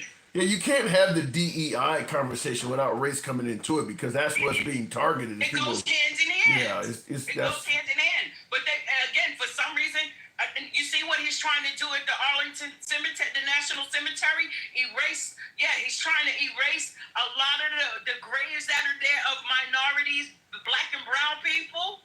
I was just listening to that on the radio.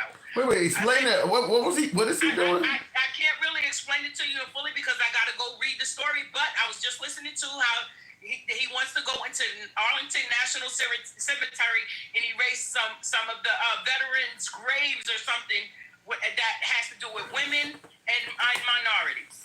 I haven't heard that. Yeah, because of a certain word or something that had the word gay in it. So, but like I said, I have to go look it up to see exactly what they were talking about. I literally like 15 minutes ago was just listening to it. But it's crazy because history, it is what it is. You can't erase it. It's not going to go away. It's like you trying to sweep up trash on the floor under the rug. You keep sweeping it up. You're never picking it up. And that's why I say racism and stuff, it was never abolished. It was always pacified. We're going to give you enough to shut you up. Yeah, I'm looking at I haven't heard this, but I see an article here. Even Arlington National Cemetery's fallen, I guess that's the dead, suffer Trump's DEI dishonor opinion. And it has here, it turns out that even the dead must suffer idiotic consequences from Donald Trump's derangement over the hint of diversity, equity, and inclusion. It says, worse still, the edicts coming from the White House are now dishonoring the heroes buried at Arlington National Cemetery. What does it says? The military news website Task and Purpose reported that the cemetery's public website has scrubbed dozens of pages on grave sites and educational materials that includes histories of prominent Black, Hispanic, and female service members buried at the cemetery, along with educational materials on dozens of Medal Honor recipients and maps of prominent grave sites of Marine Corps veterans and others. Wow. Jesus. That's not just disheartening, that's disgusting. Yeah, that's bad. And anybody that try to justify that shit that he's doing, you're just as disgusting as he is. I don't give a fuck how you try to put it. Oh, you can call me the angriest black woman on earth. That's fucking disgusting. Yeah, that's bad. I mean, and to boot to a man that didn't even serve this country. I'll tell you one thing. Anytime somebody tries to take down a Confederate statue or something, they say it's erasing history, but it's okay to do it to a black person's grave? It's okay. Great. How disrespectful is that? Wow. All right, And Mr. not only that, the people that in the graves actually fought for this country. Those statues of people that actually divided the country. Yeah. There's a difference. Yeah, So y'all start reading the truth about this shit. That's pretty rough. In your fucking yard if you want it. That's pretty rough, man. I gotta, disgusting. I gotta look more into it. But from what I've seen here, let the person rest in peace. Damn, you want to? Come on now. How do you want to take away honors from a dead person? So where are those white national Christians at now with shit like this? Y'all claim to be so Christian. Yeah, this is, and by the way, when you're doing it to DEI, that means it's only going to be happening to people of color, not white people. Of course. Of course. Like I said, he made the DEIA into the new N-word. Like you said, he turns them into boogeymen. Like, again, y'all mad at trans people. Those trans people ain't bothering nobody. They got their own take on that. That's a whole different conversation. I gotta move it on, Mr. Mobetta, but that's a whole other one. I get it. All right, appreciate you coming through. Thank you. All right, look at it in the comments real quick. Will says Trump ain't shit. That is certainly his traditional comment there. Let me see. And by the way, you will hear that anytime somebody has a super chat and says somebody ain't shit. You're gonna hear the traditional. You will hear that.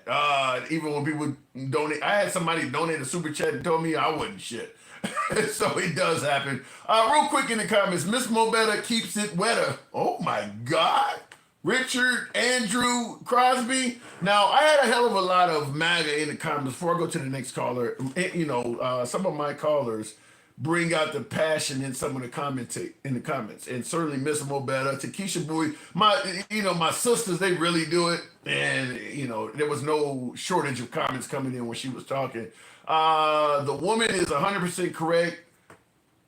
WRH facts. I don't understand what WRH is, but yeah, the DEI thing, from what I'm seeing, it is slowly starting to turn into a synonym for African Americans. There are words in our diction that when somebody says it, a certain group of people come to mind.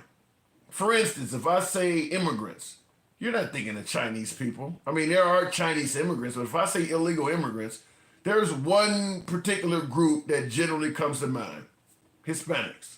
Even though you could be an illegal immigrant from anywhere, but if I say illegal immigrants, you're thinking of one group. If I say terrorists, you're thinking of one particular group of people from one part of the country. They've become synonymous with terrorists. I mean, if I say racist, you know who we're talking about. If I say thugs, so DEI is starting to become one of those type of words where you start thinking of one group of people. It's starting to be that way. And, some folks are denying it, but when you look at who's being fired and things like that, he's claiming, it's starting to be that way. And like I said, when you start getting rid of people claiming they're DEI and they lack merit, and you're not even showing how they lack merit at all, it starts to look shady. It just in my opinion. Looking in the comments though, no, she ain't correct, says I can't Mimarno, what is this? I got to put on my damn spectacles for that.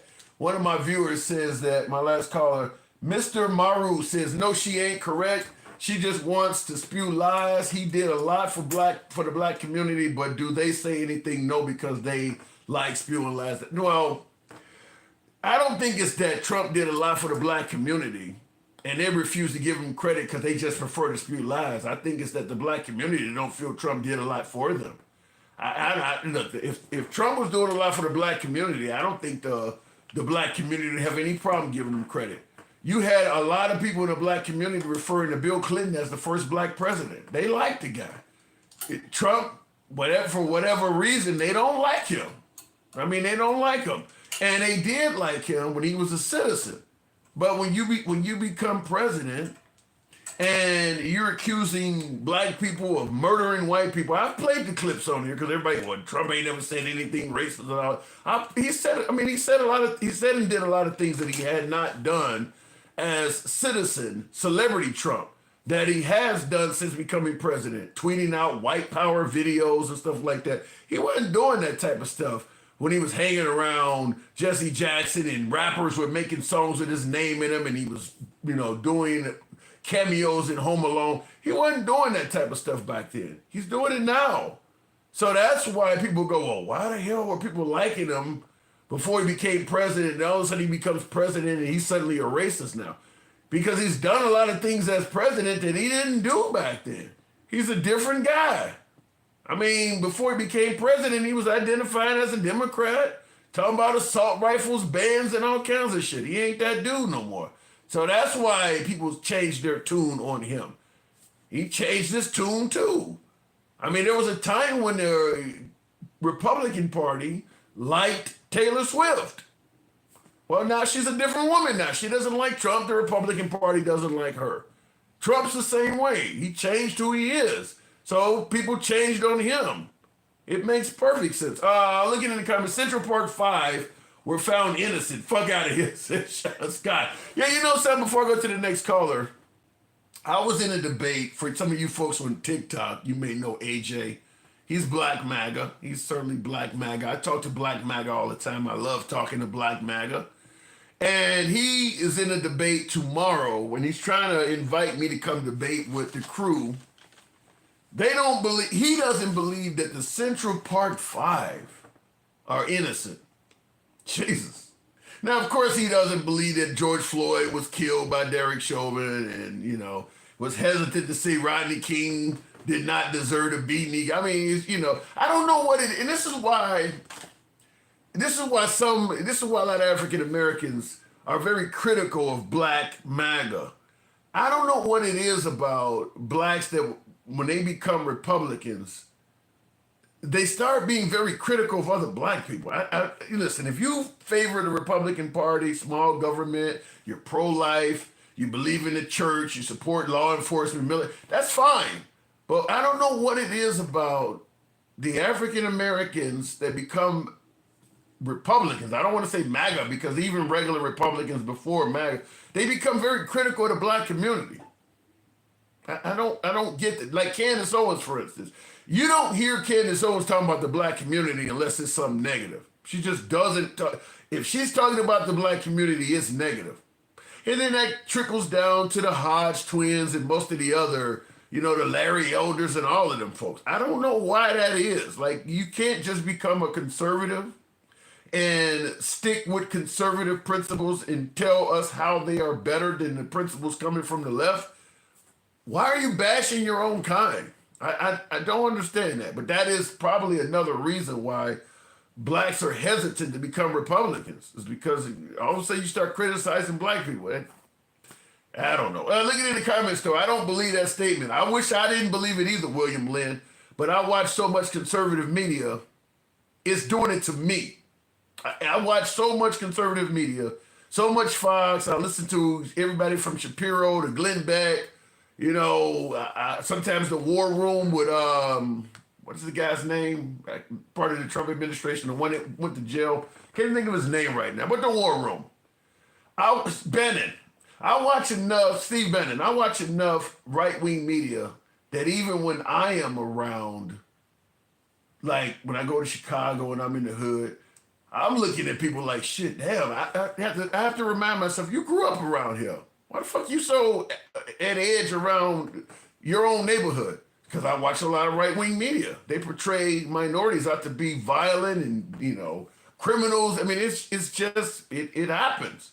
So for some reason, you watch a lot of right-wing media, you become very critical, rather, of the black community and minorities in general, because that is what they typically show you.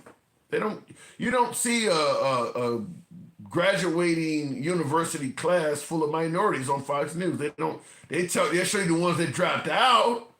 They'll show you the ones that are robbing the CVS down the street, but most of the stuff they cover on minorities is negative.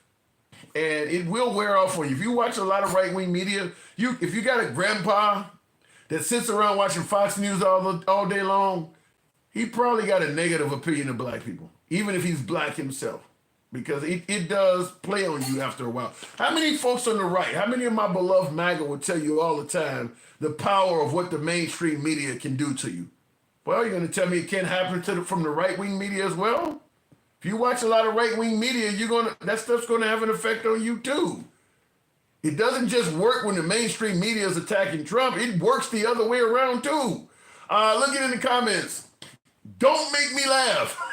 Says Will. Trump called the first black president an illegitimate. Yeah, he did do that. Called the first black VP DEI. He did that too.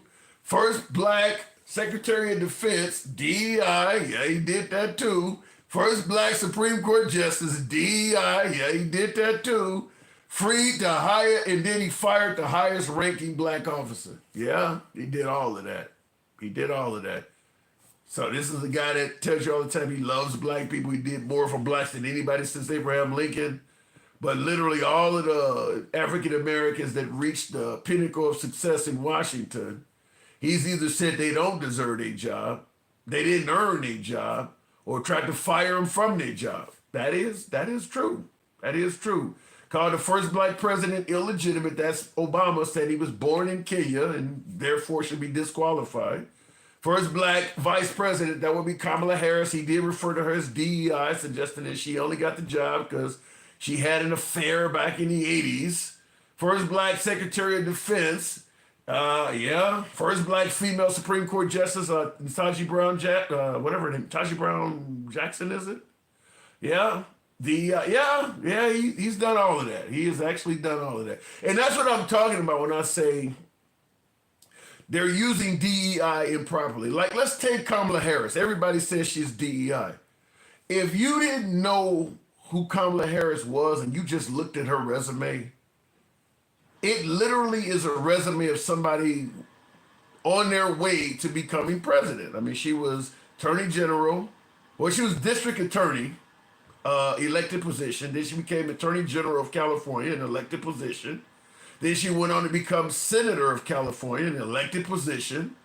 Then she got appointed Vice President, which is an elected position. Even though Biden put her in as a running mate, they still had to get the votes to win, an elected position. So district attorney, attorney general, U.S. Senator, VP, she literally looks like somebody who's on a stair step to that job. Her resume is actually greater than Trump's in terms of a typical president. Her resume is actually, when you look at Trump's resume, I own these businesses, I did this, it's just all financial. Her resume is actually more resemblance of somebody becoming president than his is, and he's calling her DEI. So, I do believe that. I do believe that he is known for calling people DEI without showing evidence. And what is the name there? DeVito, I think it is. What does it say? Dwight Dorsey. Yeah, I say, really. I mean, just think about some of the other past presidential candidates we've had. Maybe they were a governor for a term or two. Obama's resume was really light. Kamala Harris got a significantly better resume than Obama. So, I definitely would say that. I definitely would think that. Anyway, looking in the comments, Kamala Harris has no resume. Okay. Well, that's derangement syndrome there, to look at all of the things that she's been and suggest she has no resume. That's just pure hatred. Let me go back to the bots. You could say she wouldn't be a good president. We can certainly have that conversation. I would entertain that. But she has the qualifications to run. Travelman, good evening. Welcome to the program. He has suggested that. Are you there? How you doing, bro? Hi, I'm doing good. Yeah, I'm good. I can hear you. So, what am I getting wrong? This whole DEI thing that Trump is bashing and constantly pushing on us. Do you think he's getting it right? This is from the guy with the what they call it, the golden spoon in his mouth. Yeah. You okay? That is. And what people tend to forget is when affirmative action was white. You know, they tend to forget that. Yeah. They also tend to forget when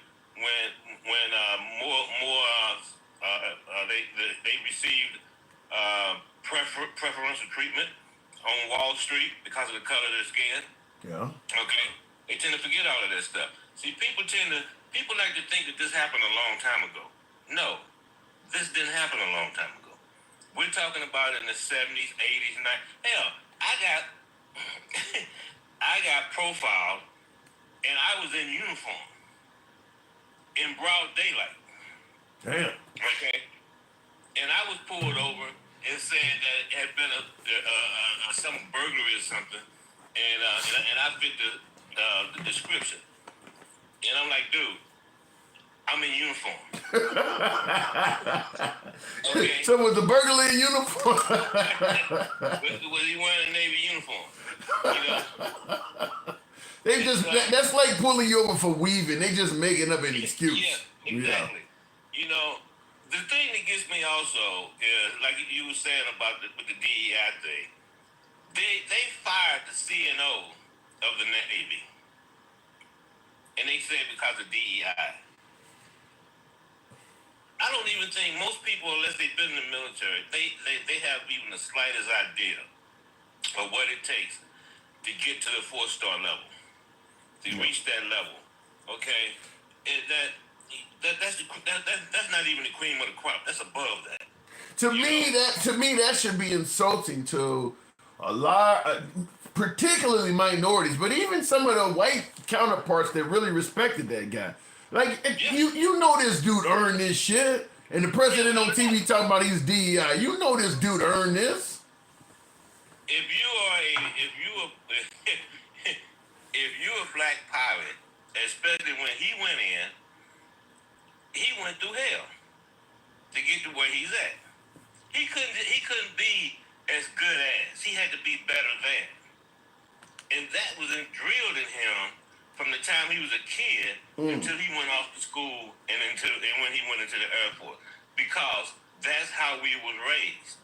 It was that if you want to get something, you cannot be as good as the white guy or white lady that's putting in for that job. You have to be better than. You cannot give 100%. You got to give 120. It would have been better to just come out and say, you know, I'm a conservative and I don't believe that this person had, you know, I don't think this is a good fit for our agenda. And we want to put our guys in just like Biden would have put his guys. It would have been better to say that than to tell somebody is DEI, you know, this guy's a 4-star, to just take the highest ranking members of the military and then all of a sudden just lie and say they don't have the merit to be where they are. That to me is just disgraceful. I mean, this person put their lives on the line for the country, you know, put their time in those cases, it's going to be decades. And then it just come along and say, well, everybody that's been promoting him throughout his career just kept giving it to him because he's black. I mean, that's just horrible. That goes to show you where the country is at right now. Okay, everybody like to talk about, well, you know what, we're going to do it on merit, we're going to do it on this, we're going to do it on that. That, you know what, they like to talk that game. But that's not really where they're at, you know. So when they see a person of color, whether somebody black, Hispanic, or whatever, in certain positions, then they're assuming, well, how did they get that position? Oh, they got that position because of the color of their skin or whatever, you know. And I think I've said this before, especially when it comes to black women that operate at the level where Kamala Harris and Ketanji Brown Jackson operate at. Mm-hmm. All right? Like you was talking about her resume. Her resume is off the chain. You know, nobody in the last 10 or 15 years that ran for president can put their resume up against hers. You know, but they called her dumb. They say that she can't answer a question. But if you remember that famous question that the lady asked Trump about what is he gonna do about daycare, and that one and minimum wage when he was working in McDonald's too. Just talked all around it. You know, and I tell people all the time, when you Ketanji Brown Jackson, look at her resume compared to all the other justices on the Supreme Court. Look at her resume. She's done things that none of them has done because that's what she had to go through to get to where she's going. You know, I worked in IT for 30 years. When I got into IT, it was 1982. Okay? So a lot of times, I was the only brother in the room out of 25 or 30 people. You know, so I was in IT as a telecommunications specialist with AT&T, and during that era, I was in environments like that too, where you know, wasn't a lot of brothers around. I've been in those environments as well, so I know what you're talking about. That's how we came up, you know. Yeah. So, but nowadays, everybody want to put this thing in, you know, hey, we're gonna do this on merit or whatever, and a lot of these guys are getting to where they're at. A lot of them got to where they're at because of the color of the skin. Yeah. Okay, they got into Harvard or whatever because their legacy. Okay, W got in there because of legacy. Trump got in there because his daddy bought a building or something. You know, it's all it's all it is. They always want to bring up, you know, merit and stuff like that when it's black folks involved. Yeah. Yeah, to me, like I said, the merit thing is laughable because, like I pointed out, you think that only white males, despite white women, Hispanic men and women, black men, none of them got the white males are getting all the positions of leader. You think that merit is the reason that's happening? Like they can't find nobody else to be a mayor, to be the head of the park district, to be, you know, the fire chief. Only white men are getting these jobs all over America. You think merit has something to do with that? You think you think there's not some kind of DEI going on with that? They don't like to hear that part though. And check this out. Go back and look at Trump judges that he appointed. They're all white men. I bet you 99% of them are white. Yeah. You mean to tell me in this day and age they couldn't find any other black conservative judges to put on the bench, especially since considering some of the white judges that was put on the bench was rated by the ABA as not qualified to be on there. Yeah. But they only got two. I think he appointed two in the appellate section. You know, so yeah, you know, you run across stuff like that. Now, but that's taking us away from what's going on. Okay, and what's going on is how jacked up the country is right now because we have a man. The Supreme Court took the office of the presidency, which is the most powerful office in the world, and said that we're going to give whoever occupies that office immunity as long as they're doing something that's in the court. They're going to fix that real quick when Trump leave. I think they're going to change that back. Trump in there, and this dude is out of control. Not only is he trying to take over every facet of American life or American institutions, he's reaching out to other countries. Right? We just had I think it was last week, you had the top military from the 5 other nations that met. Okay. And they're devising a plan to increase, you know, all the budget and stuff like that. They're doing all of this stuff. And they met last week and they excluded the U.S. Well, we already knew that with Trump in office, eventually these people, because they do believe that he does not have the best interests of Europe, the best interests of, you know, to containing the Soviet or Russia, containing Russia. They don't believe he has their best interests at heart. So they are like, we need to start working on this outside of the U.S. because we can't depend on them as an ally like they used to be. But the last time we went into this type of isolationism, we ended up in World War II. Yep. You know? Yeah, I seen Will mention that December 7, 1941, where we sat back and let them basically prepare themselves. Exactly. Yeah. You know, now you got the administration telling Colombia, you need to put these departments under receivership. This is the only thing they can teach. You know, they are reaching down in the all kind of different facets of life, and they're trying to control all of that Meanwhile, you got these MAGA morons running around here, and they're trying to, every time he do something, they're explaining it away. You know, the man even went over there, excuse my French, because you know, normally I don't curse a whole lot. They even went over there and fucked with the Kennedy Center. What do you mean? And he fired, they kicked the entire Kennedy Center board. They kicked all. Oh yeah, and they made Trump the guy. He put his own people in there. One of which used to be his caddy. You know, they put his own people in there, and then he turned around and said that the board unanimously voted for him to be president. Okay, I mean everything they're reaching down into all kind of stuff, and it's jacking the country up. They find out these people. They came out so fast and furious that it caught everybody off guard. So they find these people. How the hell you gonna fire people with a form letter?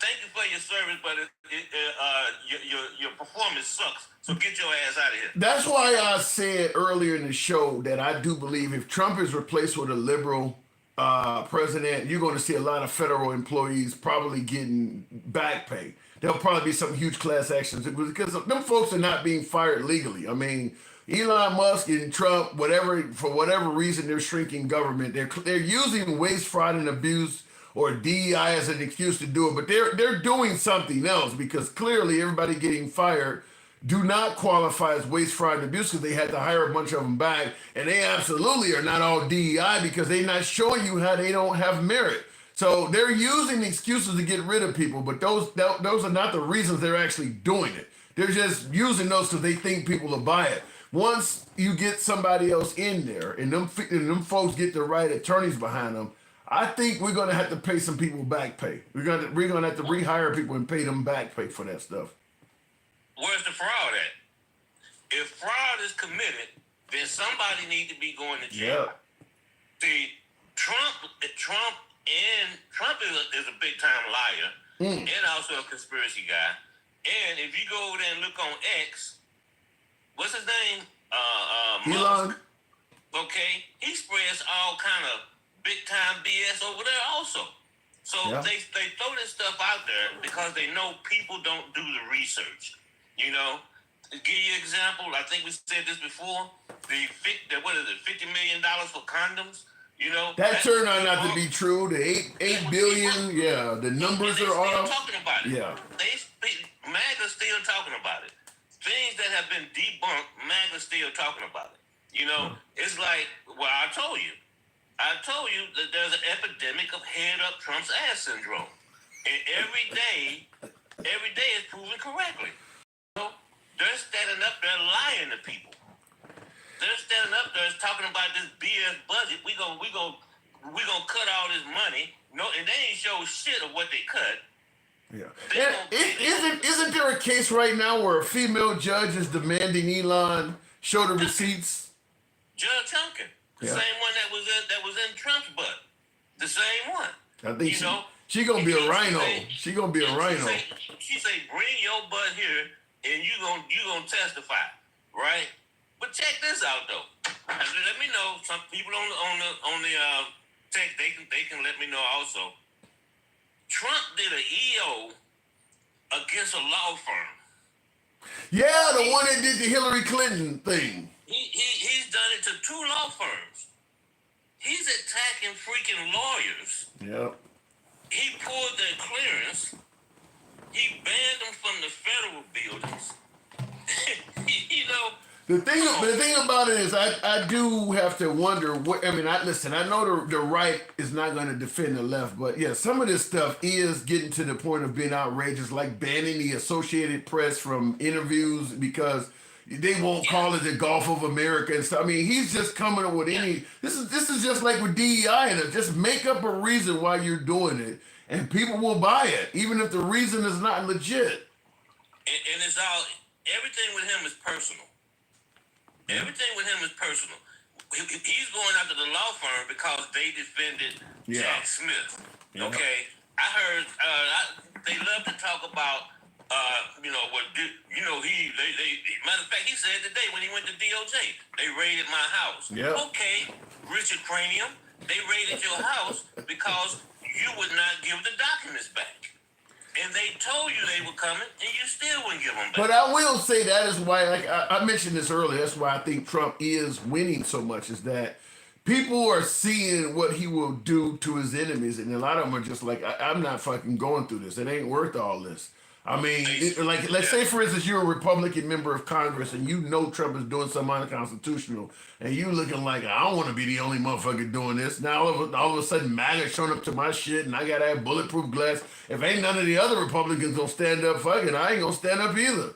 That's what I believe is going on, because if you stand up against Trump, particularly if you're a Republican, you're going to start getting death threats and shit, and it takes a very strong politician to do that. But it's not just the politicians. It's also the business people. All right? And they're afraid because Trump has DOJ, he has the FBI, and he can actually come after them. Yeah. Or he can, if they got a contract or something, like he pulled the $400 million from Colombia. He is very petty. And he's a firm believer in using the finances to the first thing if he gets mad at you, the first thing he's doing is trying to hit you in the pocketbook, denying federal funding and you this. Yeah, he's hitting people in the pocketbook.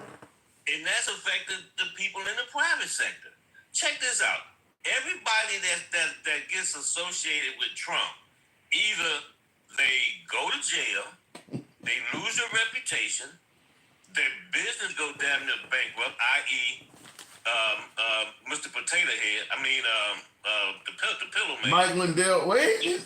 He's rebounding though. He's rebounding a little bit. And you got about 14 people that have either been to jail or disbarred or penalized, disciplined by the bar. So this is everybody that's associated with him. But he keeps winning.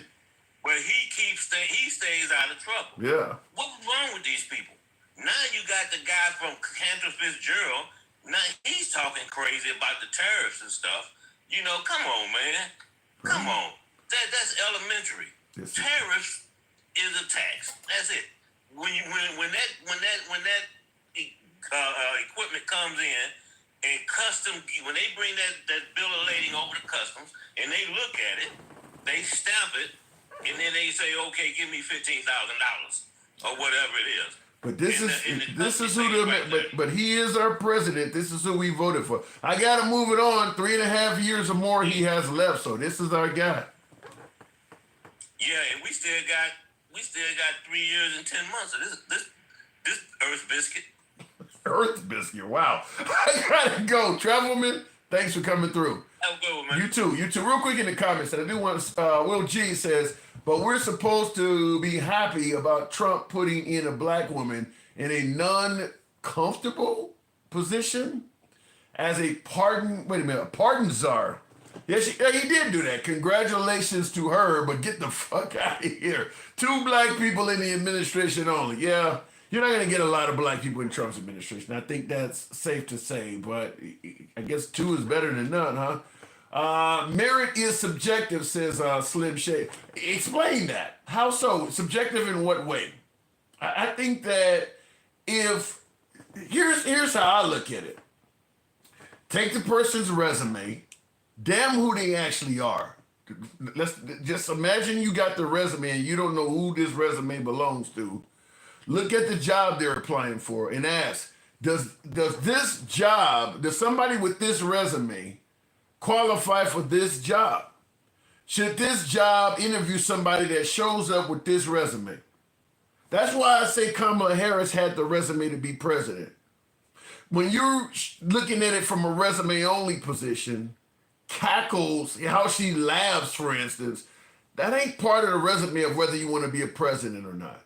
Who she slept with back in the 80s, that ain't part of a resume. That's not part of that. You realize how many people, let's just say for shits and giggles, she did get some kind of promotion for sleeping with somebody. Let's say that actually happened. Let's say Willie Brown gave her the next level. She still had to climb several levels. Willie Brown didn't get her into the Senate, didn't get her into VP. She didn't fuck Joe Biden. So the thing I would tell you is this. There's a whole lot of successful Americans, particularly women, that have slept their way into jobs. Kimberly Guilfoyle, the one that was married to Gavin Newsom, and then left Gavin Newsom and damn near married into the Trump family with a stint on the 5 and on Fox News. That chick was sleeping with dudes. I'm pretty confident that she slept her way into where she's at. Kimberly Guilfoyle is a good example of somebody that's sleeping in with. Look, but does that mean she don't have the resume? She's also an accomplished attorney. She has a law degree. So you could be a combination of both. Keep in mind, I don't care what your education is, chances are you knew somebody to get where you're going. I mean, you knew somebody that might have gave a good word for you to get you hired in somewhere, or maybe you got a cousin that works in HR. We all use people. You don't have to fuck somebody to do it, but we all kind of finagle our way throughout life. I'm just saying, we all kind of do it a little bit here and there. You know, certainly in Washington, I would assume that that's happening a lot.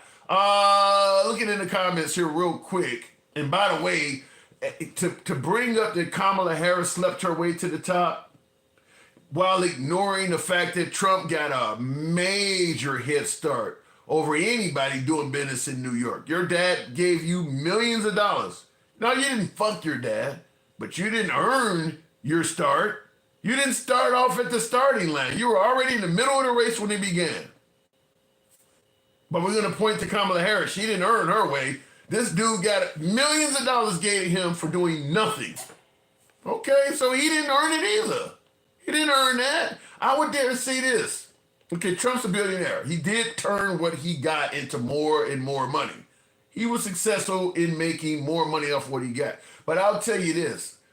If many of us that are right here tuned in right now, if your dad had gave you the same amount of money that Trump gave his, I bet I would have a few billionaires watching me. All of you wouldn't have squandered the money. Some of you would be significantly wealthier if you had the same advantage he had. Same advisors, access to the Wharton School of Finance. I couldn't even get in that school back in the 60s. They wouldn't have took me in there. I don't even know what Trump's graduating class looked like, but I bet there's nobody of color in it and probably little to no women. DEI, huh? You think they were maybe appointing or maybe enrolling students based on DEI towards white men? I bet you if you look at the Wharton School of Finance when Trump graduated from it, it ain't a lot of diversity, equity, or inclusion at all in the graduating class. That's an advantage too, that you got into a prestigious school that other people that didn't look like you could not get into. That's also an advantage. Didn't earn it. Ain't that what we say DEI means? Let me go back to the comment section. If MAGA, what does that say? Is if MAGA in the Tea Party knew Colin Powell was going to take his position against Trump, they would have called him DEI too. He would have definitely been called the Rhino for sure. And probably, yeah, you're right, Colin Powell.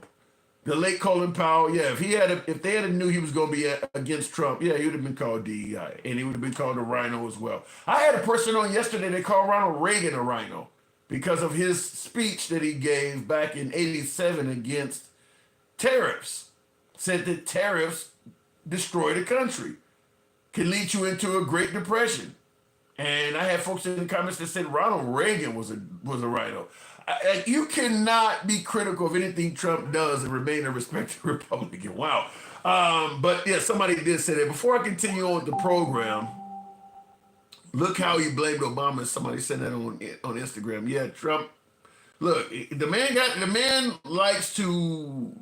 He definitely likes to point out his adversaries. That's kind of what he does. And girls are gingers. They've always been. The latest example being the plane crash in Washington. It was the DEIist. But don't take my word for it. Let's let MTV's Road Rules star and Fox and Friends B-teamer explain DEI. You can't focus on diversity, equity, and inclusion when you try to hire air traffic controllers. You want the best. You want the brightest protecting yourself and your family. We will have the best and brightest in every position possible. It is colorblind and merit-based. Look, there's a lot of reasons why the FAA is in a bad place. But these guys would have you believe that the main problem is that standards were somehow lowered to make sure that a black person or a gay person gets a chance to land your plane, even though the requirements to become an air traffic controller are the same. But by culture warring this tragedy, Americans spent that terrible night holding their breath that the pilot or the air traffic controller wouldn't be a woman or a black person or in a wheelchair. Because what they're trying to do is make the default setting on competence in America a white guy. That's what this is, a reset to the factory default. How many of you guys agree with that? Because this is the way it used to be when I was a young man. If you got on the plane and the pilot was a woman or a black person, like, shit, are we gonna make it to our destination? If you went to a doctor and the doctor happened to be black or a woman, like, shit, are you sure he know what he's doing? I mean, when we were younger, you did feel more secure when the person in the job was a white man. You did feel like competence was more secure with a white man. How many folks believe that is what they're somewhat trying to do? Is take us back to, because that is the way it used to be. As I just pointed out, you know, if you go to your town and you figure out, well, you know, I want to the names of everybody who's ever served as postmaster, or the names of everybody who's ever been in this town. It's all white dudes. Most of it is, until, you know, maybe the last generation or two. All of it is. We used to have a time in this country where competence and the white guy were synonyms. So how many of you folks believe that that's what they're trying to do now? And he's right. When Trump got on television and referred to that plane crash as DEI, the last thing on your mind is that the pilot was white. You instantly felt that it's either a woman or a black person that's either on the help, because we had a show on it that night. In fact, we had a show on it, and that's what I said. I said that one of them pilots is black, or the air traffic controller. Somebody involved in this crash is either black or a woman. Now, it looks like Trump pulled that out of his ass, because now that it's been a few weeks, he hasn't proven the DEI thing at all. But then, as I just pointed out in the show, he's been firing people right and left calling them DEI, and he hasn't proved any of them lacking merit either. So he's on a tangent with that one. I don't know where he's going, but it does seem like he's using DEI as a reason to fire minorities, women, and people of color. Just say they didn't have the merit. If you find somebody that you want to terminate and they happen to be black or a woman or a person of color, fire them and just say they were DEI. That's what it does seem to be. And because nobody's going to ask you to actually prove that they didn't have the merit, it's working. I got MAGA all over the place telling me people are getting fired and DEI is bad because you should have merit. None of them are asking for Trump to prove that the people getting fired didn't have merit. They're just assuming it. So it is working. Hourglass, is that what that says? Hourglass says this one's for all the haters. I appreciate the super chat. Let's say, I'm looking at your emojis. This one's for all the haters. I thought we were all lovers in here. What are you talking about? Will G says he borrowed and stiffed. He didn't earn it. Yeah. Now, you talking about Trump and his finances. He borrowed and stiffed. He didn't earn. Yeah, like I said, if you're going to me, Trump talking about people didn't earn it with all of the advantages and privileges he got in life. You know, I get a lot of folks all the time that talk about, you know, they push back on like a lot of white people. They push back on white privilege. My family struggled too. Trump can't do that. He is the definition of white privilege. He can't do that. You had privilege in every way, fashion, and form. So he should be the last person telling somebody else they didn't earn something. Like, you had all kinds of advantages. But people were buying it. And as oddly enough, some of the poorest Americans among us are like, he's one of us. Like, really? You could get $1 million from your dad at 20? They want to be racist without saying racist shit, says Will. Let me go back to the bots. One of my subscribers is Shiv McNasty. Good evening, Shiv. Welcome to the program. I don't know what I just hit there, but certainly tap the screen. We can get up to about 80,000. That would be greatly appreciated. Tap the screen, get the likes up. Shiv, good evening. Hey, Tim, how you doing, buddy? I'm doing okay, doing all right. Now, we got into a host of conversation about DEI and things like that, but let me ask you right off the bat, before I go into the actual topic, do you believe that DEI is indeed about folks that lack merit? What? No. DEI is exactly what it says on the package. It's so that any person has the same equal opportunity to get the job if they have the qualifications to get the job. It's to make sure that they don't just take this job and send it off to white universities so high-end white people can be the first people to get a crack at it and they can fill it all up with a bunch of rich people's Nepo babies. It's so that it's out there in the public and everybody can get a crack at it. And if they have the right merit, then they can come in. It doesn't matter what color they are. I don't care if you're fucking purple. So if you can do the job, you get the job. So if they get rid of DEI and affirmative action, what changes do you see happening?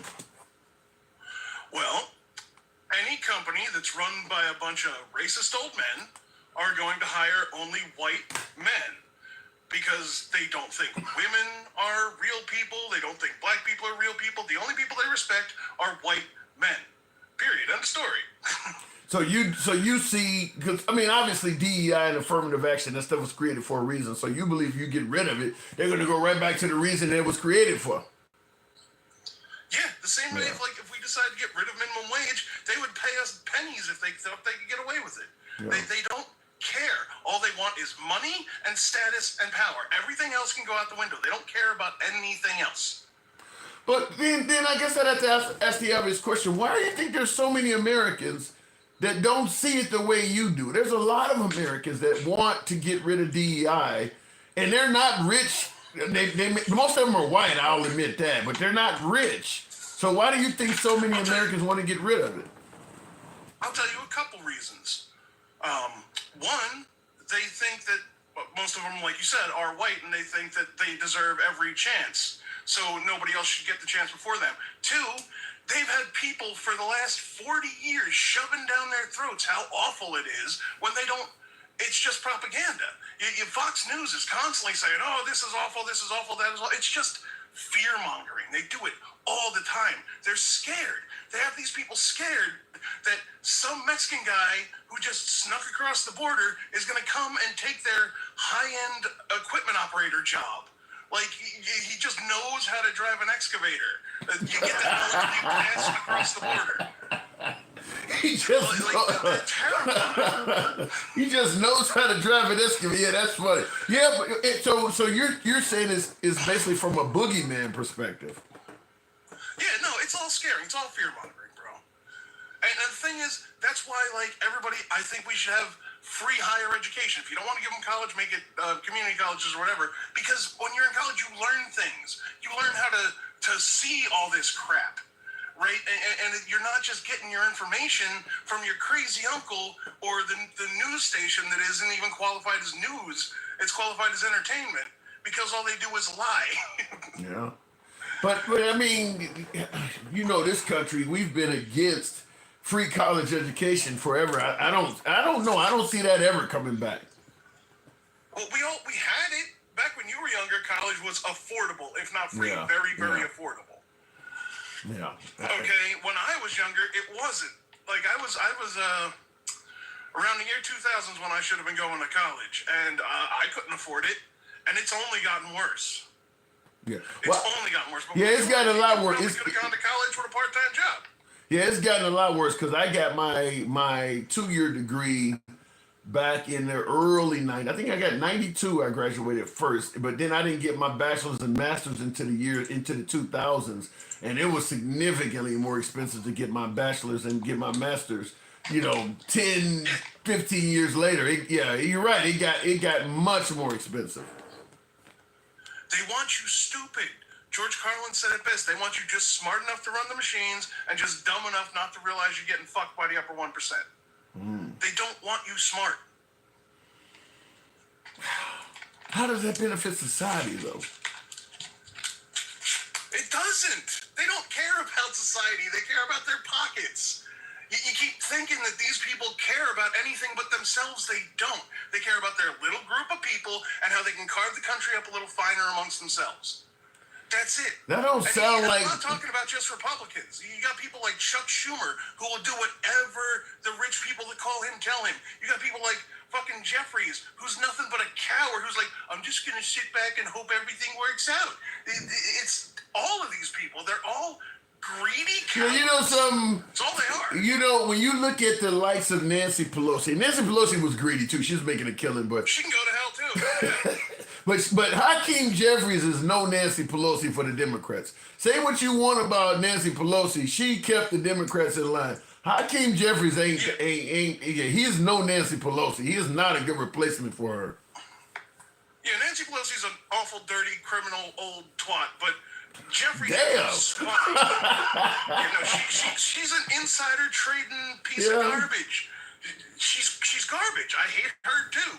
Like, give me a politician in your opinion that's not garbage, not a nasty old twat, as you say. I can name a few. Katie Porter's an excellent politician. Jamie Raskin's pretty good. I'm trying to avoid the obvious AOC, Bernie, Rashida Tlaib, Jasmine Crockett, all these people that are Bernie has had some scandals, ain't he? No, people were like, oh, Bernie's a millionaire, but it's like, yeah, he's 900 years old and he sold like 2 best-selling books. Yeah. And he's like a 5 millionaire, not a 500,000 millionaire. Yeah. Like, they try to twist it. Anytime anybody on the left who says, oh, I don't like rich people, gets a little bit of money, it's the same as if, like, a black guy gets money. Well, but if you want to... sold out. Yeah, but if you want to talk about Bernie Sanders' 500 million... I mean, Nancy Pelosi ain't no kid. She's 84 years old. She old, too. No, she can go straight to hell. I don't care. I hope a house falls on that witch. Why do you hate Nancy Pelosi that much? You sound like MAGA. See, that's the whole thing. It sounds like disagreeing with people who don't like politicians. All right, politicians are not good. There are some that are good, but like I'd say a good 90% of them are hot garbage. Hang on a second, my damn phone. Without Nancy Pelosi, the Democrats would be way worse. I mean, because you need money in politics. I get what you're saying, but those. Without Nancy Pelosi, if they had people in there who actually wanted to be there because they wanted to do their jobs and didn't want to be there just to line their pockets and make good stock portfolios, the Democratic Party would be in a much better place. But you still need money, though. A company. But you can't just be a politician based on what's in your heart. It still costs money to get. That's why he didn't win. You still need. He didn't win. Hold on. Wait a minute. Back the what the fuck truck up. He didn't win because the entire Democrat establishment conspired against him. Well, they had Obama talking for Biden. They had everybody talking for Biden. The DNC is a corporation that is funded by billionaires. It's not like something that the people are involved in.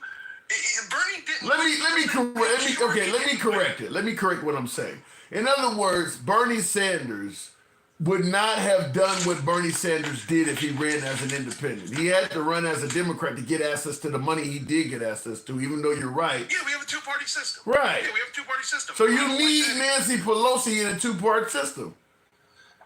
No, you don't. You really, really don't. Like, you need to have... Look, the people are the ones with the power, right? Like, I know the politicians sit there and act like they're all powerful, but the people are the ones who can make these things happen.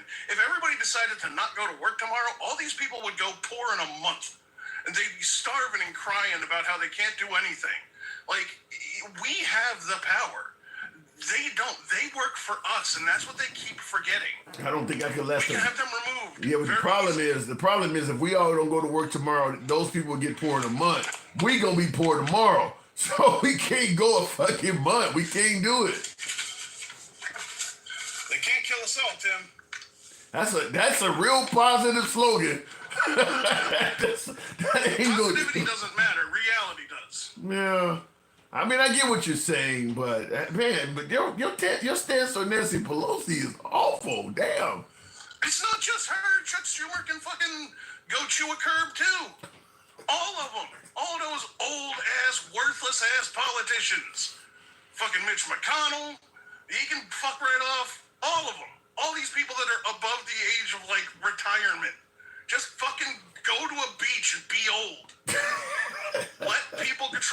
country that have actual access to the country. These people are so fucking out of touch. They might as well be on Mount Everest. They have no idea what a regular person is dealing with. So all they're trying to do is make sure they don't lose their careers or their power. That's all they care about. So do you feel that way about Bernie Sanders? He's also old enough to be on the beach retired.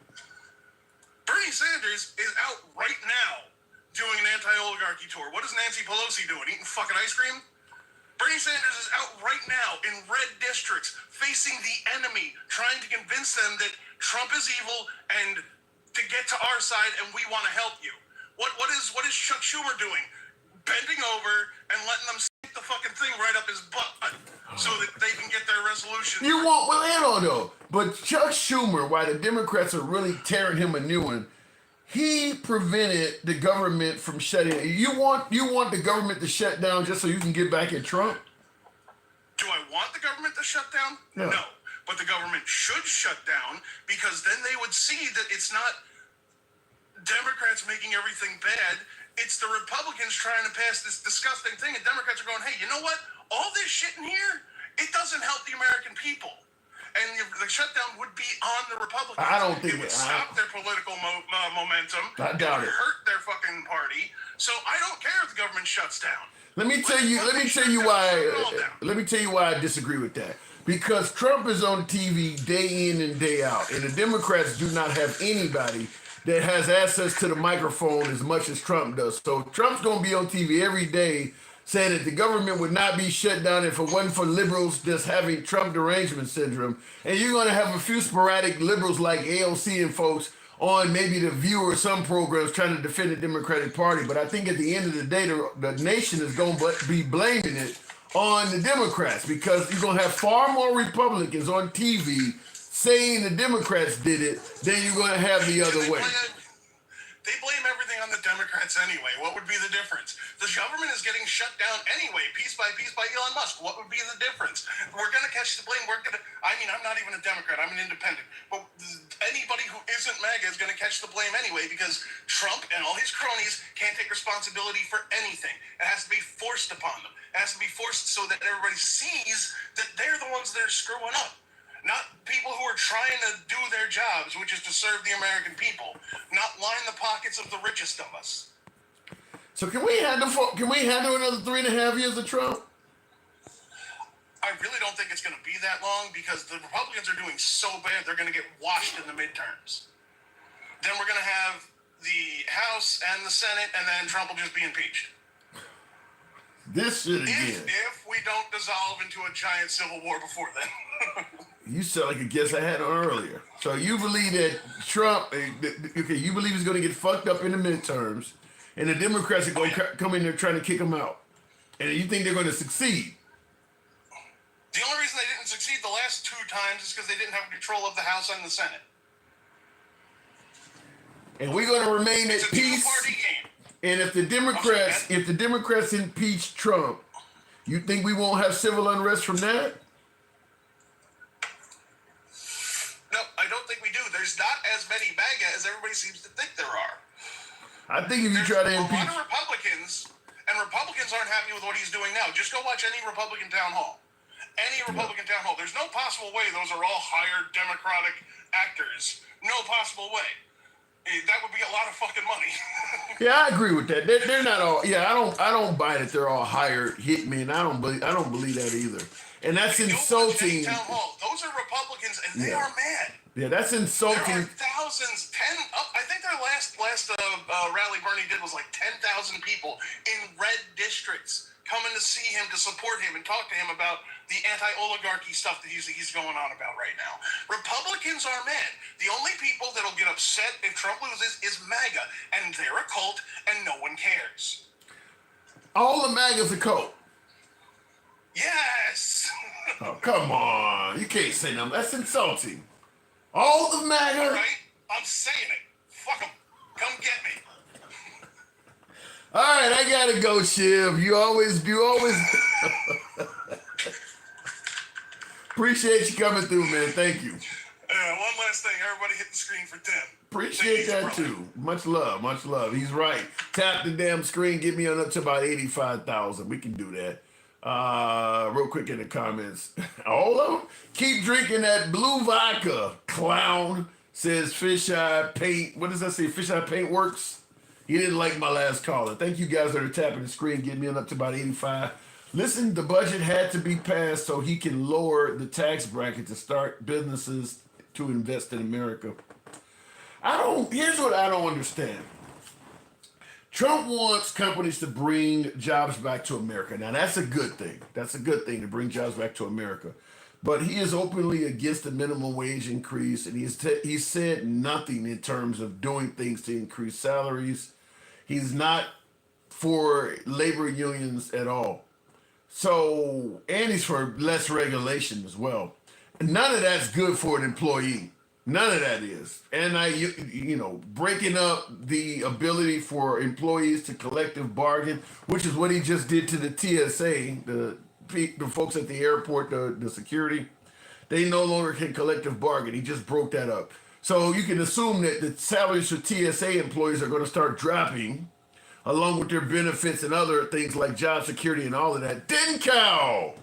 Appreciate that. Thank you. All of that's going to start dropping. So when you're talking about bringing jobs back to Americans, but you're not talking about increasing the pay, I don't know how that works.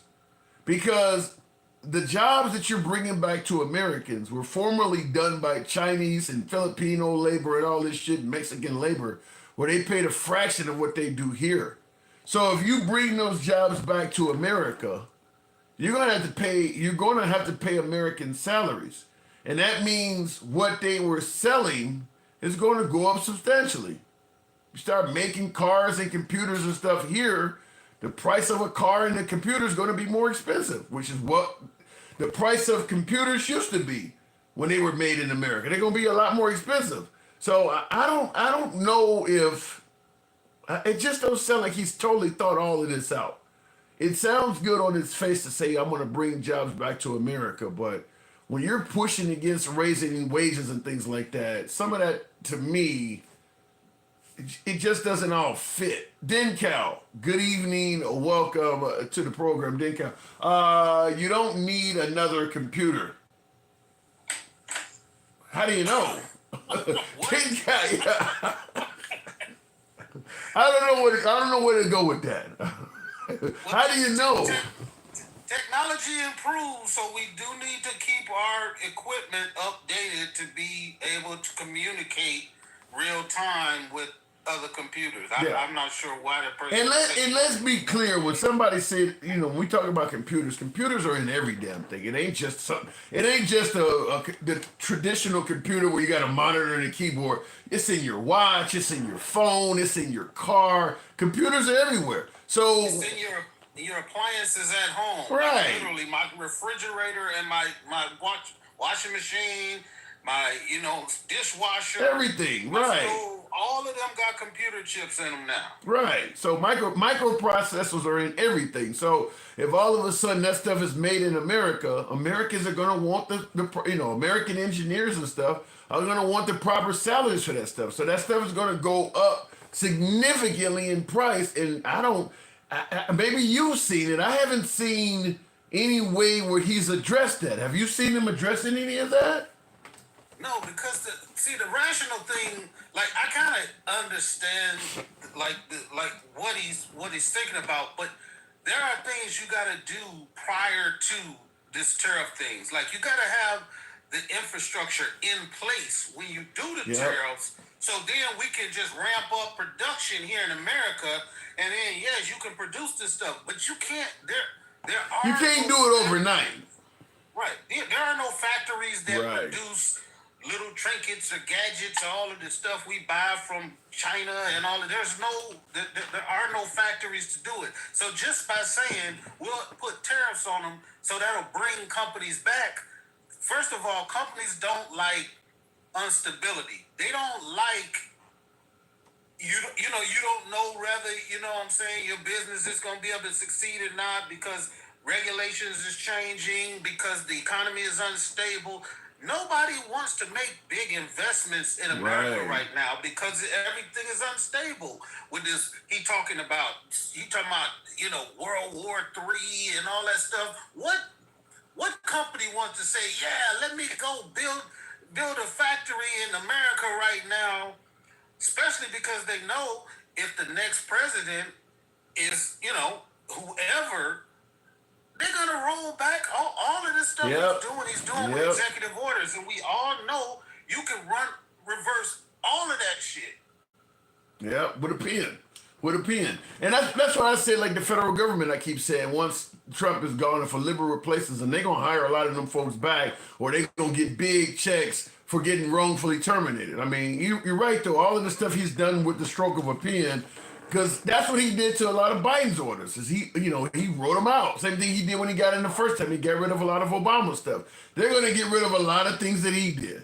So yeah, if you're an investor, you don't want to get into a market that's that volatile and unstable. That, like you say, because I use the example. Let's say you run a business, you're an auto manufacturer or something like that, and all of a sudden you hear there's going to be a 25% tariff on the steel and aluminum you use coming in from Canada. You're like, shit, that's going to be money. But I think if we move some things around, we can kind of work with that. We'll get rid of the office that's in Seattle. Maybe we'll lay a few folks off. Maybe we'll cut back on some spending. And then while you're sitting there hashing that agreement out, your secretary comes running in and saying, well, he just said 50% now. Like, well, shit. Like, damn. So you can't make any type of plan or anything, because, I mean, like he's talking about 200% on wine and things like that coming out of the EU. How do you adjust for a 200% tariff? I mean, like, what the fuck are you doing with that? He keeps saying this stuff and rolling stuff back because he's saying, we've reached it. We're gonna give it another 30 days so we can negotiate and stuff. But sooner or later, all of these countries are going to start realizing he's just fucking bluffing. No. Bluffing or not, I mean, he's got to be ruining relationships. I mean, because even the next guy that becomes president, even if he gets in there, listen, I'm sorry, the last 4 years, I get it. We're going to try, like, how do I know I can trust you? Or how do I know the next guy that come after you won't be him again? Somebody like him. Just imagine all the ass the next president is going to have to kiss just to try to get us back to where we were. And I mean, remember when they said apology tour, yeah, it'll be a real one. He wanted to try to make amends, and he wanted to try to make amends with all of these Middle East countries that the Republicans have been screwing over for damn decades. And so he did go and say, yeah, we've done some things wrong. We'd like to start, we'd like to start fresh and establish a relationship. They, he's an apology. He shouldn't be apologizing. Somebody got to be the bigger person. Somebody got to say, look, I know what we did to you guys was wrong, like it's been to every other country. That's why Canada and all of these countries are flipping out, talking about, what is he talking about? We've been screwing them over. America been screwing over everybody in every trade deal in the history of America. Not to mention, there is no deal. When people hear trade imbalance, they don't understand what that means. Like, there's always going to be tariffs on certain things. Like in America, obviously, in order for us to keep our car industry going, we have to put tariffs on other cars coming from foreign countries, or we won't be able to sell our cars. Right. The same way other countries do it to us. If they make certain things, it props up their government. They're going to protect those specific items. And those are targeted tariffs, which everybody has. In every trade agreement, there's always certain things that people want to protect. But just because we buy more stuff from you than you buy from us, that doesn't mean it's a trade imbalance. We are the biggest fucking consumer economy in the world. We're going to buy more shit from you than you buy from us. Not to mention we got more citizens in this country. I mean, that makes perfect sense. We got more citizens and we got more money. So yeah, we're going to consume more than we're going to export, because they don't have the money, they don't have the population.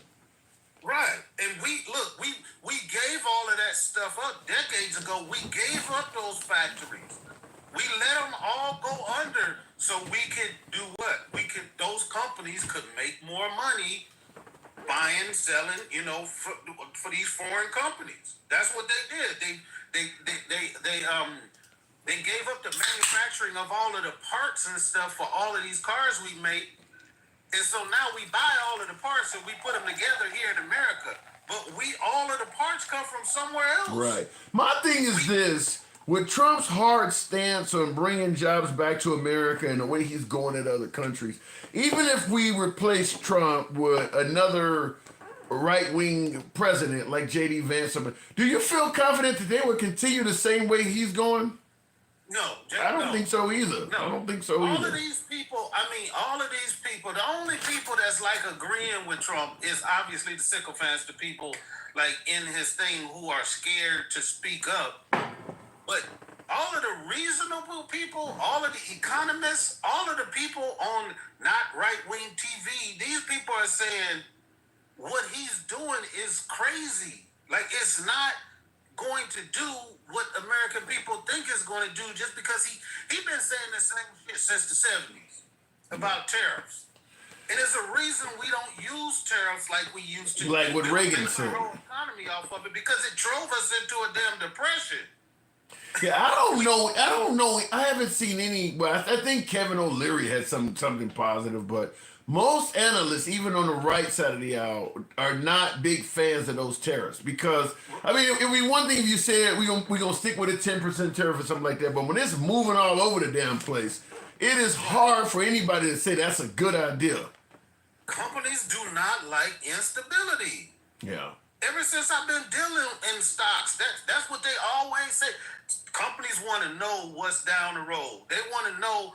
They want a long-term plan, and in order for them to spend billions of dollars, they want to have a stable economy that they can depend on. Not one that it might change. The parts that I purchase might change by 25% overnight. Yeah. Well, I'm just not going to make those purchases. Yeah. Well, Draco in the comments is saying, "Yeah, Tim, you and Denkel make great predictions like you predicted Kamala Harris to win." So he said, "We don't know what the hell we're talking about here." Well, look, every year, we got a 50-50 shot of winning or losing. They lost when Biden got elected. Nobody was telling them, you guys don't know shit because you lost. Like, no, that's what happens in elections. People lose, some people win.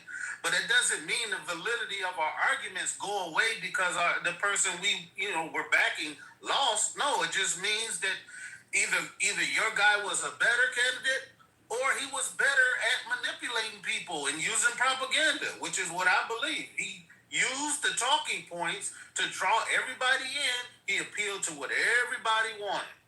I don't think it was just that Trump was a good candidate, and I do agree with you. That is certainly what he did, but I think that there's a combination of things. I don't think folks view Kamala Harris as being authentic.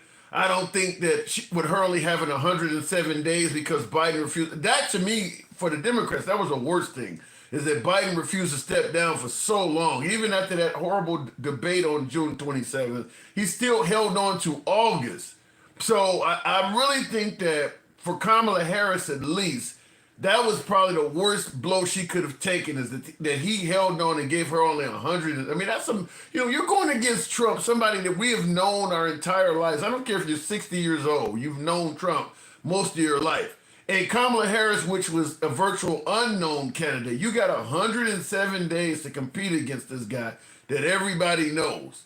So I think Biden really handicapped her by doing that.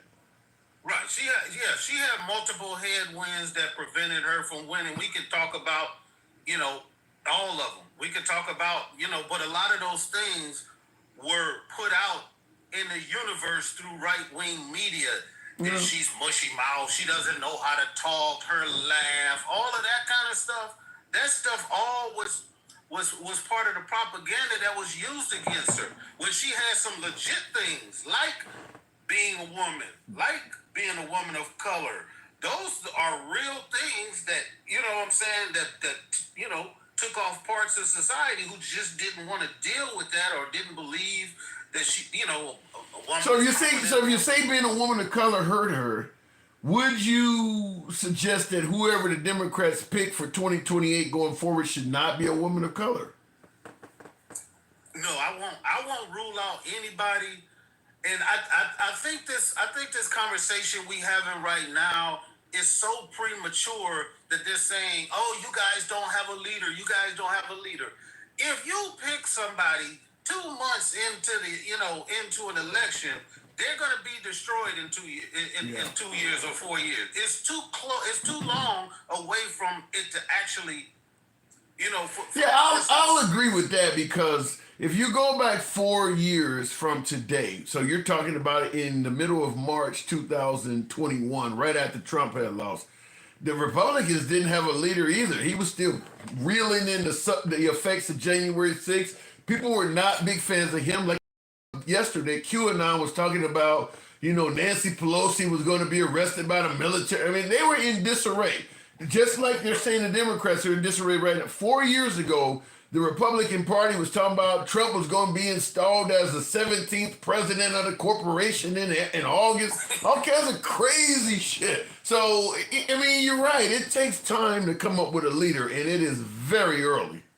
And I would say, we probably, thinking about past elections, we might not even know who the person is that's gonna, that was like Obama when he got in there. 4 years before Obama got in there. You didn't know. Nobody hadn't heard his name or nothing. He was he had a first-time senator, so we might not even know who that person is going to be. So I'm not tripping about that right now, and I'm not in no hurry to pick somebody or say Hakeem Jeffries or none of those people right now.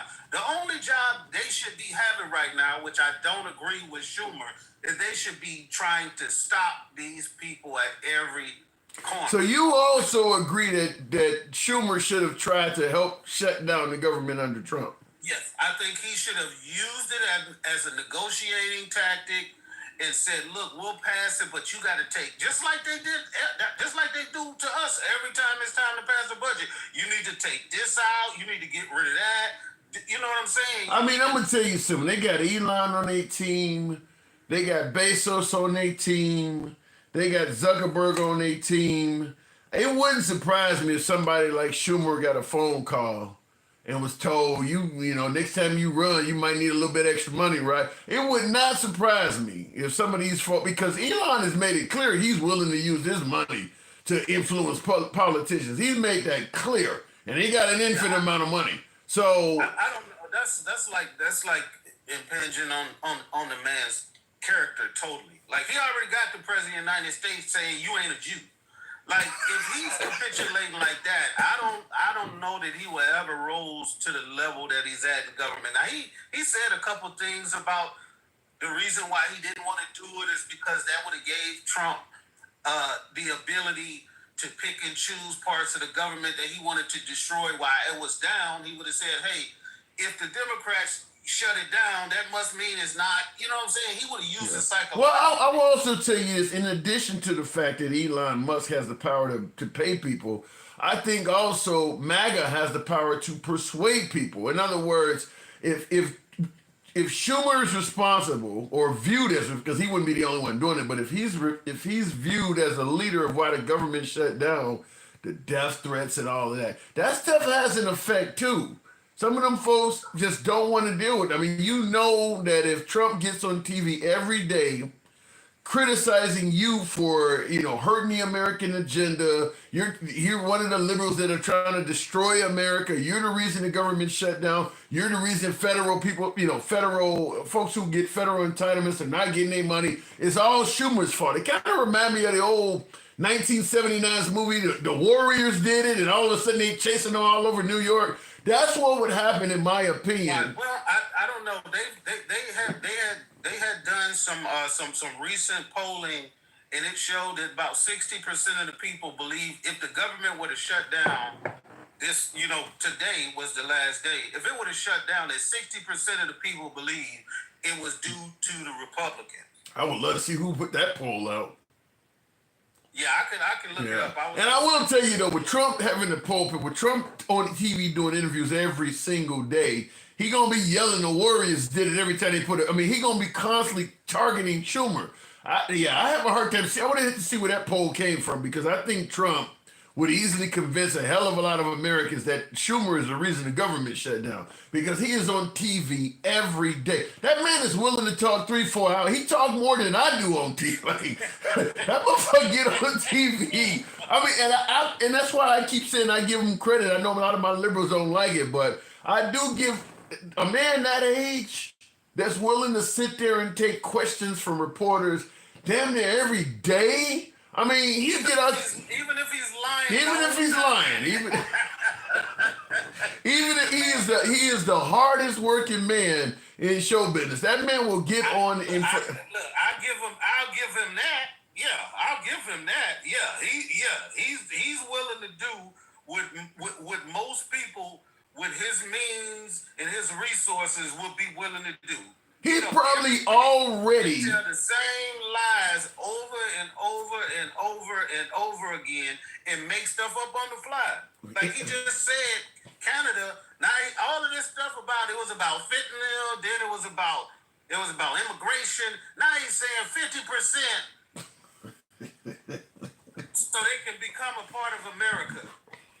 Nobody voted for that.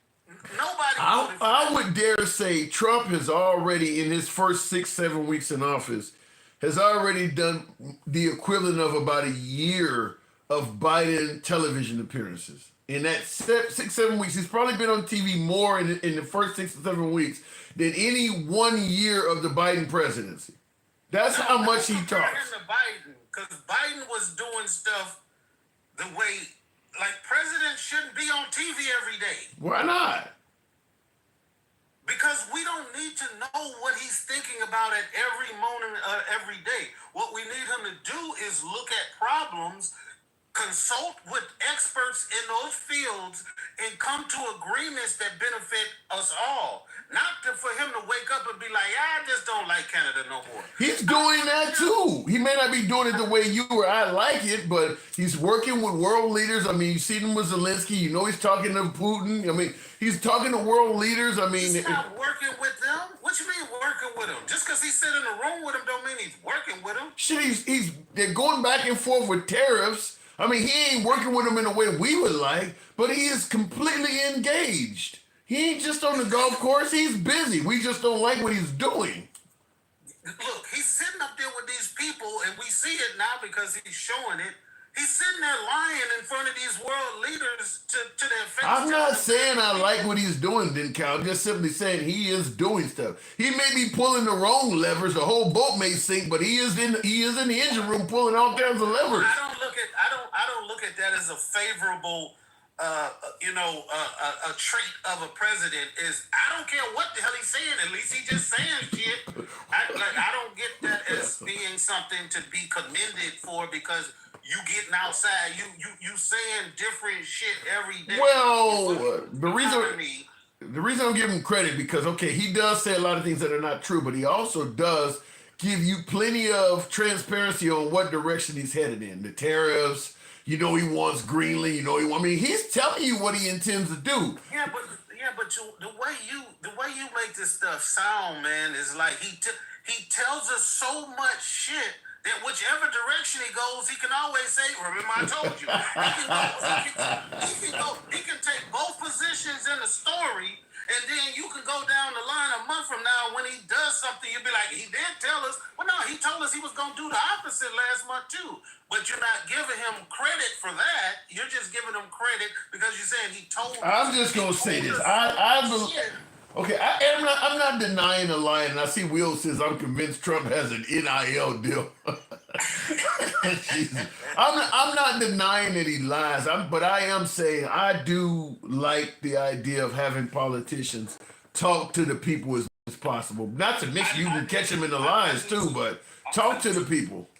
But I would like for those conversations to be intelligent, to be reasoned, to have information, to have documentation. Yes, of course you want to hear as much as possible from the people that are representing you. But if you just coming out there just to say, or just to respond to questions and just talk, just give a toss-up answer, then no, I don't want it. Look, you got over 2 million government employees shaking in their boots, terrified. Yeah. A lot of these people are about to lose their homes and their cars and their families, and I don't know. I feel sorry for those folks. Yeah, I do feel sorry for them folks because they said mental illness and depression is growing amongst the ranks of federal employees because, their lives are just really uncertain. I mean, you just don't know. I got a cousin and she barely could, I was talking to her in the beginning when this stuff was happening. She works at the IRS in Michigan. And I mean, she stressed the fuck out. She was telling me before, they having these meetings every damn day. They talking to the unions. Don't nobody know what's going on. People are just disappearing from the job, getting marched out the door. And she over there stressed the hell out. That sound like the Jews in the neighborhood during the 1930s. Well, shit, my neighbors is gone now, and right. just disappearing. At night, somebody came. Yeah, it's just disappearing. But one more thing before I go, I just wanted to say, when we were saying stuff like, we believe that Trump is he's being authoritarian or being fascist, he's literally doing that stuff now.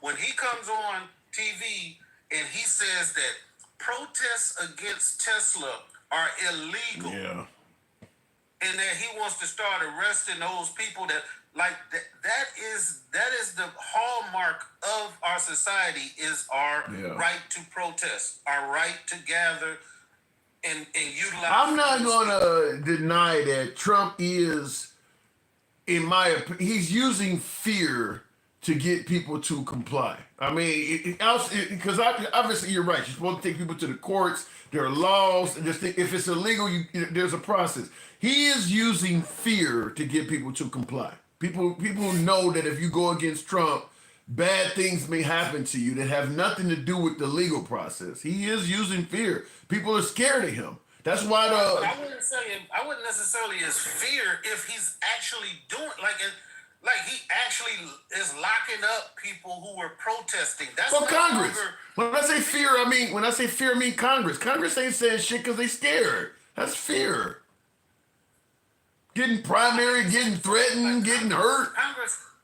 Congress can't really say nothing right now because it's got to go through the courts. No, if he is doing things that are clearly unconstitutional, like getting rid of birthright citizenship and things like that, when you're on Meet the Press or you're on This Week with George Stephanopoulos or CBS Sunday Morning, somebody asks you, how do you feel about the president doing something that's clearly unconstitutional and you are afraid to answer?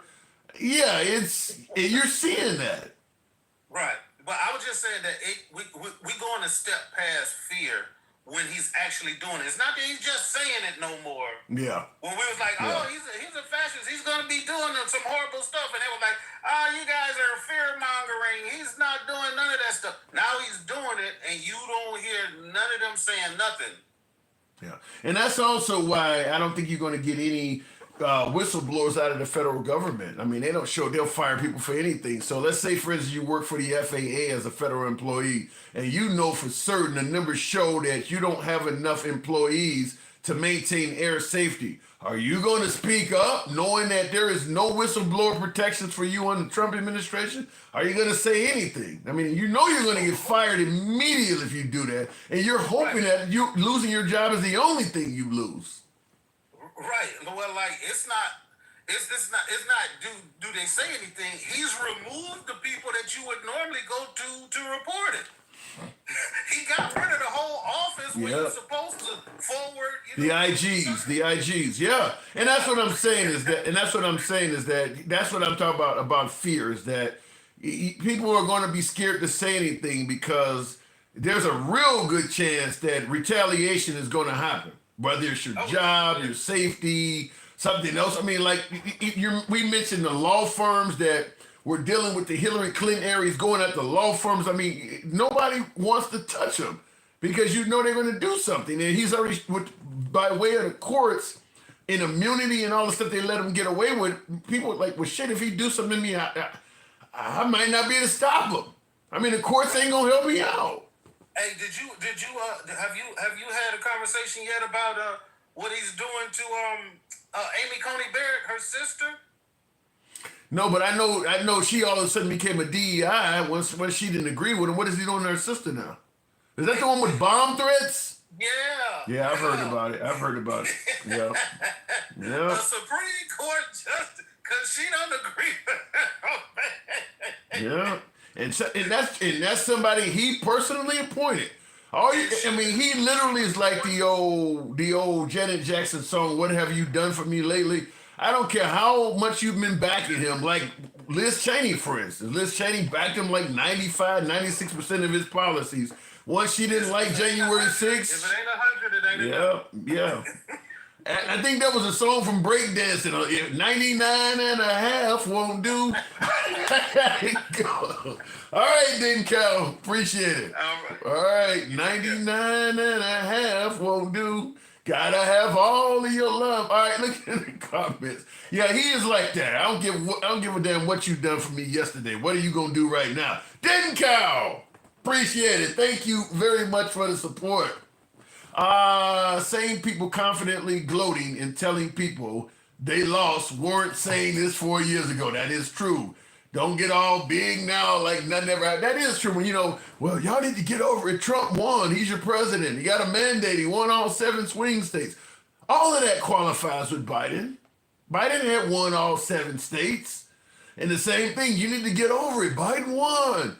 No, he cheated. He didn't win. Trump's going to get reinstated. Nancy Pelosi's going to get arrested. Trump's controlling the military. I mean, they weren't just taking it either. Good point, Will. I'm convinced that Trump has an NIL deal. That's hilarious. Anyhow, folks, I got to do what I got to do. Thank you for the 85,000. I didn't get up to 100,000, but I do appreciate you folks that did tap the screen. Looking in the comments, the real stats are out. What are the stats there, Gwendolyn? I'd like to know. We were saying Trump won in 2020. Yeah, we definitely were saying Trump won in 2020. Trump is still saying he won in 2020. Like I said, right now, he got control of the House, the Senate, presidency, and the Supreme Court. Prove your case. Prove that you won the 2020 election. Just like I keep bringing up the Haitian migrants and all this stuff. And when he said Obama wiretapped his office, prove some of that stuff. Just like right now, all of the waste, fraud, and abuse you finding, prove it. Prove, look, I'm not going to throw Elon Musk under the bus. If Elon Musk is saving the country billions of dollars, he's doing a good thing. But prove it. Prove it. I'm not going to just buy it because you said it. And certainly with Elon Musk, so many things he said has turned out to be false. So many things he said. I mean, he's had to take information down off his website because the New York Times and some of these editorialists have been proving this stuff is not true, dude. You're lying.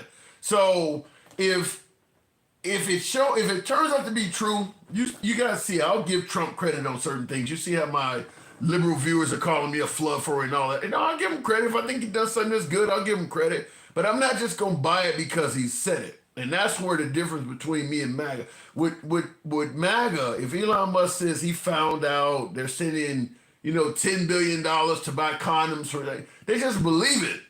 You don't need to see any evidence. Elon Musk said it. It must be true. I don't buy that because he has been wrong. So we'll see what happens. But until he shows evidence, and that's what I said, the same thing with Trump, the Haitian migrants and all this stuff. Show some evidence. The Trump supporters don't need evidence from Trump. If he says it, that's good enough. I'm not in that camp. And right now, it does not look like he's going to prove a lot of the things he said. Now, as I pointed out earlier, Elon Musk is now required to go before a judge and show receipts for all of the waste, fraud, and abuse he's finding. My guess is he ain't going to be able to show that stuff. I know for a fact, I feel confident that the folks he has fired claiming it was done for a lack of performance, that ain't based on reality. You fired so many people so quick. There's no way you evaluated all their performances. There's just no way you've done that. All of these people getting letters saying that they were fired for lack of performance. There's no way you did any type of evaluation on all these people. So, yeah, I know that ain't true. He lost 60 cases. What else is there to prove? Well, they believe the judges were all liberals and in the tank for Biden. You're talking about the 60 court cases Trump lost trying to prove he won the 2020 election. For me, after watching Dinesh D'Souza, 2000 Mules, about 6 times, we did a bunch of shows on 2000 Mules when that was out. For me personally, the whole way Trump looked into the 2020 election, the things he said about it, it just looked suspect. Examples would be, in the state of North Carolina, Biden was winning North Carolina right up to about a month, I think, maybe a couple weeks even, before Trump won North Carolina. But Biden was leading in that state right up to the election. Trump was claiming there was widespread fraud in North Carolina. The minute he won North Carolina and got their electoral college votes, we never heard about it again. Which means that based on what he said, if you're telling me this state has widespread fraud and you won this state, how do we know you didn't win by fraud? To me, Trump came across as somebody who was not interested in proving, having a free and fair election. He looked like he just wanted to win. I don't care if it's fraud as long as it go my way. To me, that's what I saw in Trump. In fact, you look at, and Dinesh D'Souza followed through with that. You look at like where they were looking for fraud. Michigan, Detroit, Arizona, Phoenix, Georgia, Atlanta, Wisconsin, Milwaukee. You're only going in areas to look for fraud where you're likely not to win anyway. What's going on in Eau Claire, Wisconsin? What's going on in Escanaba, Michigan, the Upper Peninsula of Michigan, the red areas? Are you looking for fraud up there? No, we're only looking in Democratic areas. So if you do find fraud, it's guaranteed to be Democrat because you're just assuming all the Republicans are honest. The whole way that whole investigation of the 2020 election was done, it just came across as biased and shady, in my opinion. Now, if what Trump should have did, I think may have helped him out a little bit more. Find me as much fraud as you can find in all 50 states, and I'm going to go ahead and present that to the Supreme Court and tell them, look at all the fraud, because there's going to be fraud in every election. Every election is going to have at least a little bit in it. 350 million people, maybe half of that voting.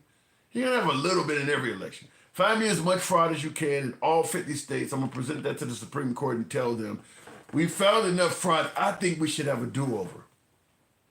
There's just no way we can call this with all this fraud. Might work, might not. But it does look more like you're trying to have a fair election. What Trump did looks like you're just trying to win. Another example, Pennsylvania. They made changes to how you could vote, particularly mail-in votes. And they claimed it was due to the pandemic. Made it a little bit easier to vote because of the pandemic and the social distancing that was required. Now, Texas, and I think another Republican state, if I'm correct, but I know Texas for certain, sued Pennsylvania, stating that their election change went against the state's constitution. They sued Pennsylvania for their election change.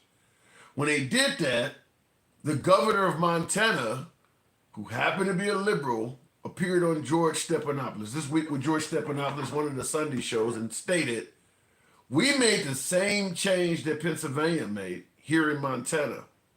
But Trump won here, so they're not suing us. But we made the exact same change.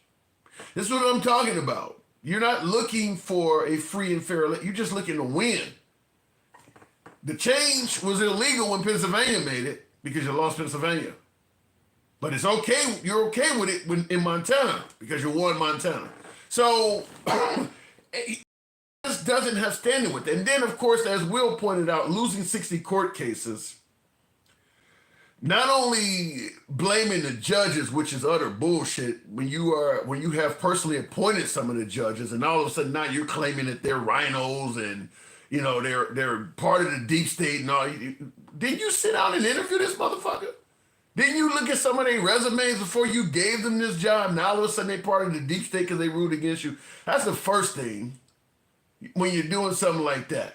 But then you go to the courts and you're literally walking in with a pot of spaghetti noodles and throwing it to the wall and trying to see what sticks. The Dominion voting machines are switching votes. Dead people are voting. And just coming up with all kinds of stuff. And then when well, can you show us proof of this? You have none. So that's why I don't believe to this day, you'll never see them prove the 2020 election was stolen. You may see them come up with some evidence that maybe something here didn't go right or something there didn't look right. But actual definitive proof that Trump won, you'll never get that. Because there's already enough proof that they lied about a bunch of stuff too. The fake electors, obviously the Dominion voting machines where Fox News had to pay $750 million.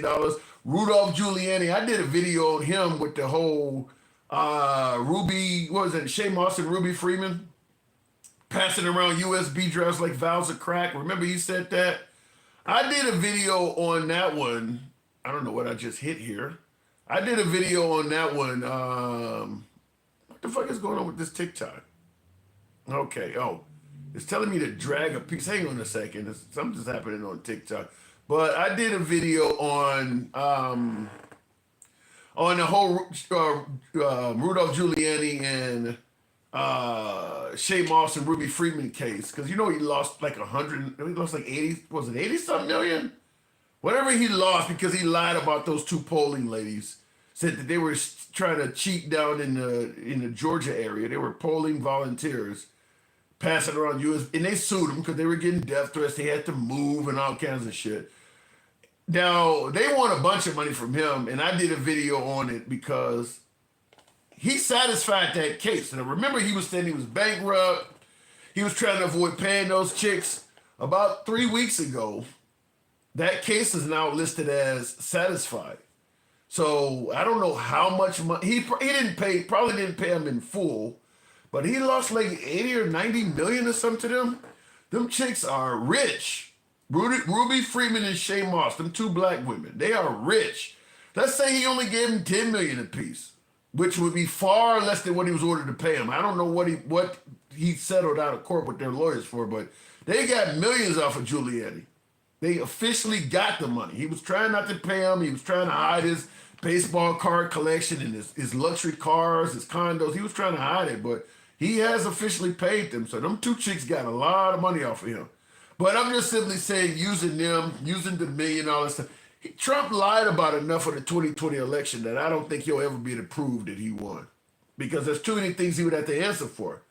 It's going to be hard for you to have credibility when we can prove that you lied on a bunch of stuff too. So I don't think MAGA needs proof. If you support Trump, once he said the election was stolen from him, that's all you needed to hear. Just like what Elon Musk is talking about finding waste, fraud, and abuse. You don't need proof. Once they tell you they've done it, that's kind of good enough. So I doubt if you'll see the proof, but hey, it would make for a good story. Anyhow, folks, I do appreciate you tuning in. As always, it's your boy Tim, the handsome liberal. Follow the program. Certainly drop me a subscription if you're on YouTube. Follow if you're on Instagram. We are all about free speech. We don't block, ban, or censor. We're MAGA friendly to the very end. I'll catch you tomorrow. And on YouTube, real quick, most corrupt country is a huge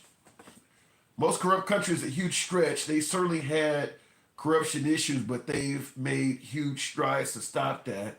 Why is it not democratic? And why did you mean? I don't know what you're talking to someone else. We're not the most corrupt country. I definitely disagree with that. America's not the most corrupt country, but I do believe we are heading. We're getting worse in terms of corruption, but yeah, there's way more corrupt. I mean, some of them countries in Africa are really bad. So no, we're certainly nowhere near the most corrupt. But I do believe we're getting more corrupt. To me, what did Trump accuse Biden of?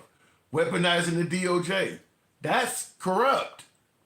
We can talk about whether Biden did it or not, but I can tell you this. Whether it doesn't matter if you think Biden weaponized the DOJ or not, Trump is doing it too. Trump is definitely doing it now. So that's corruption. When you start having leaders using the courts to go after enemies, Trump is definitely doing it. So we're not the most corrupt country on earth, but we certainly are getting more corrupt. Nevertheless, let me get my ass out of here. I'll catch you guys.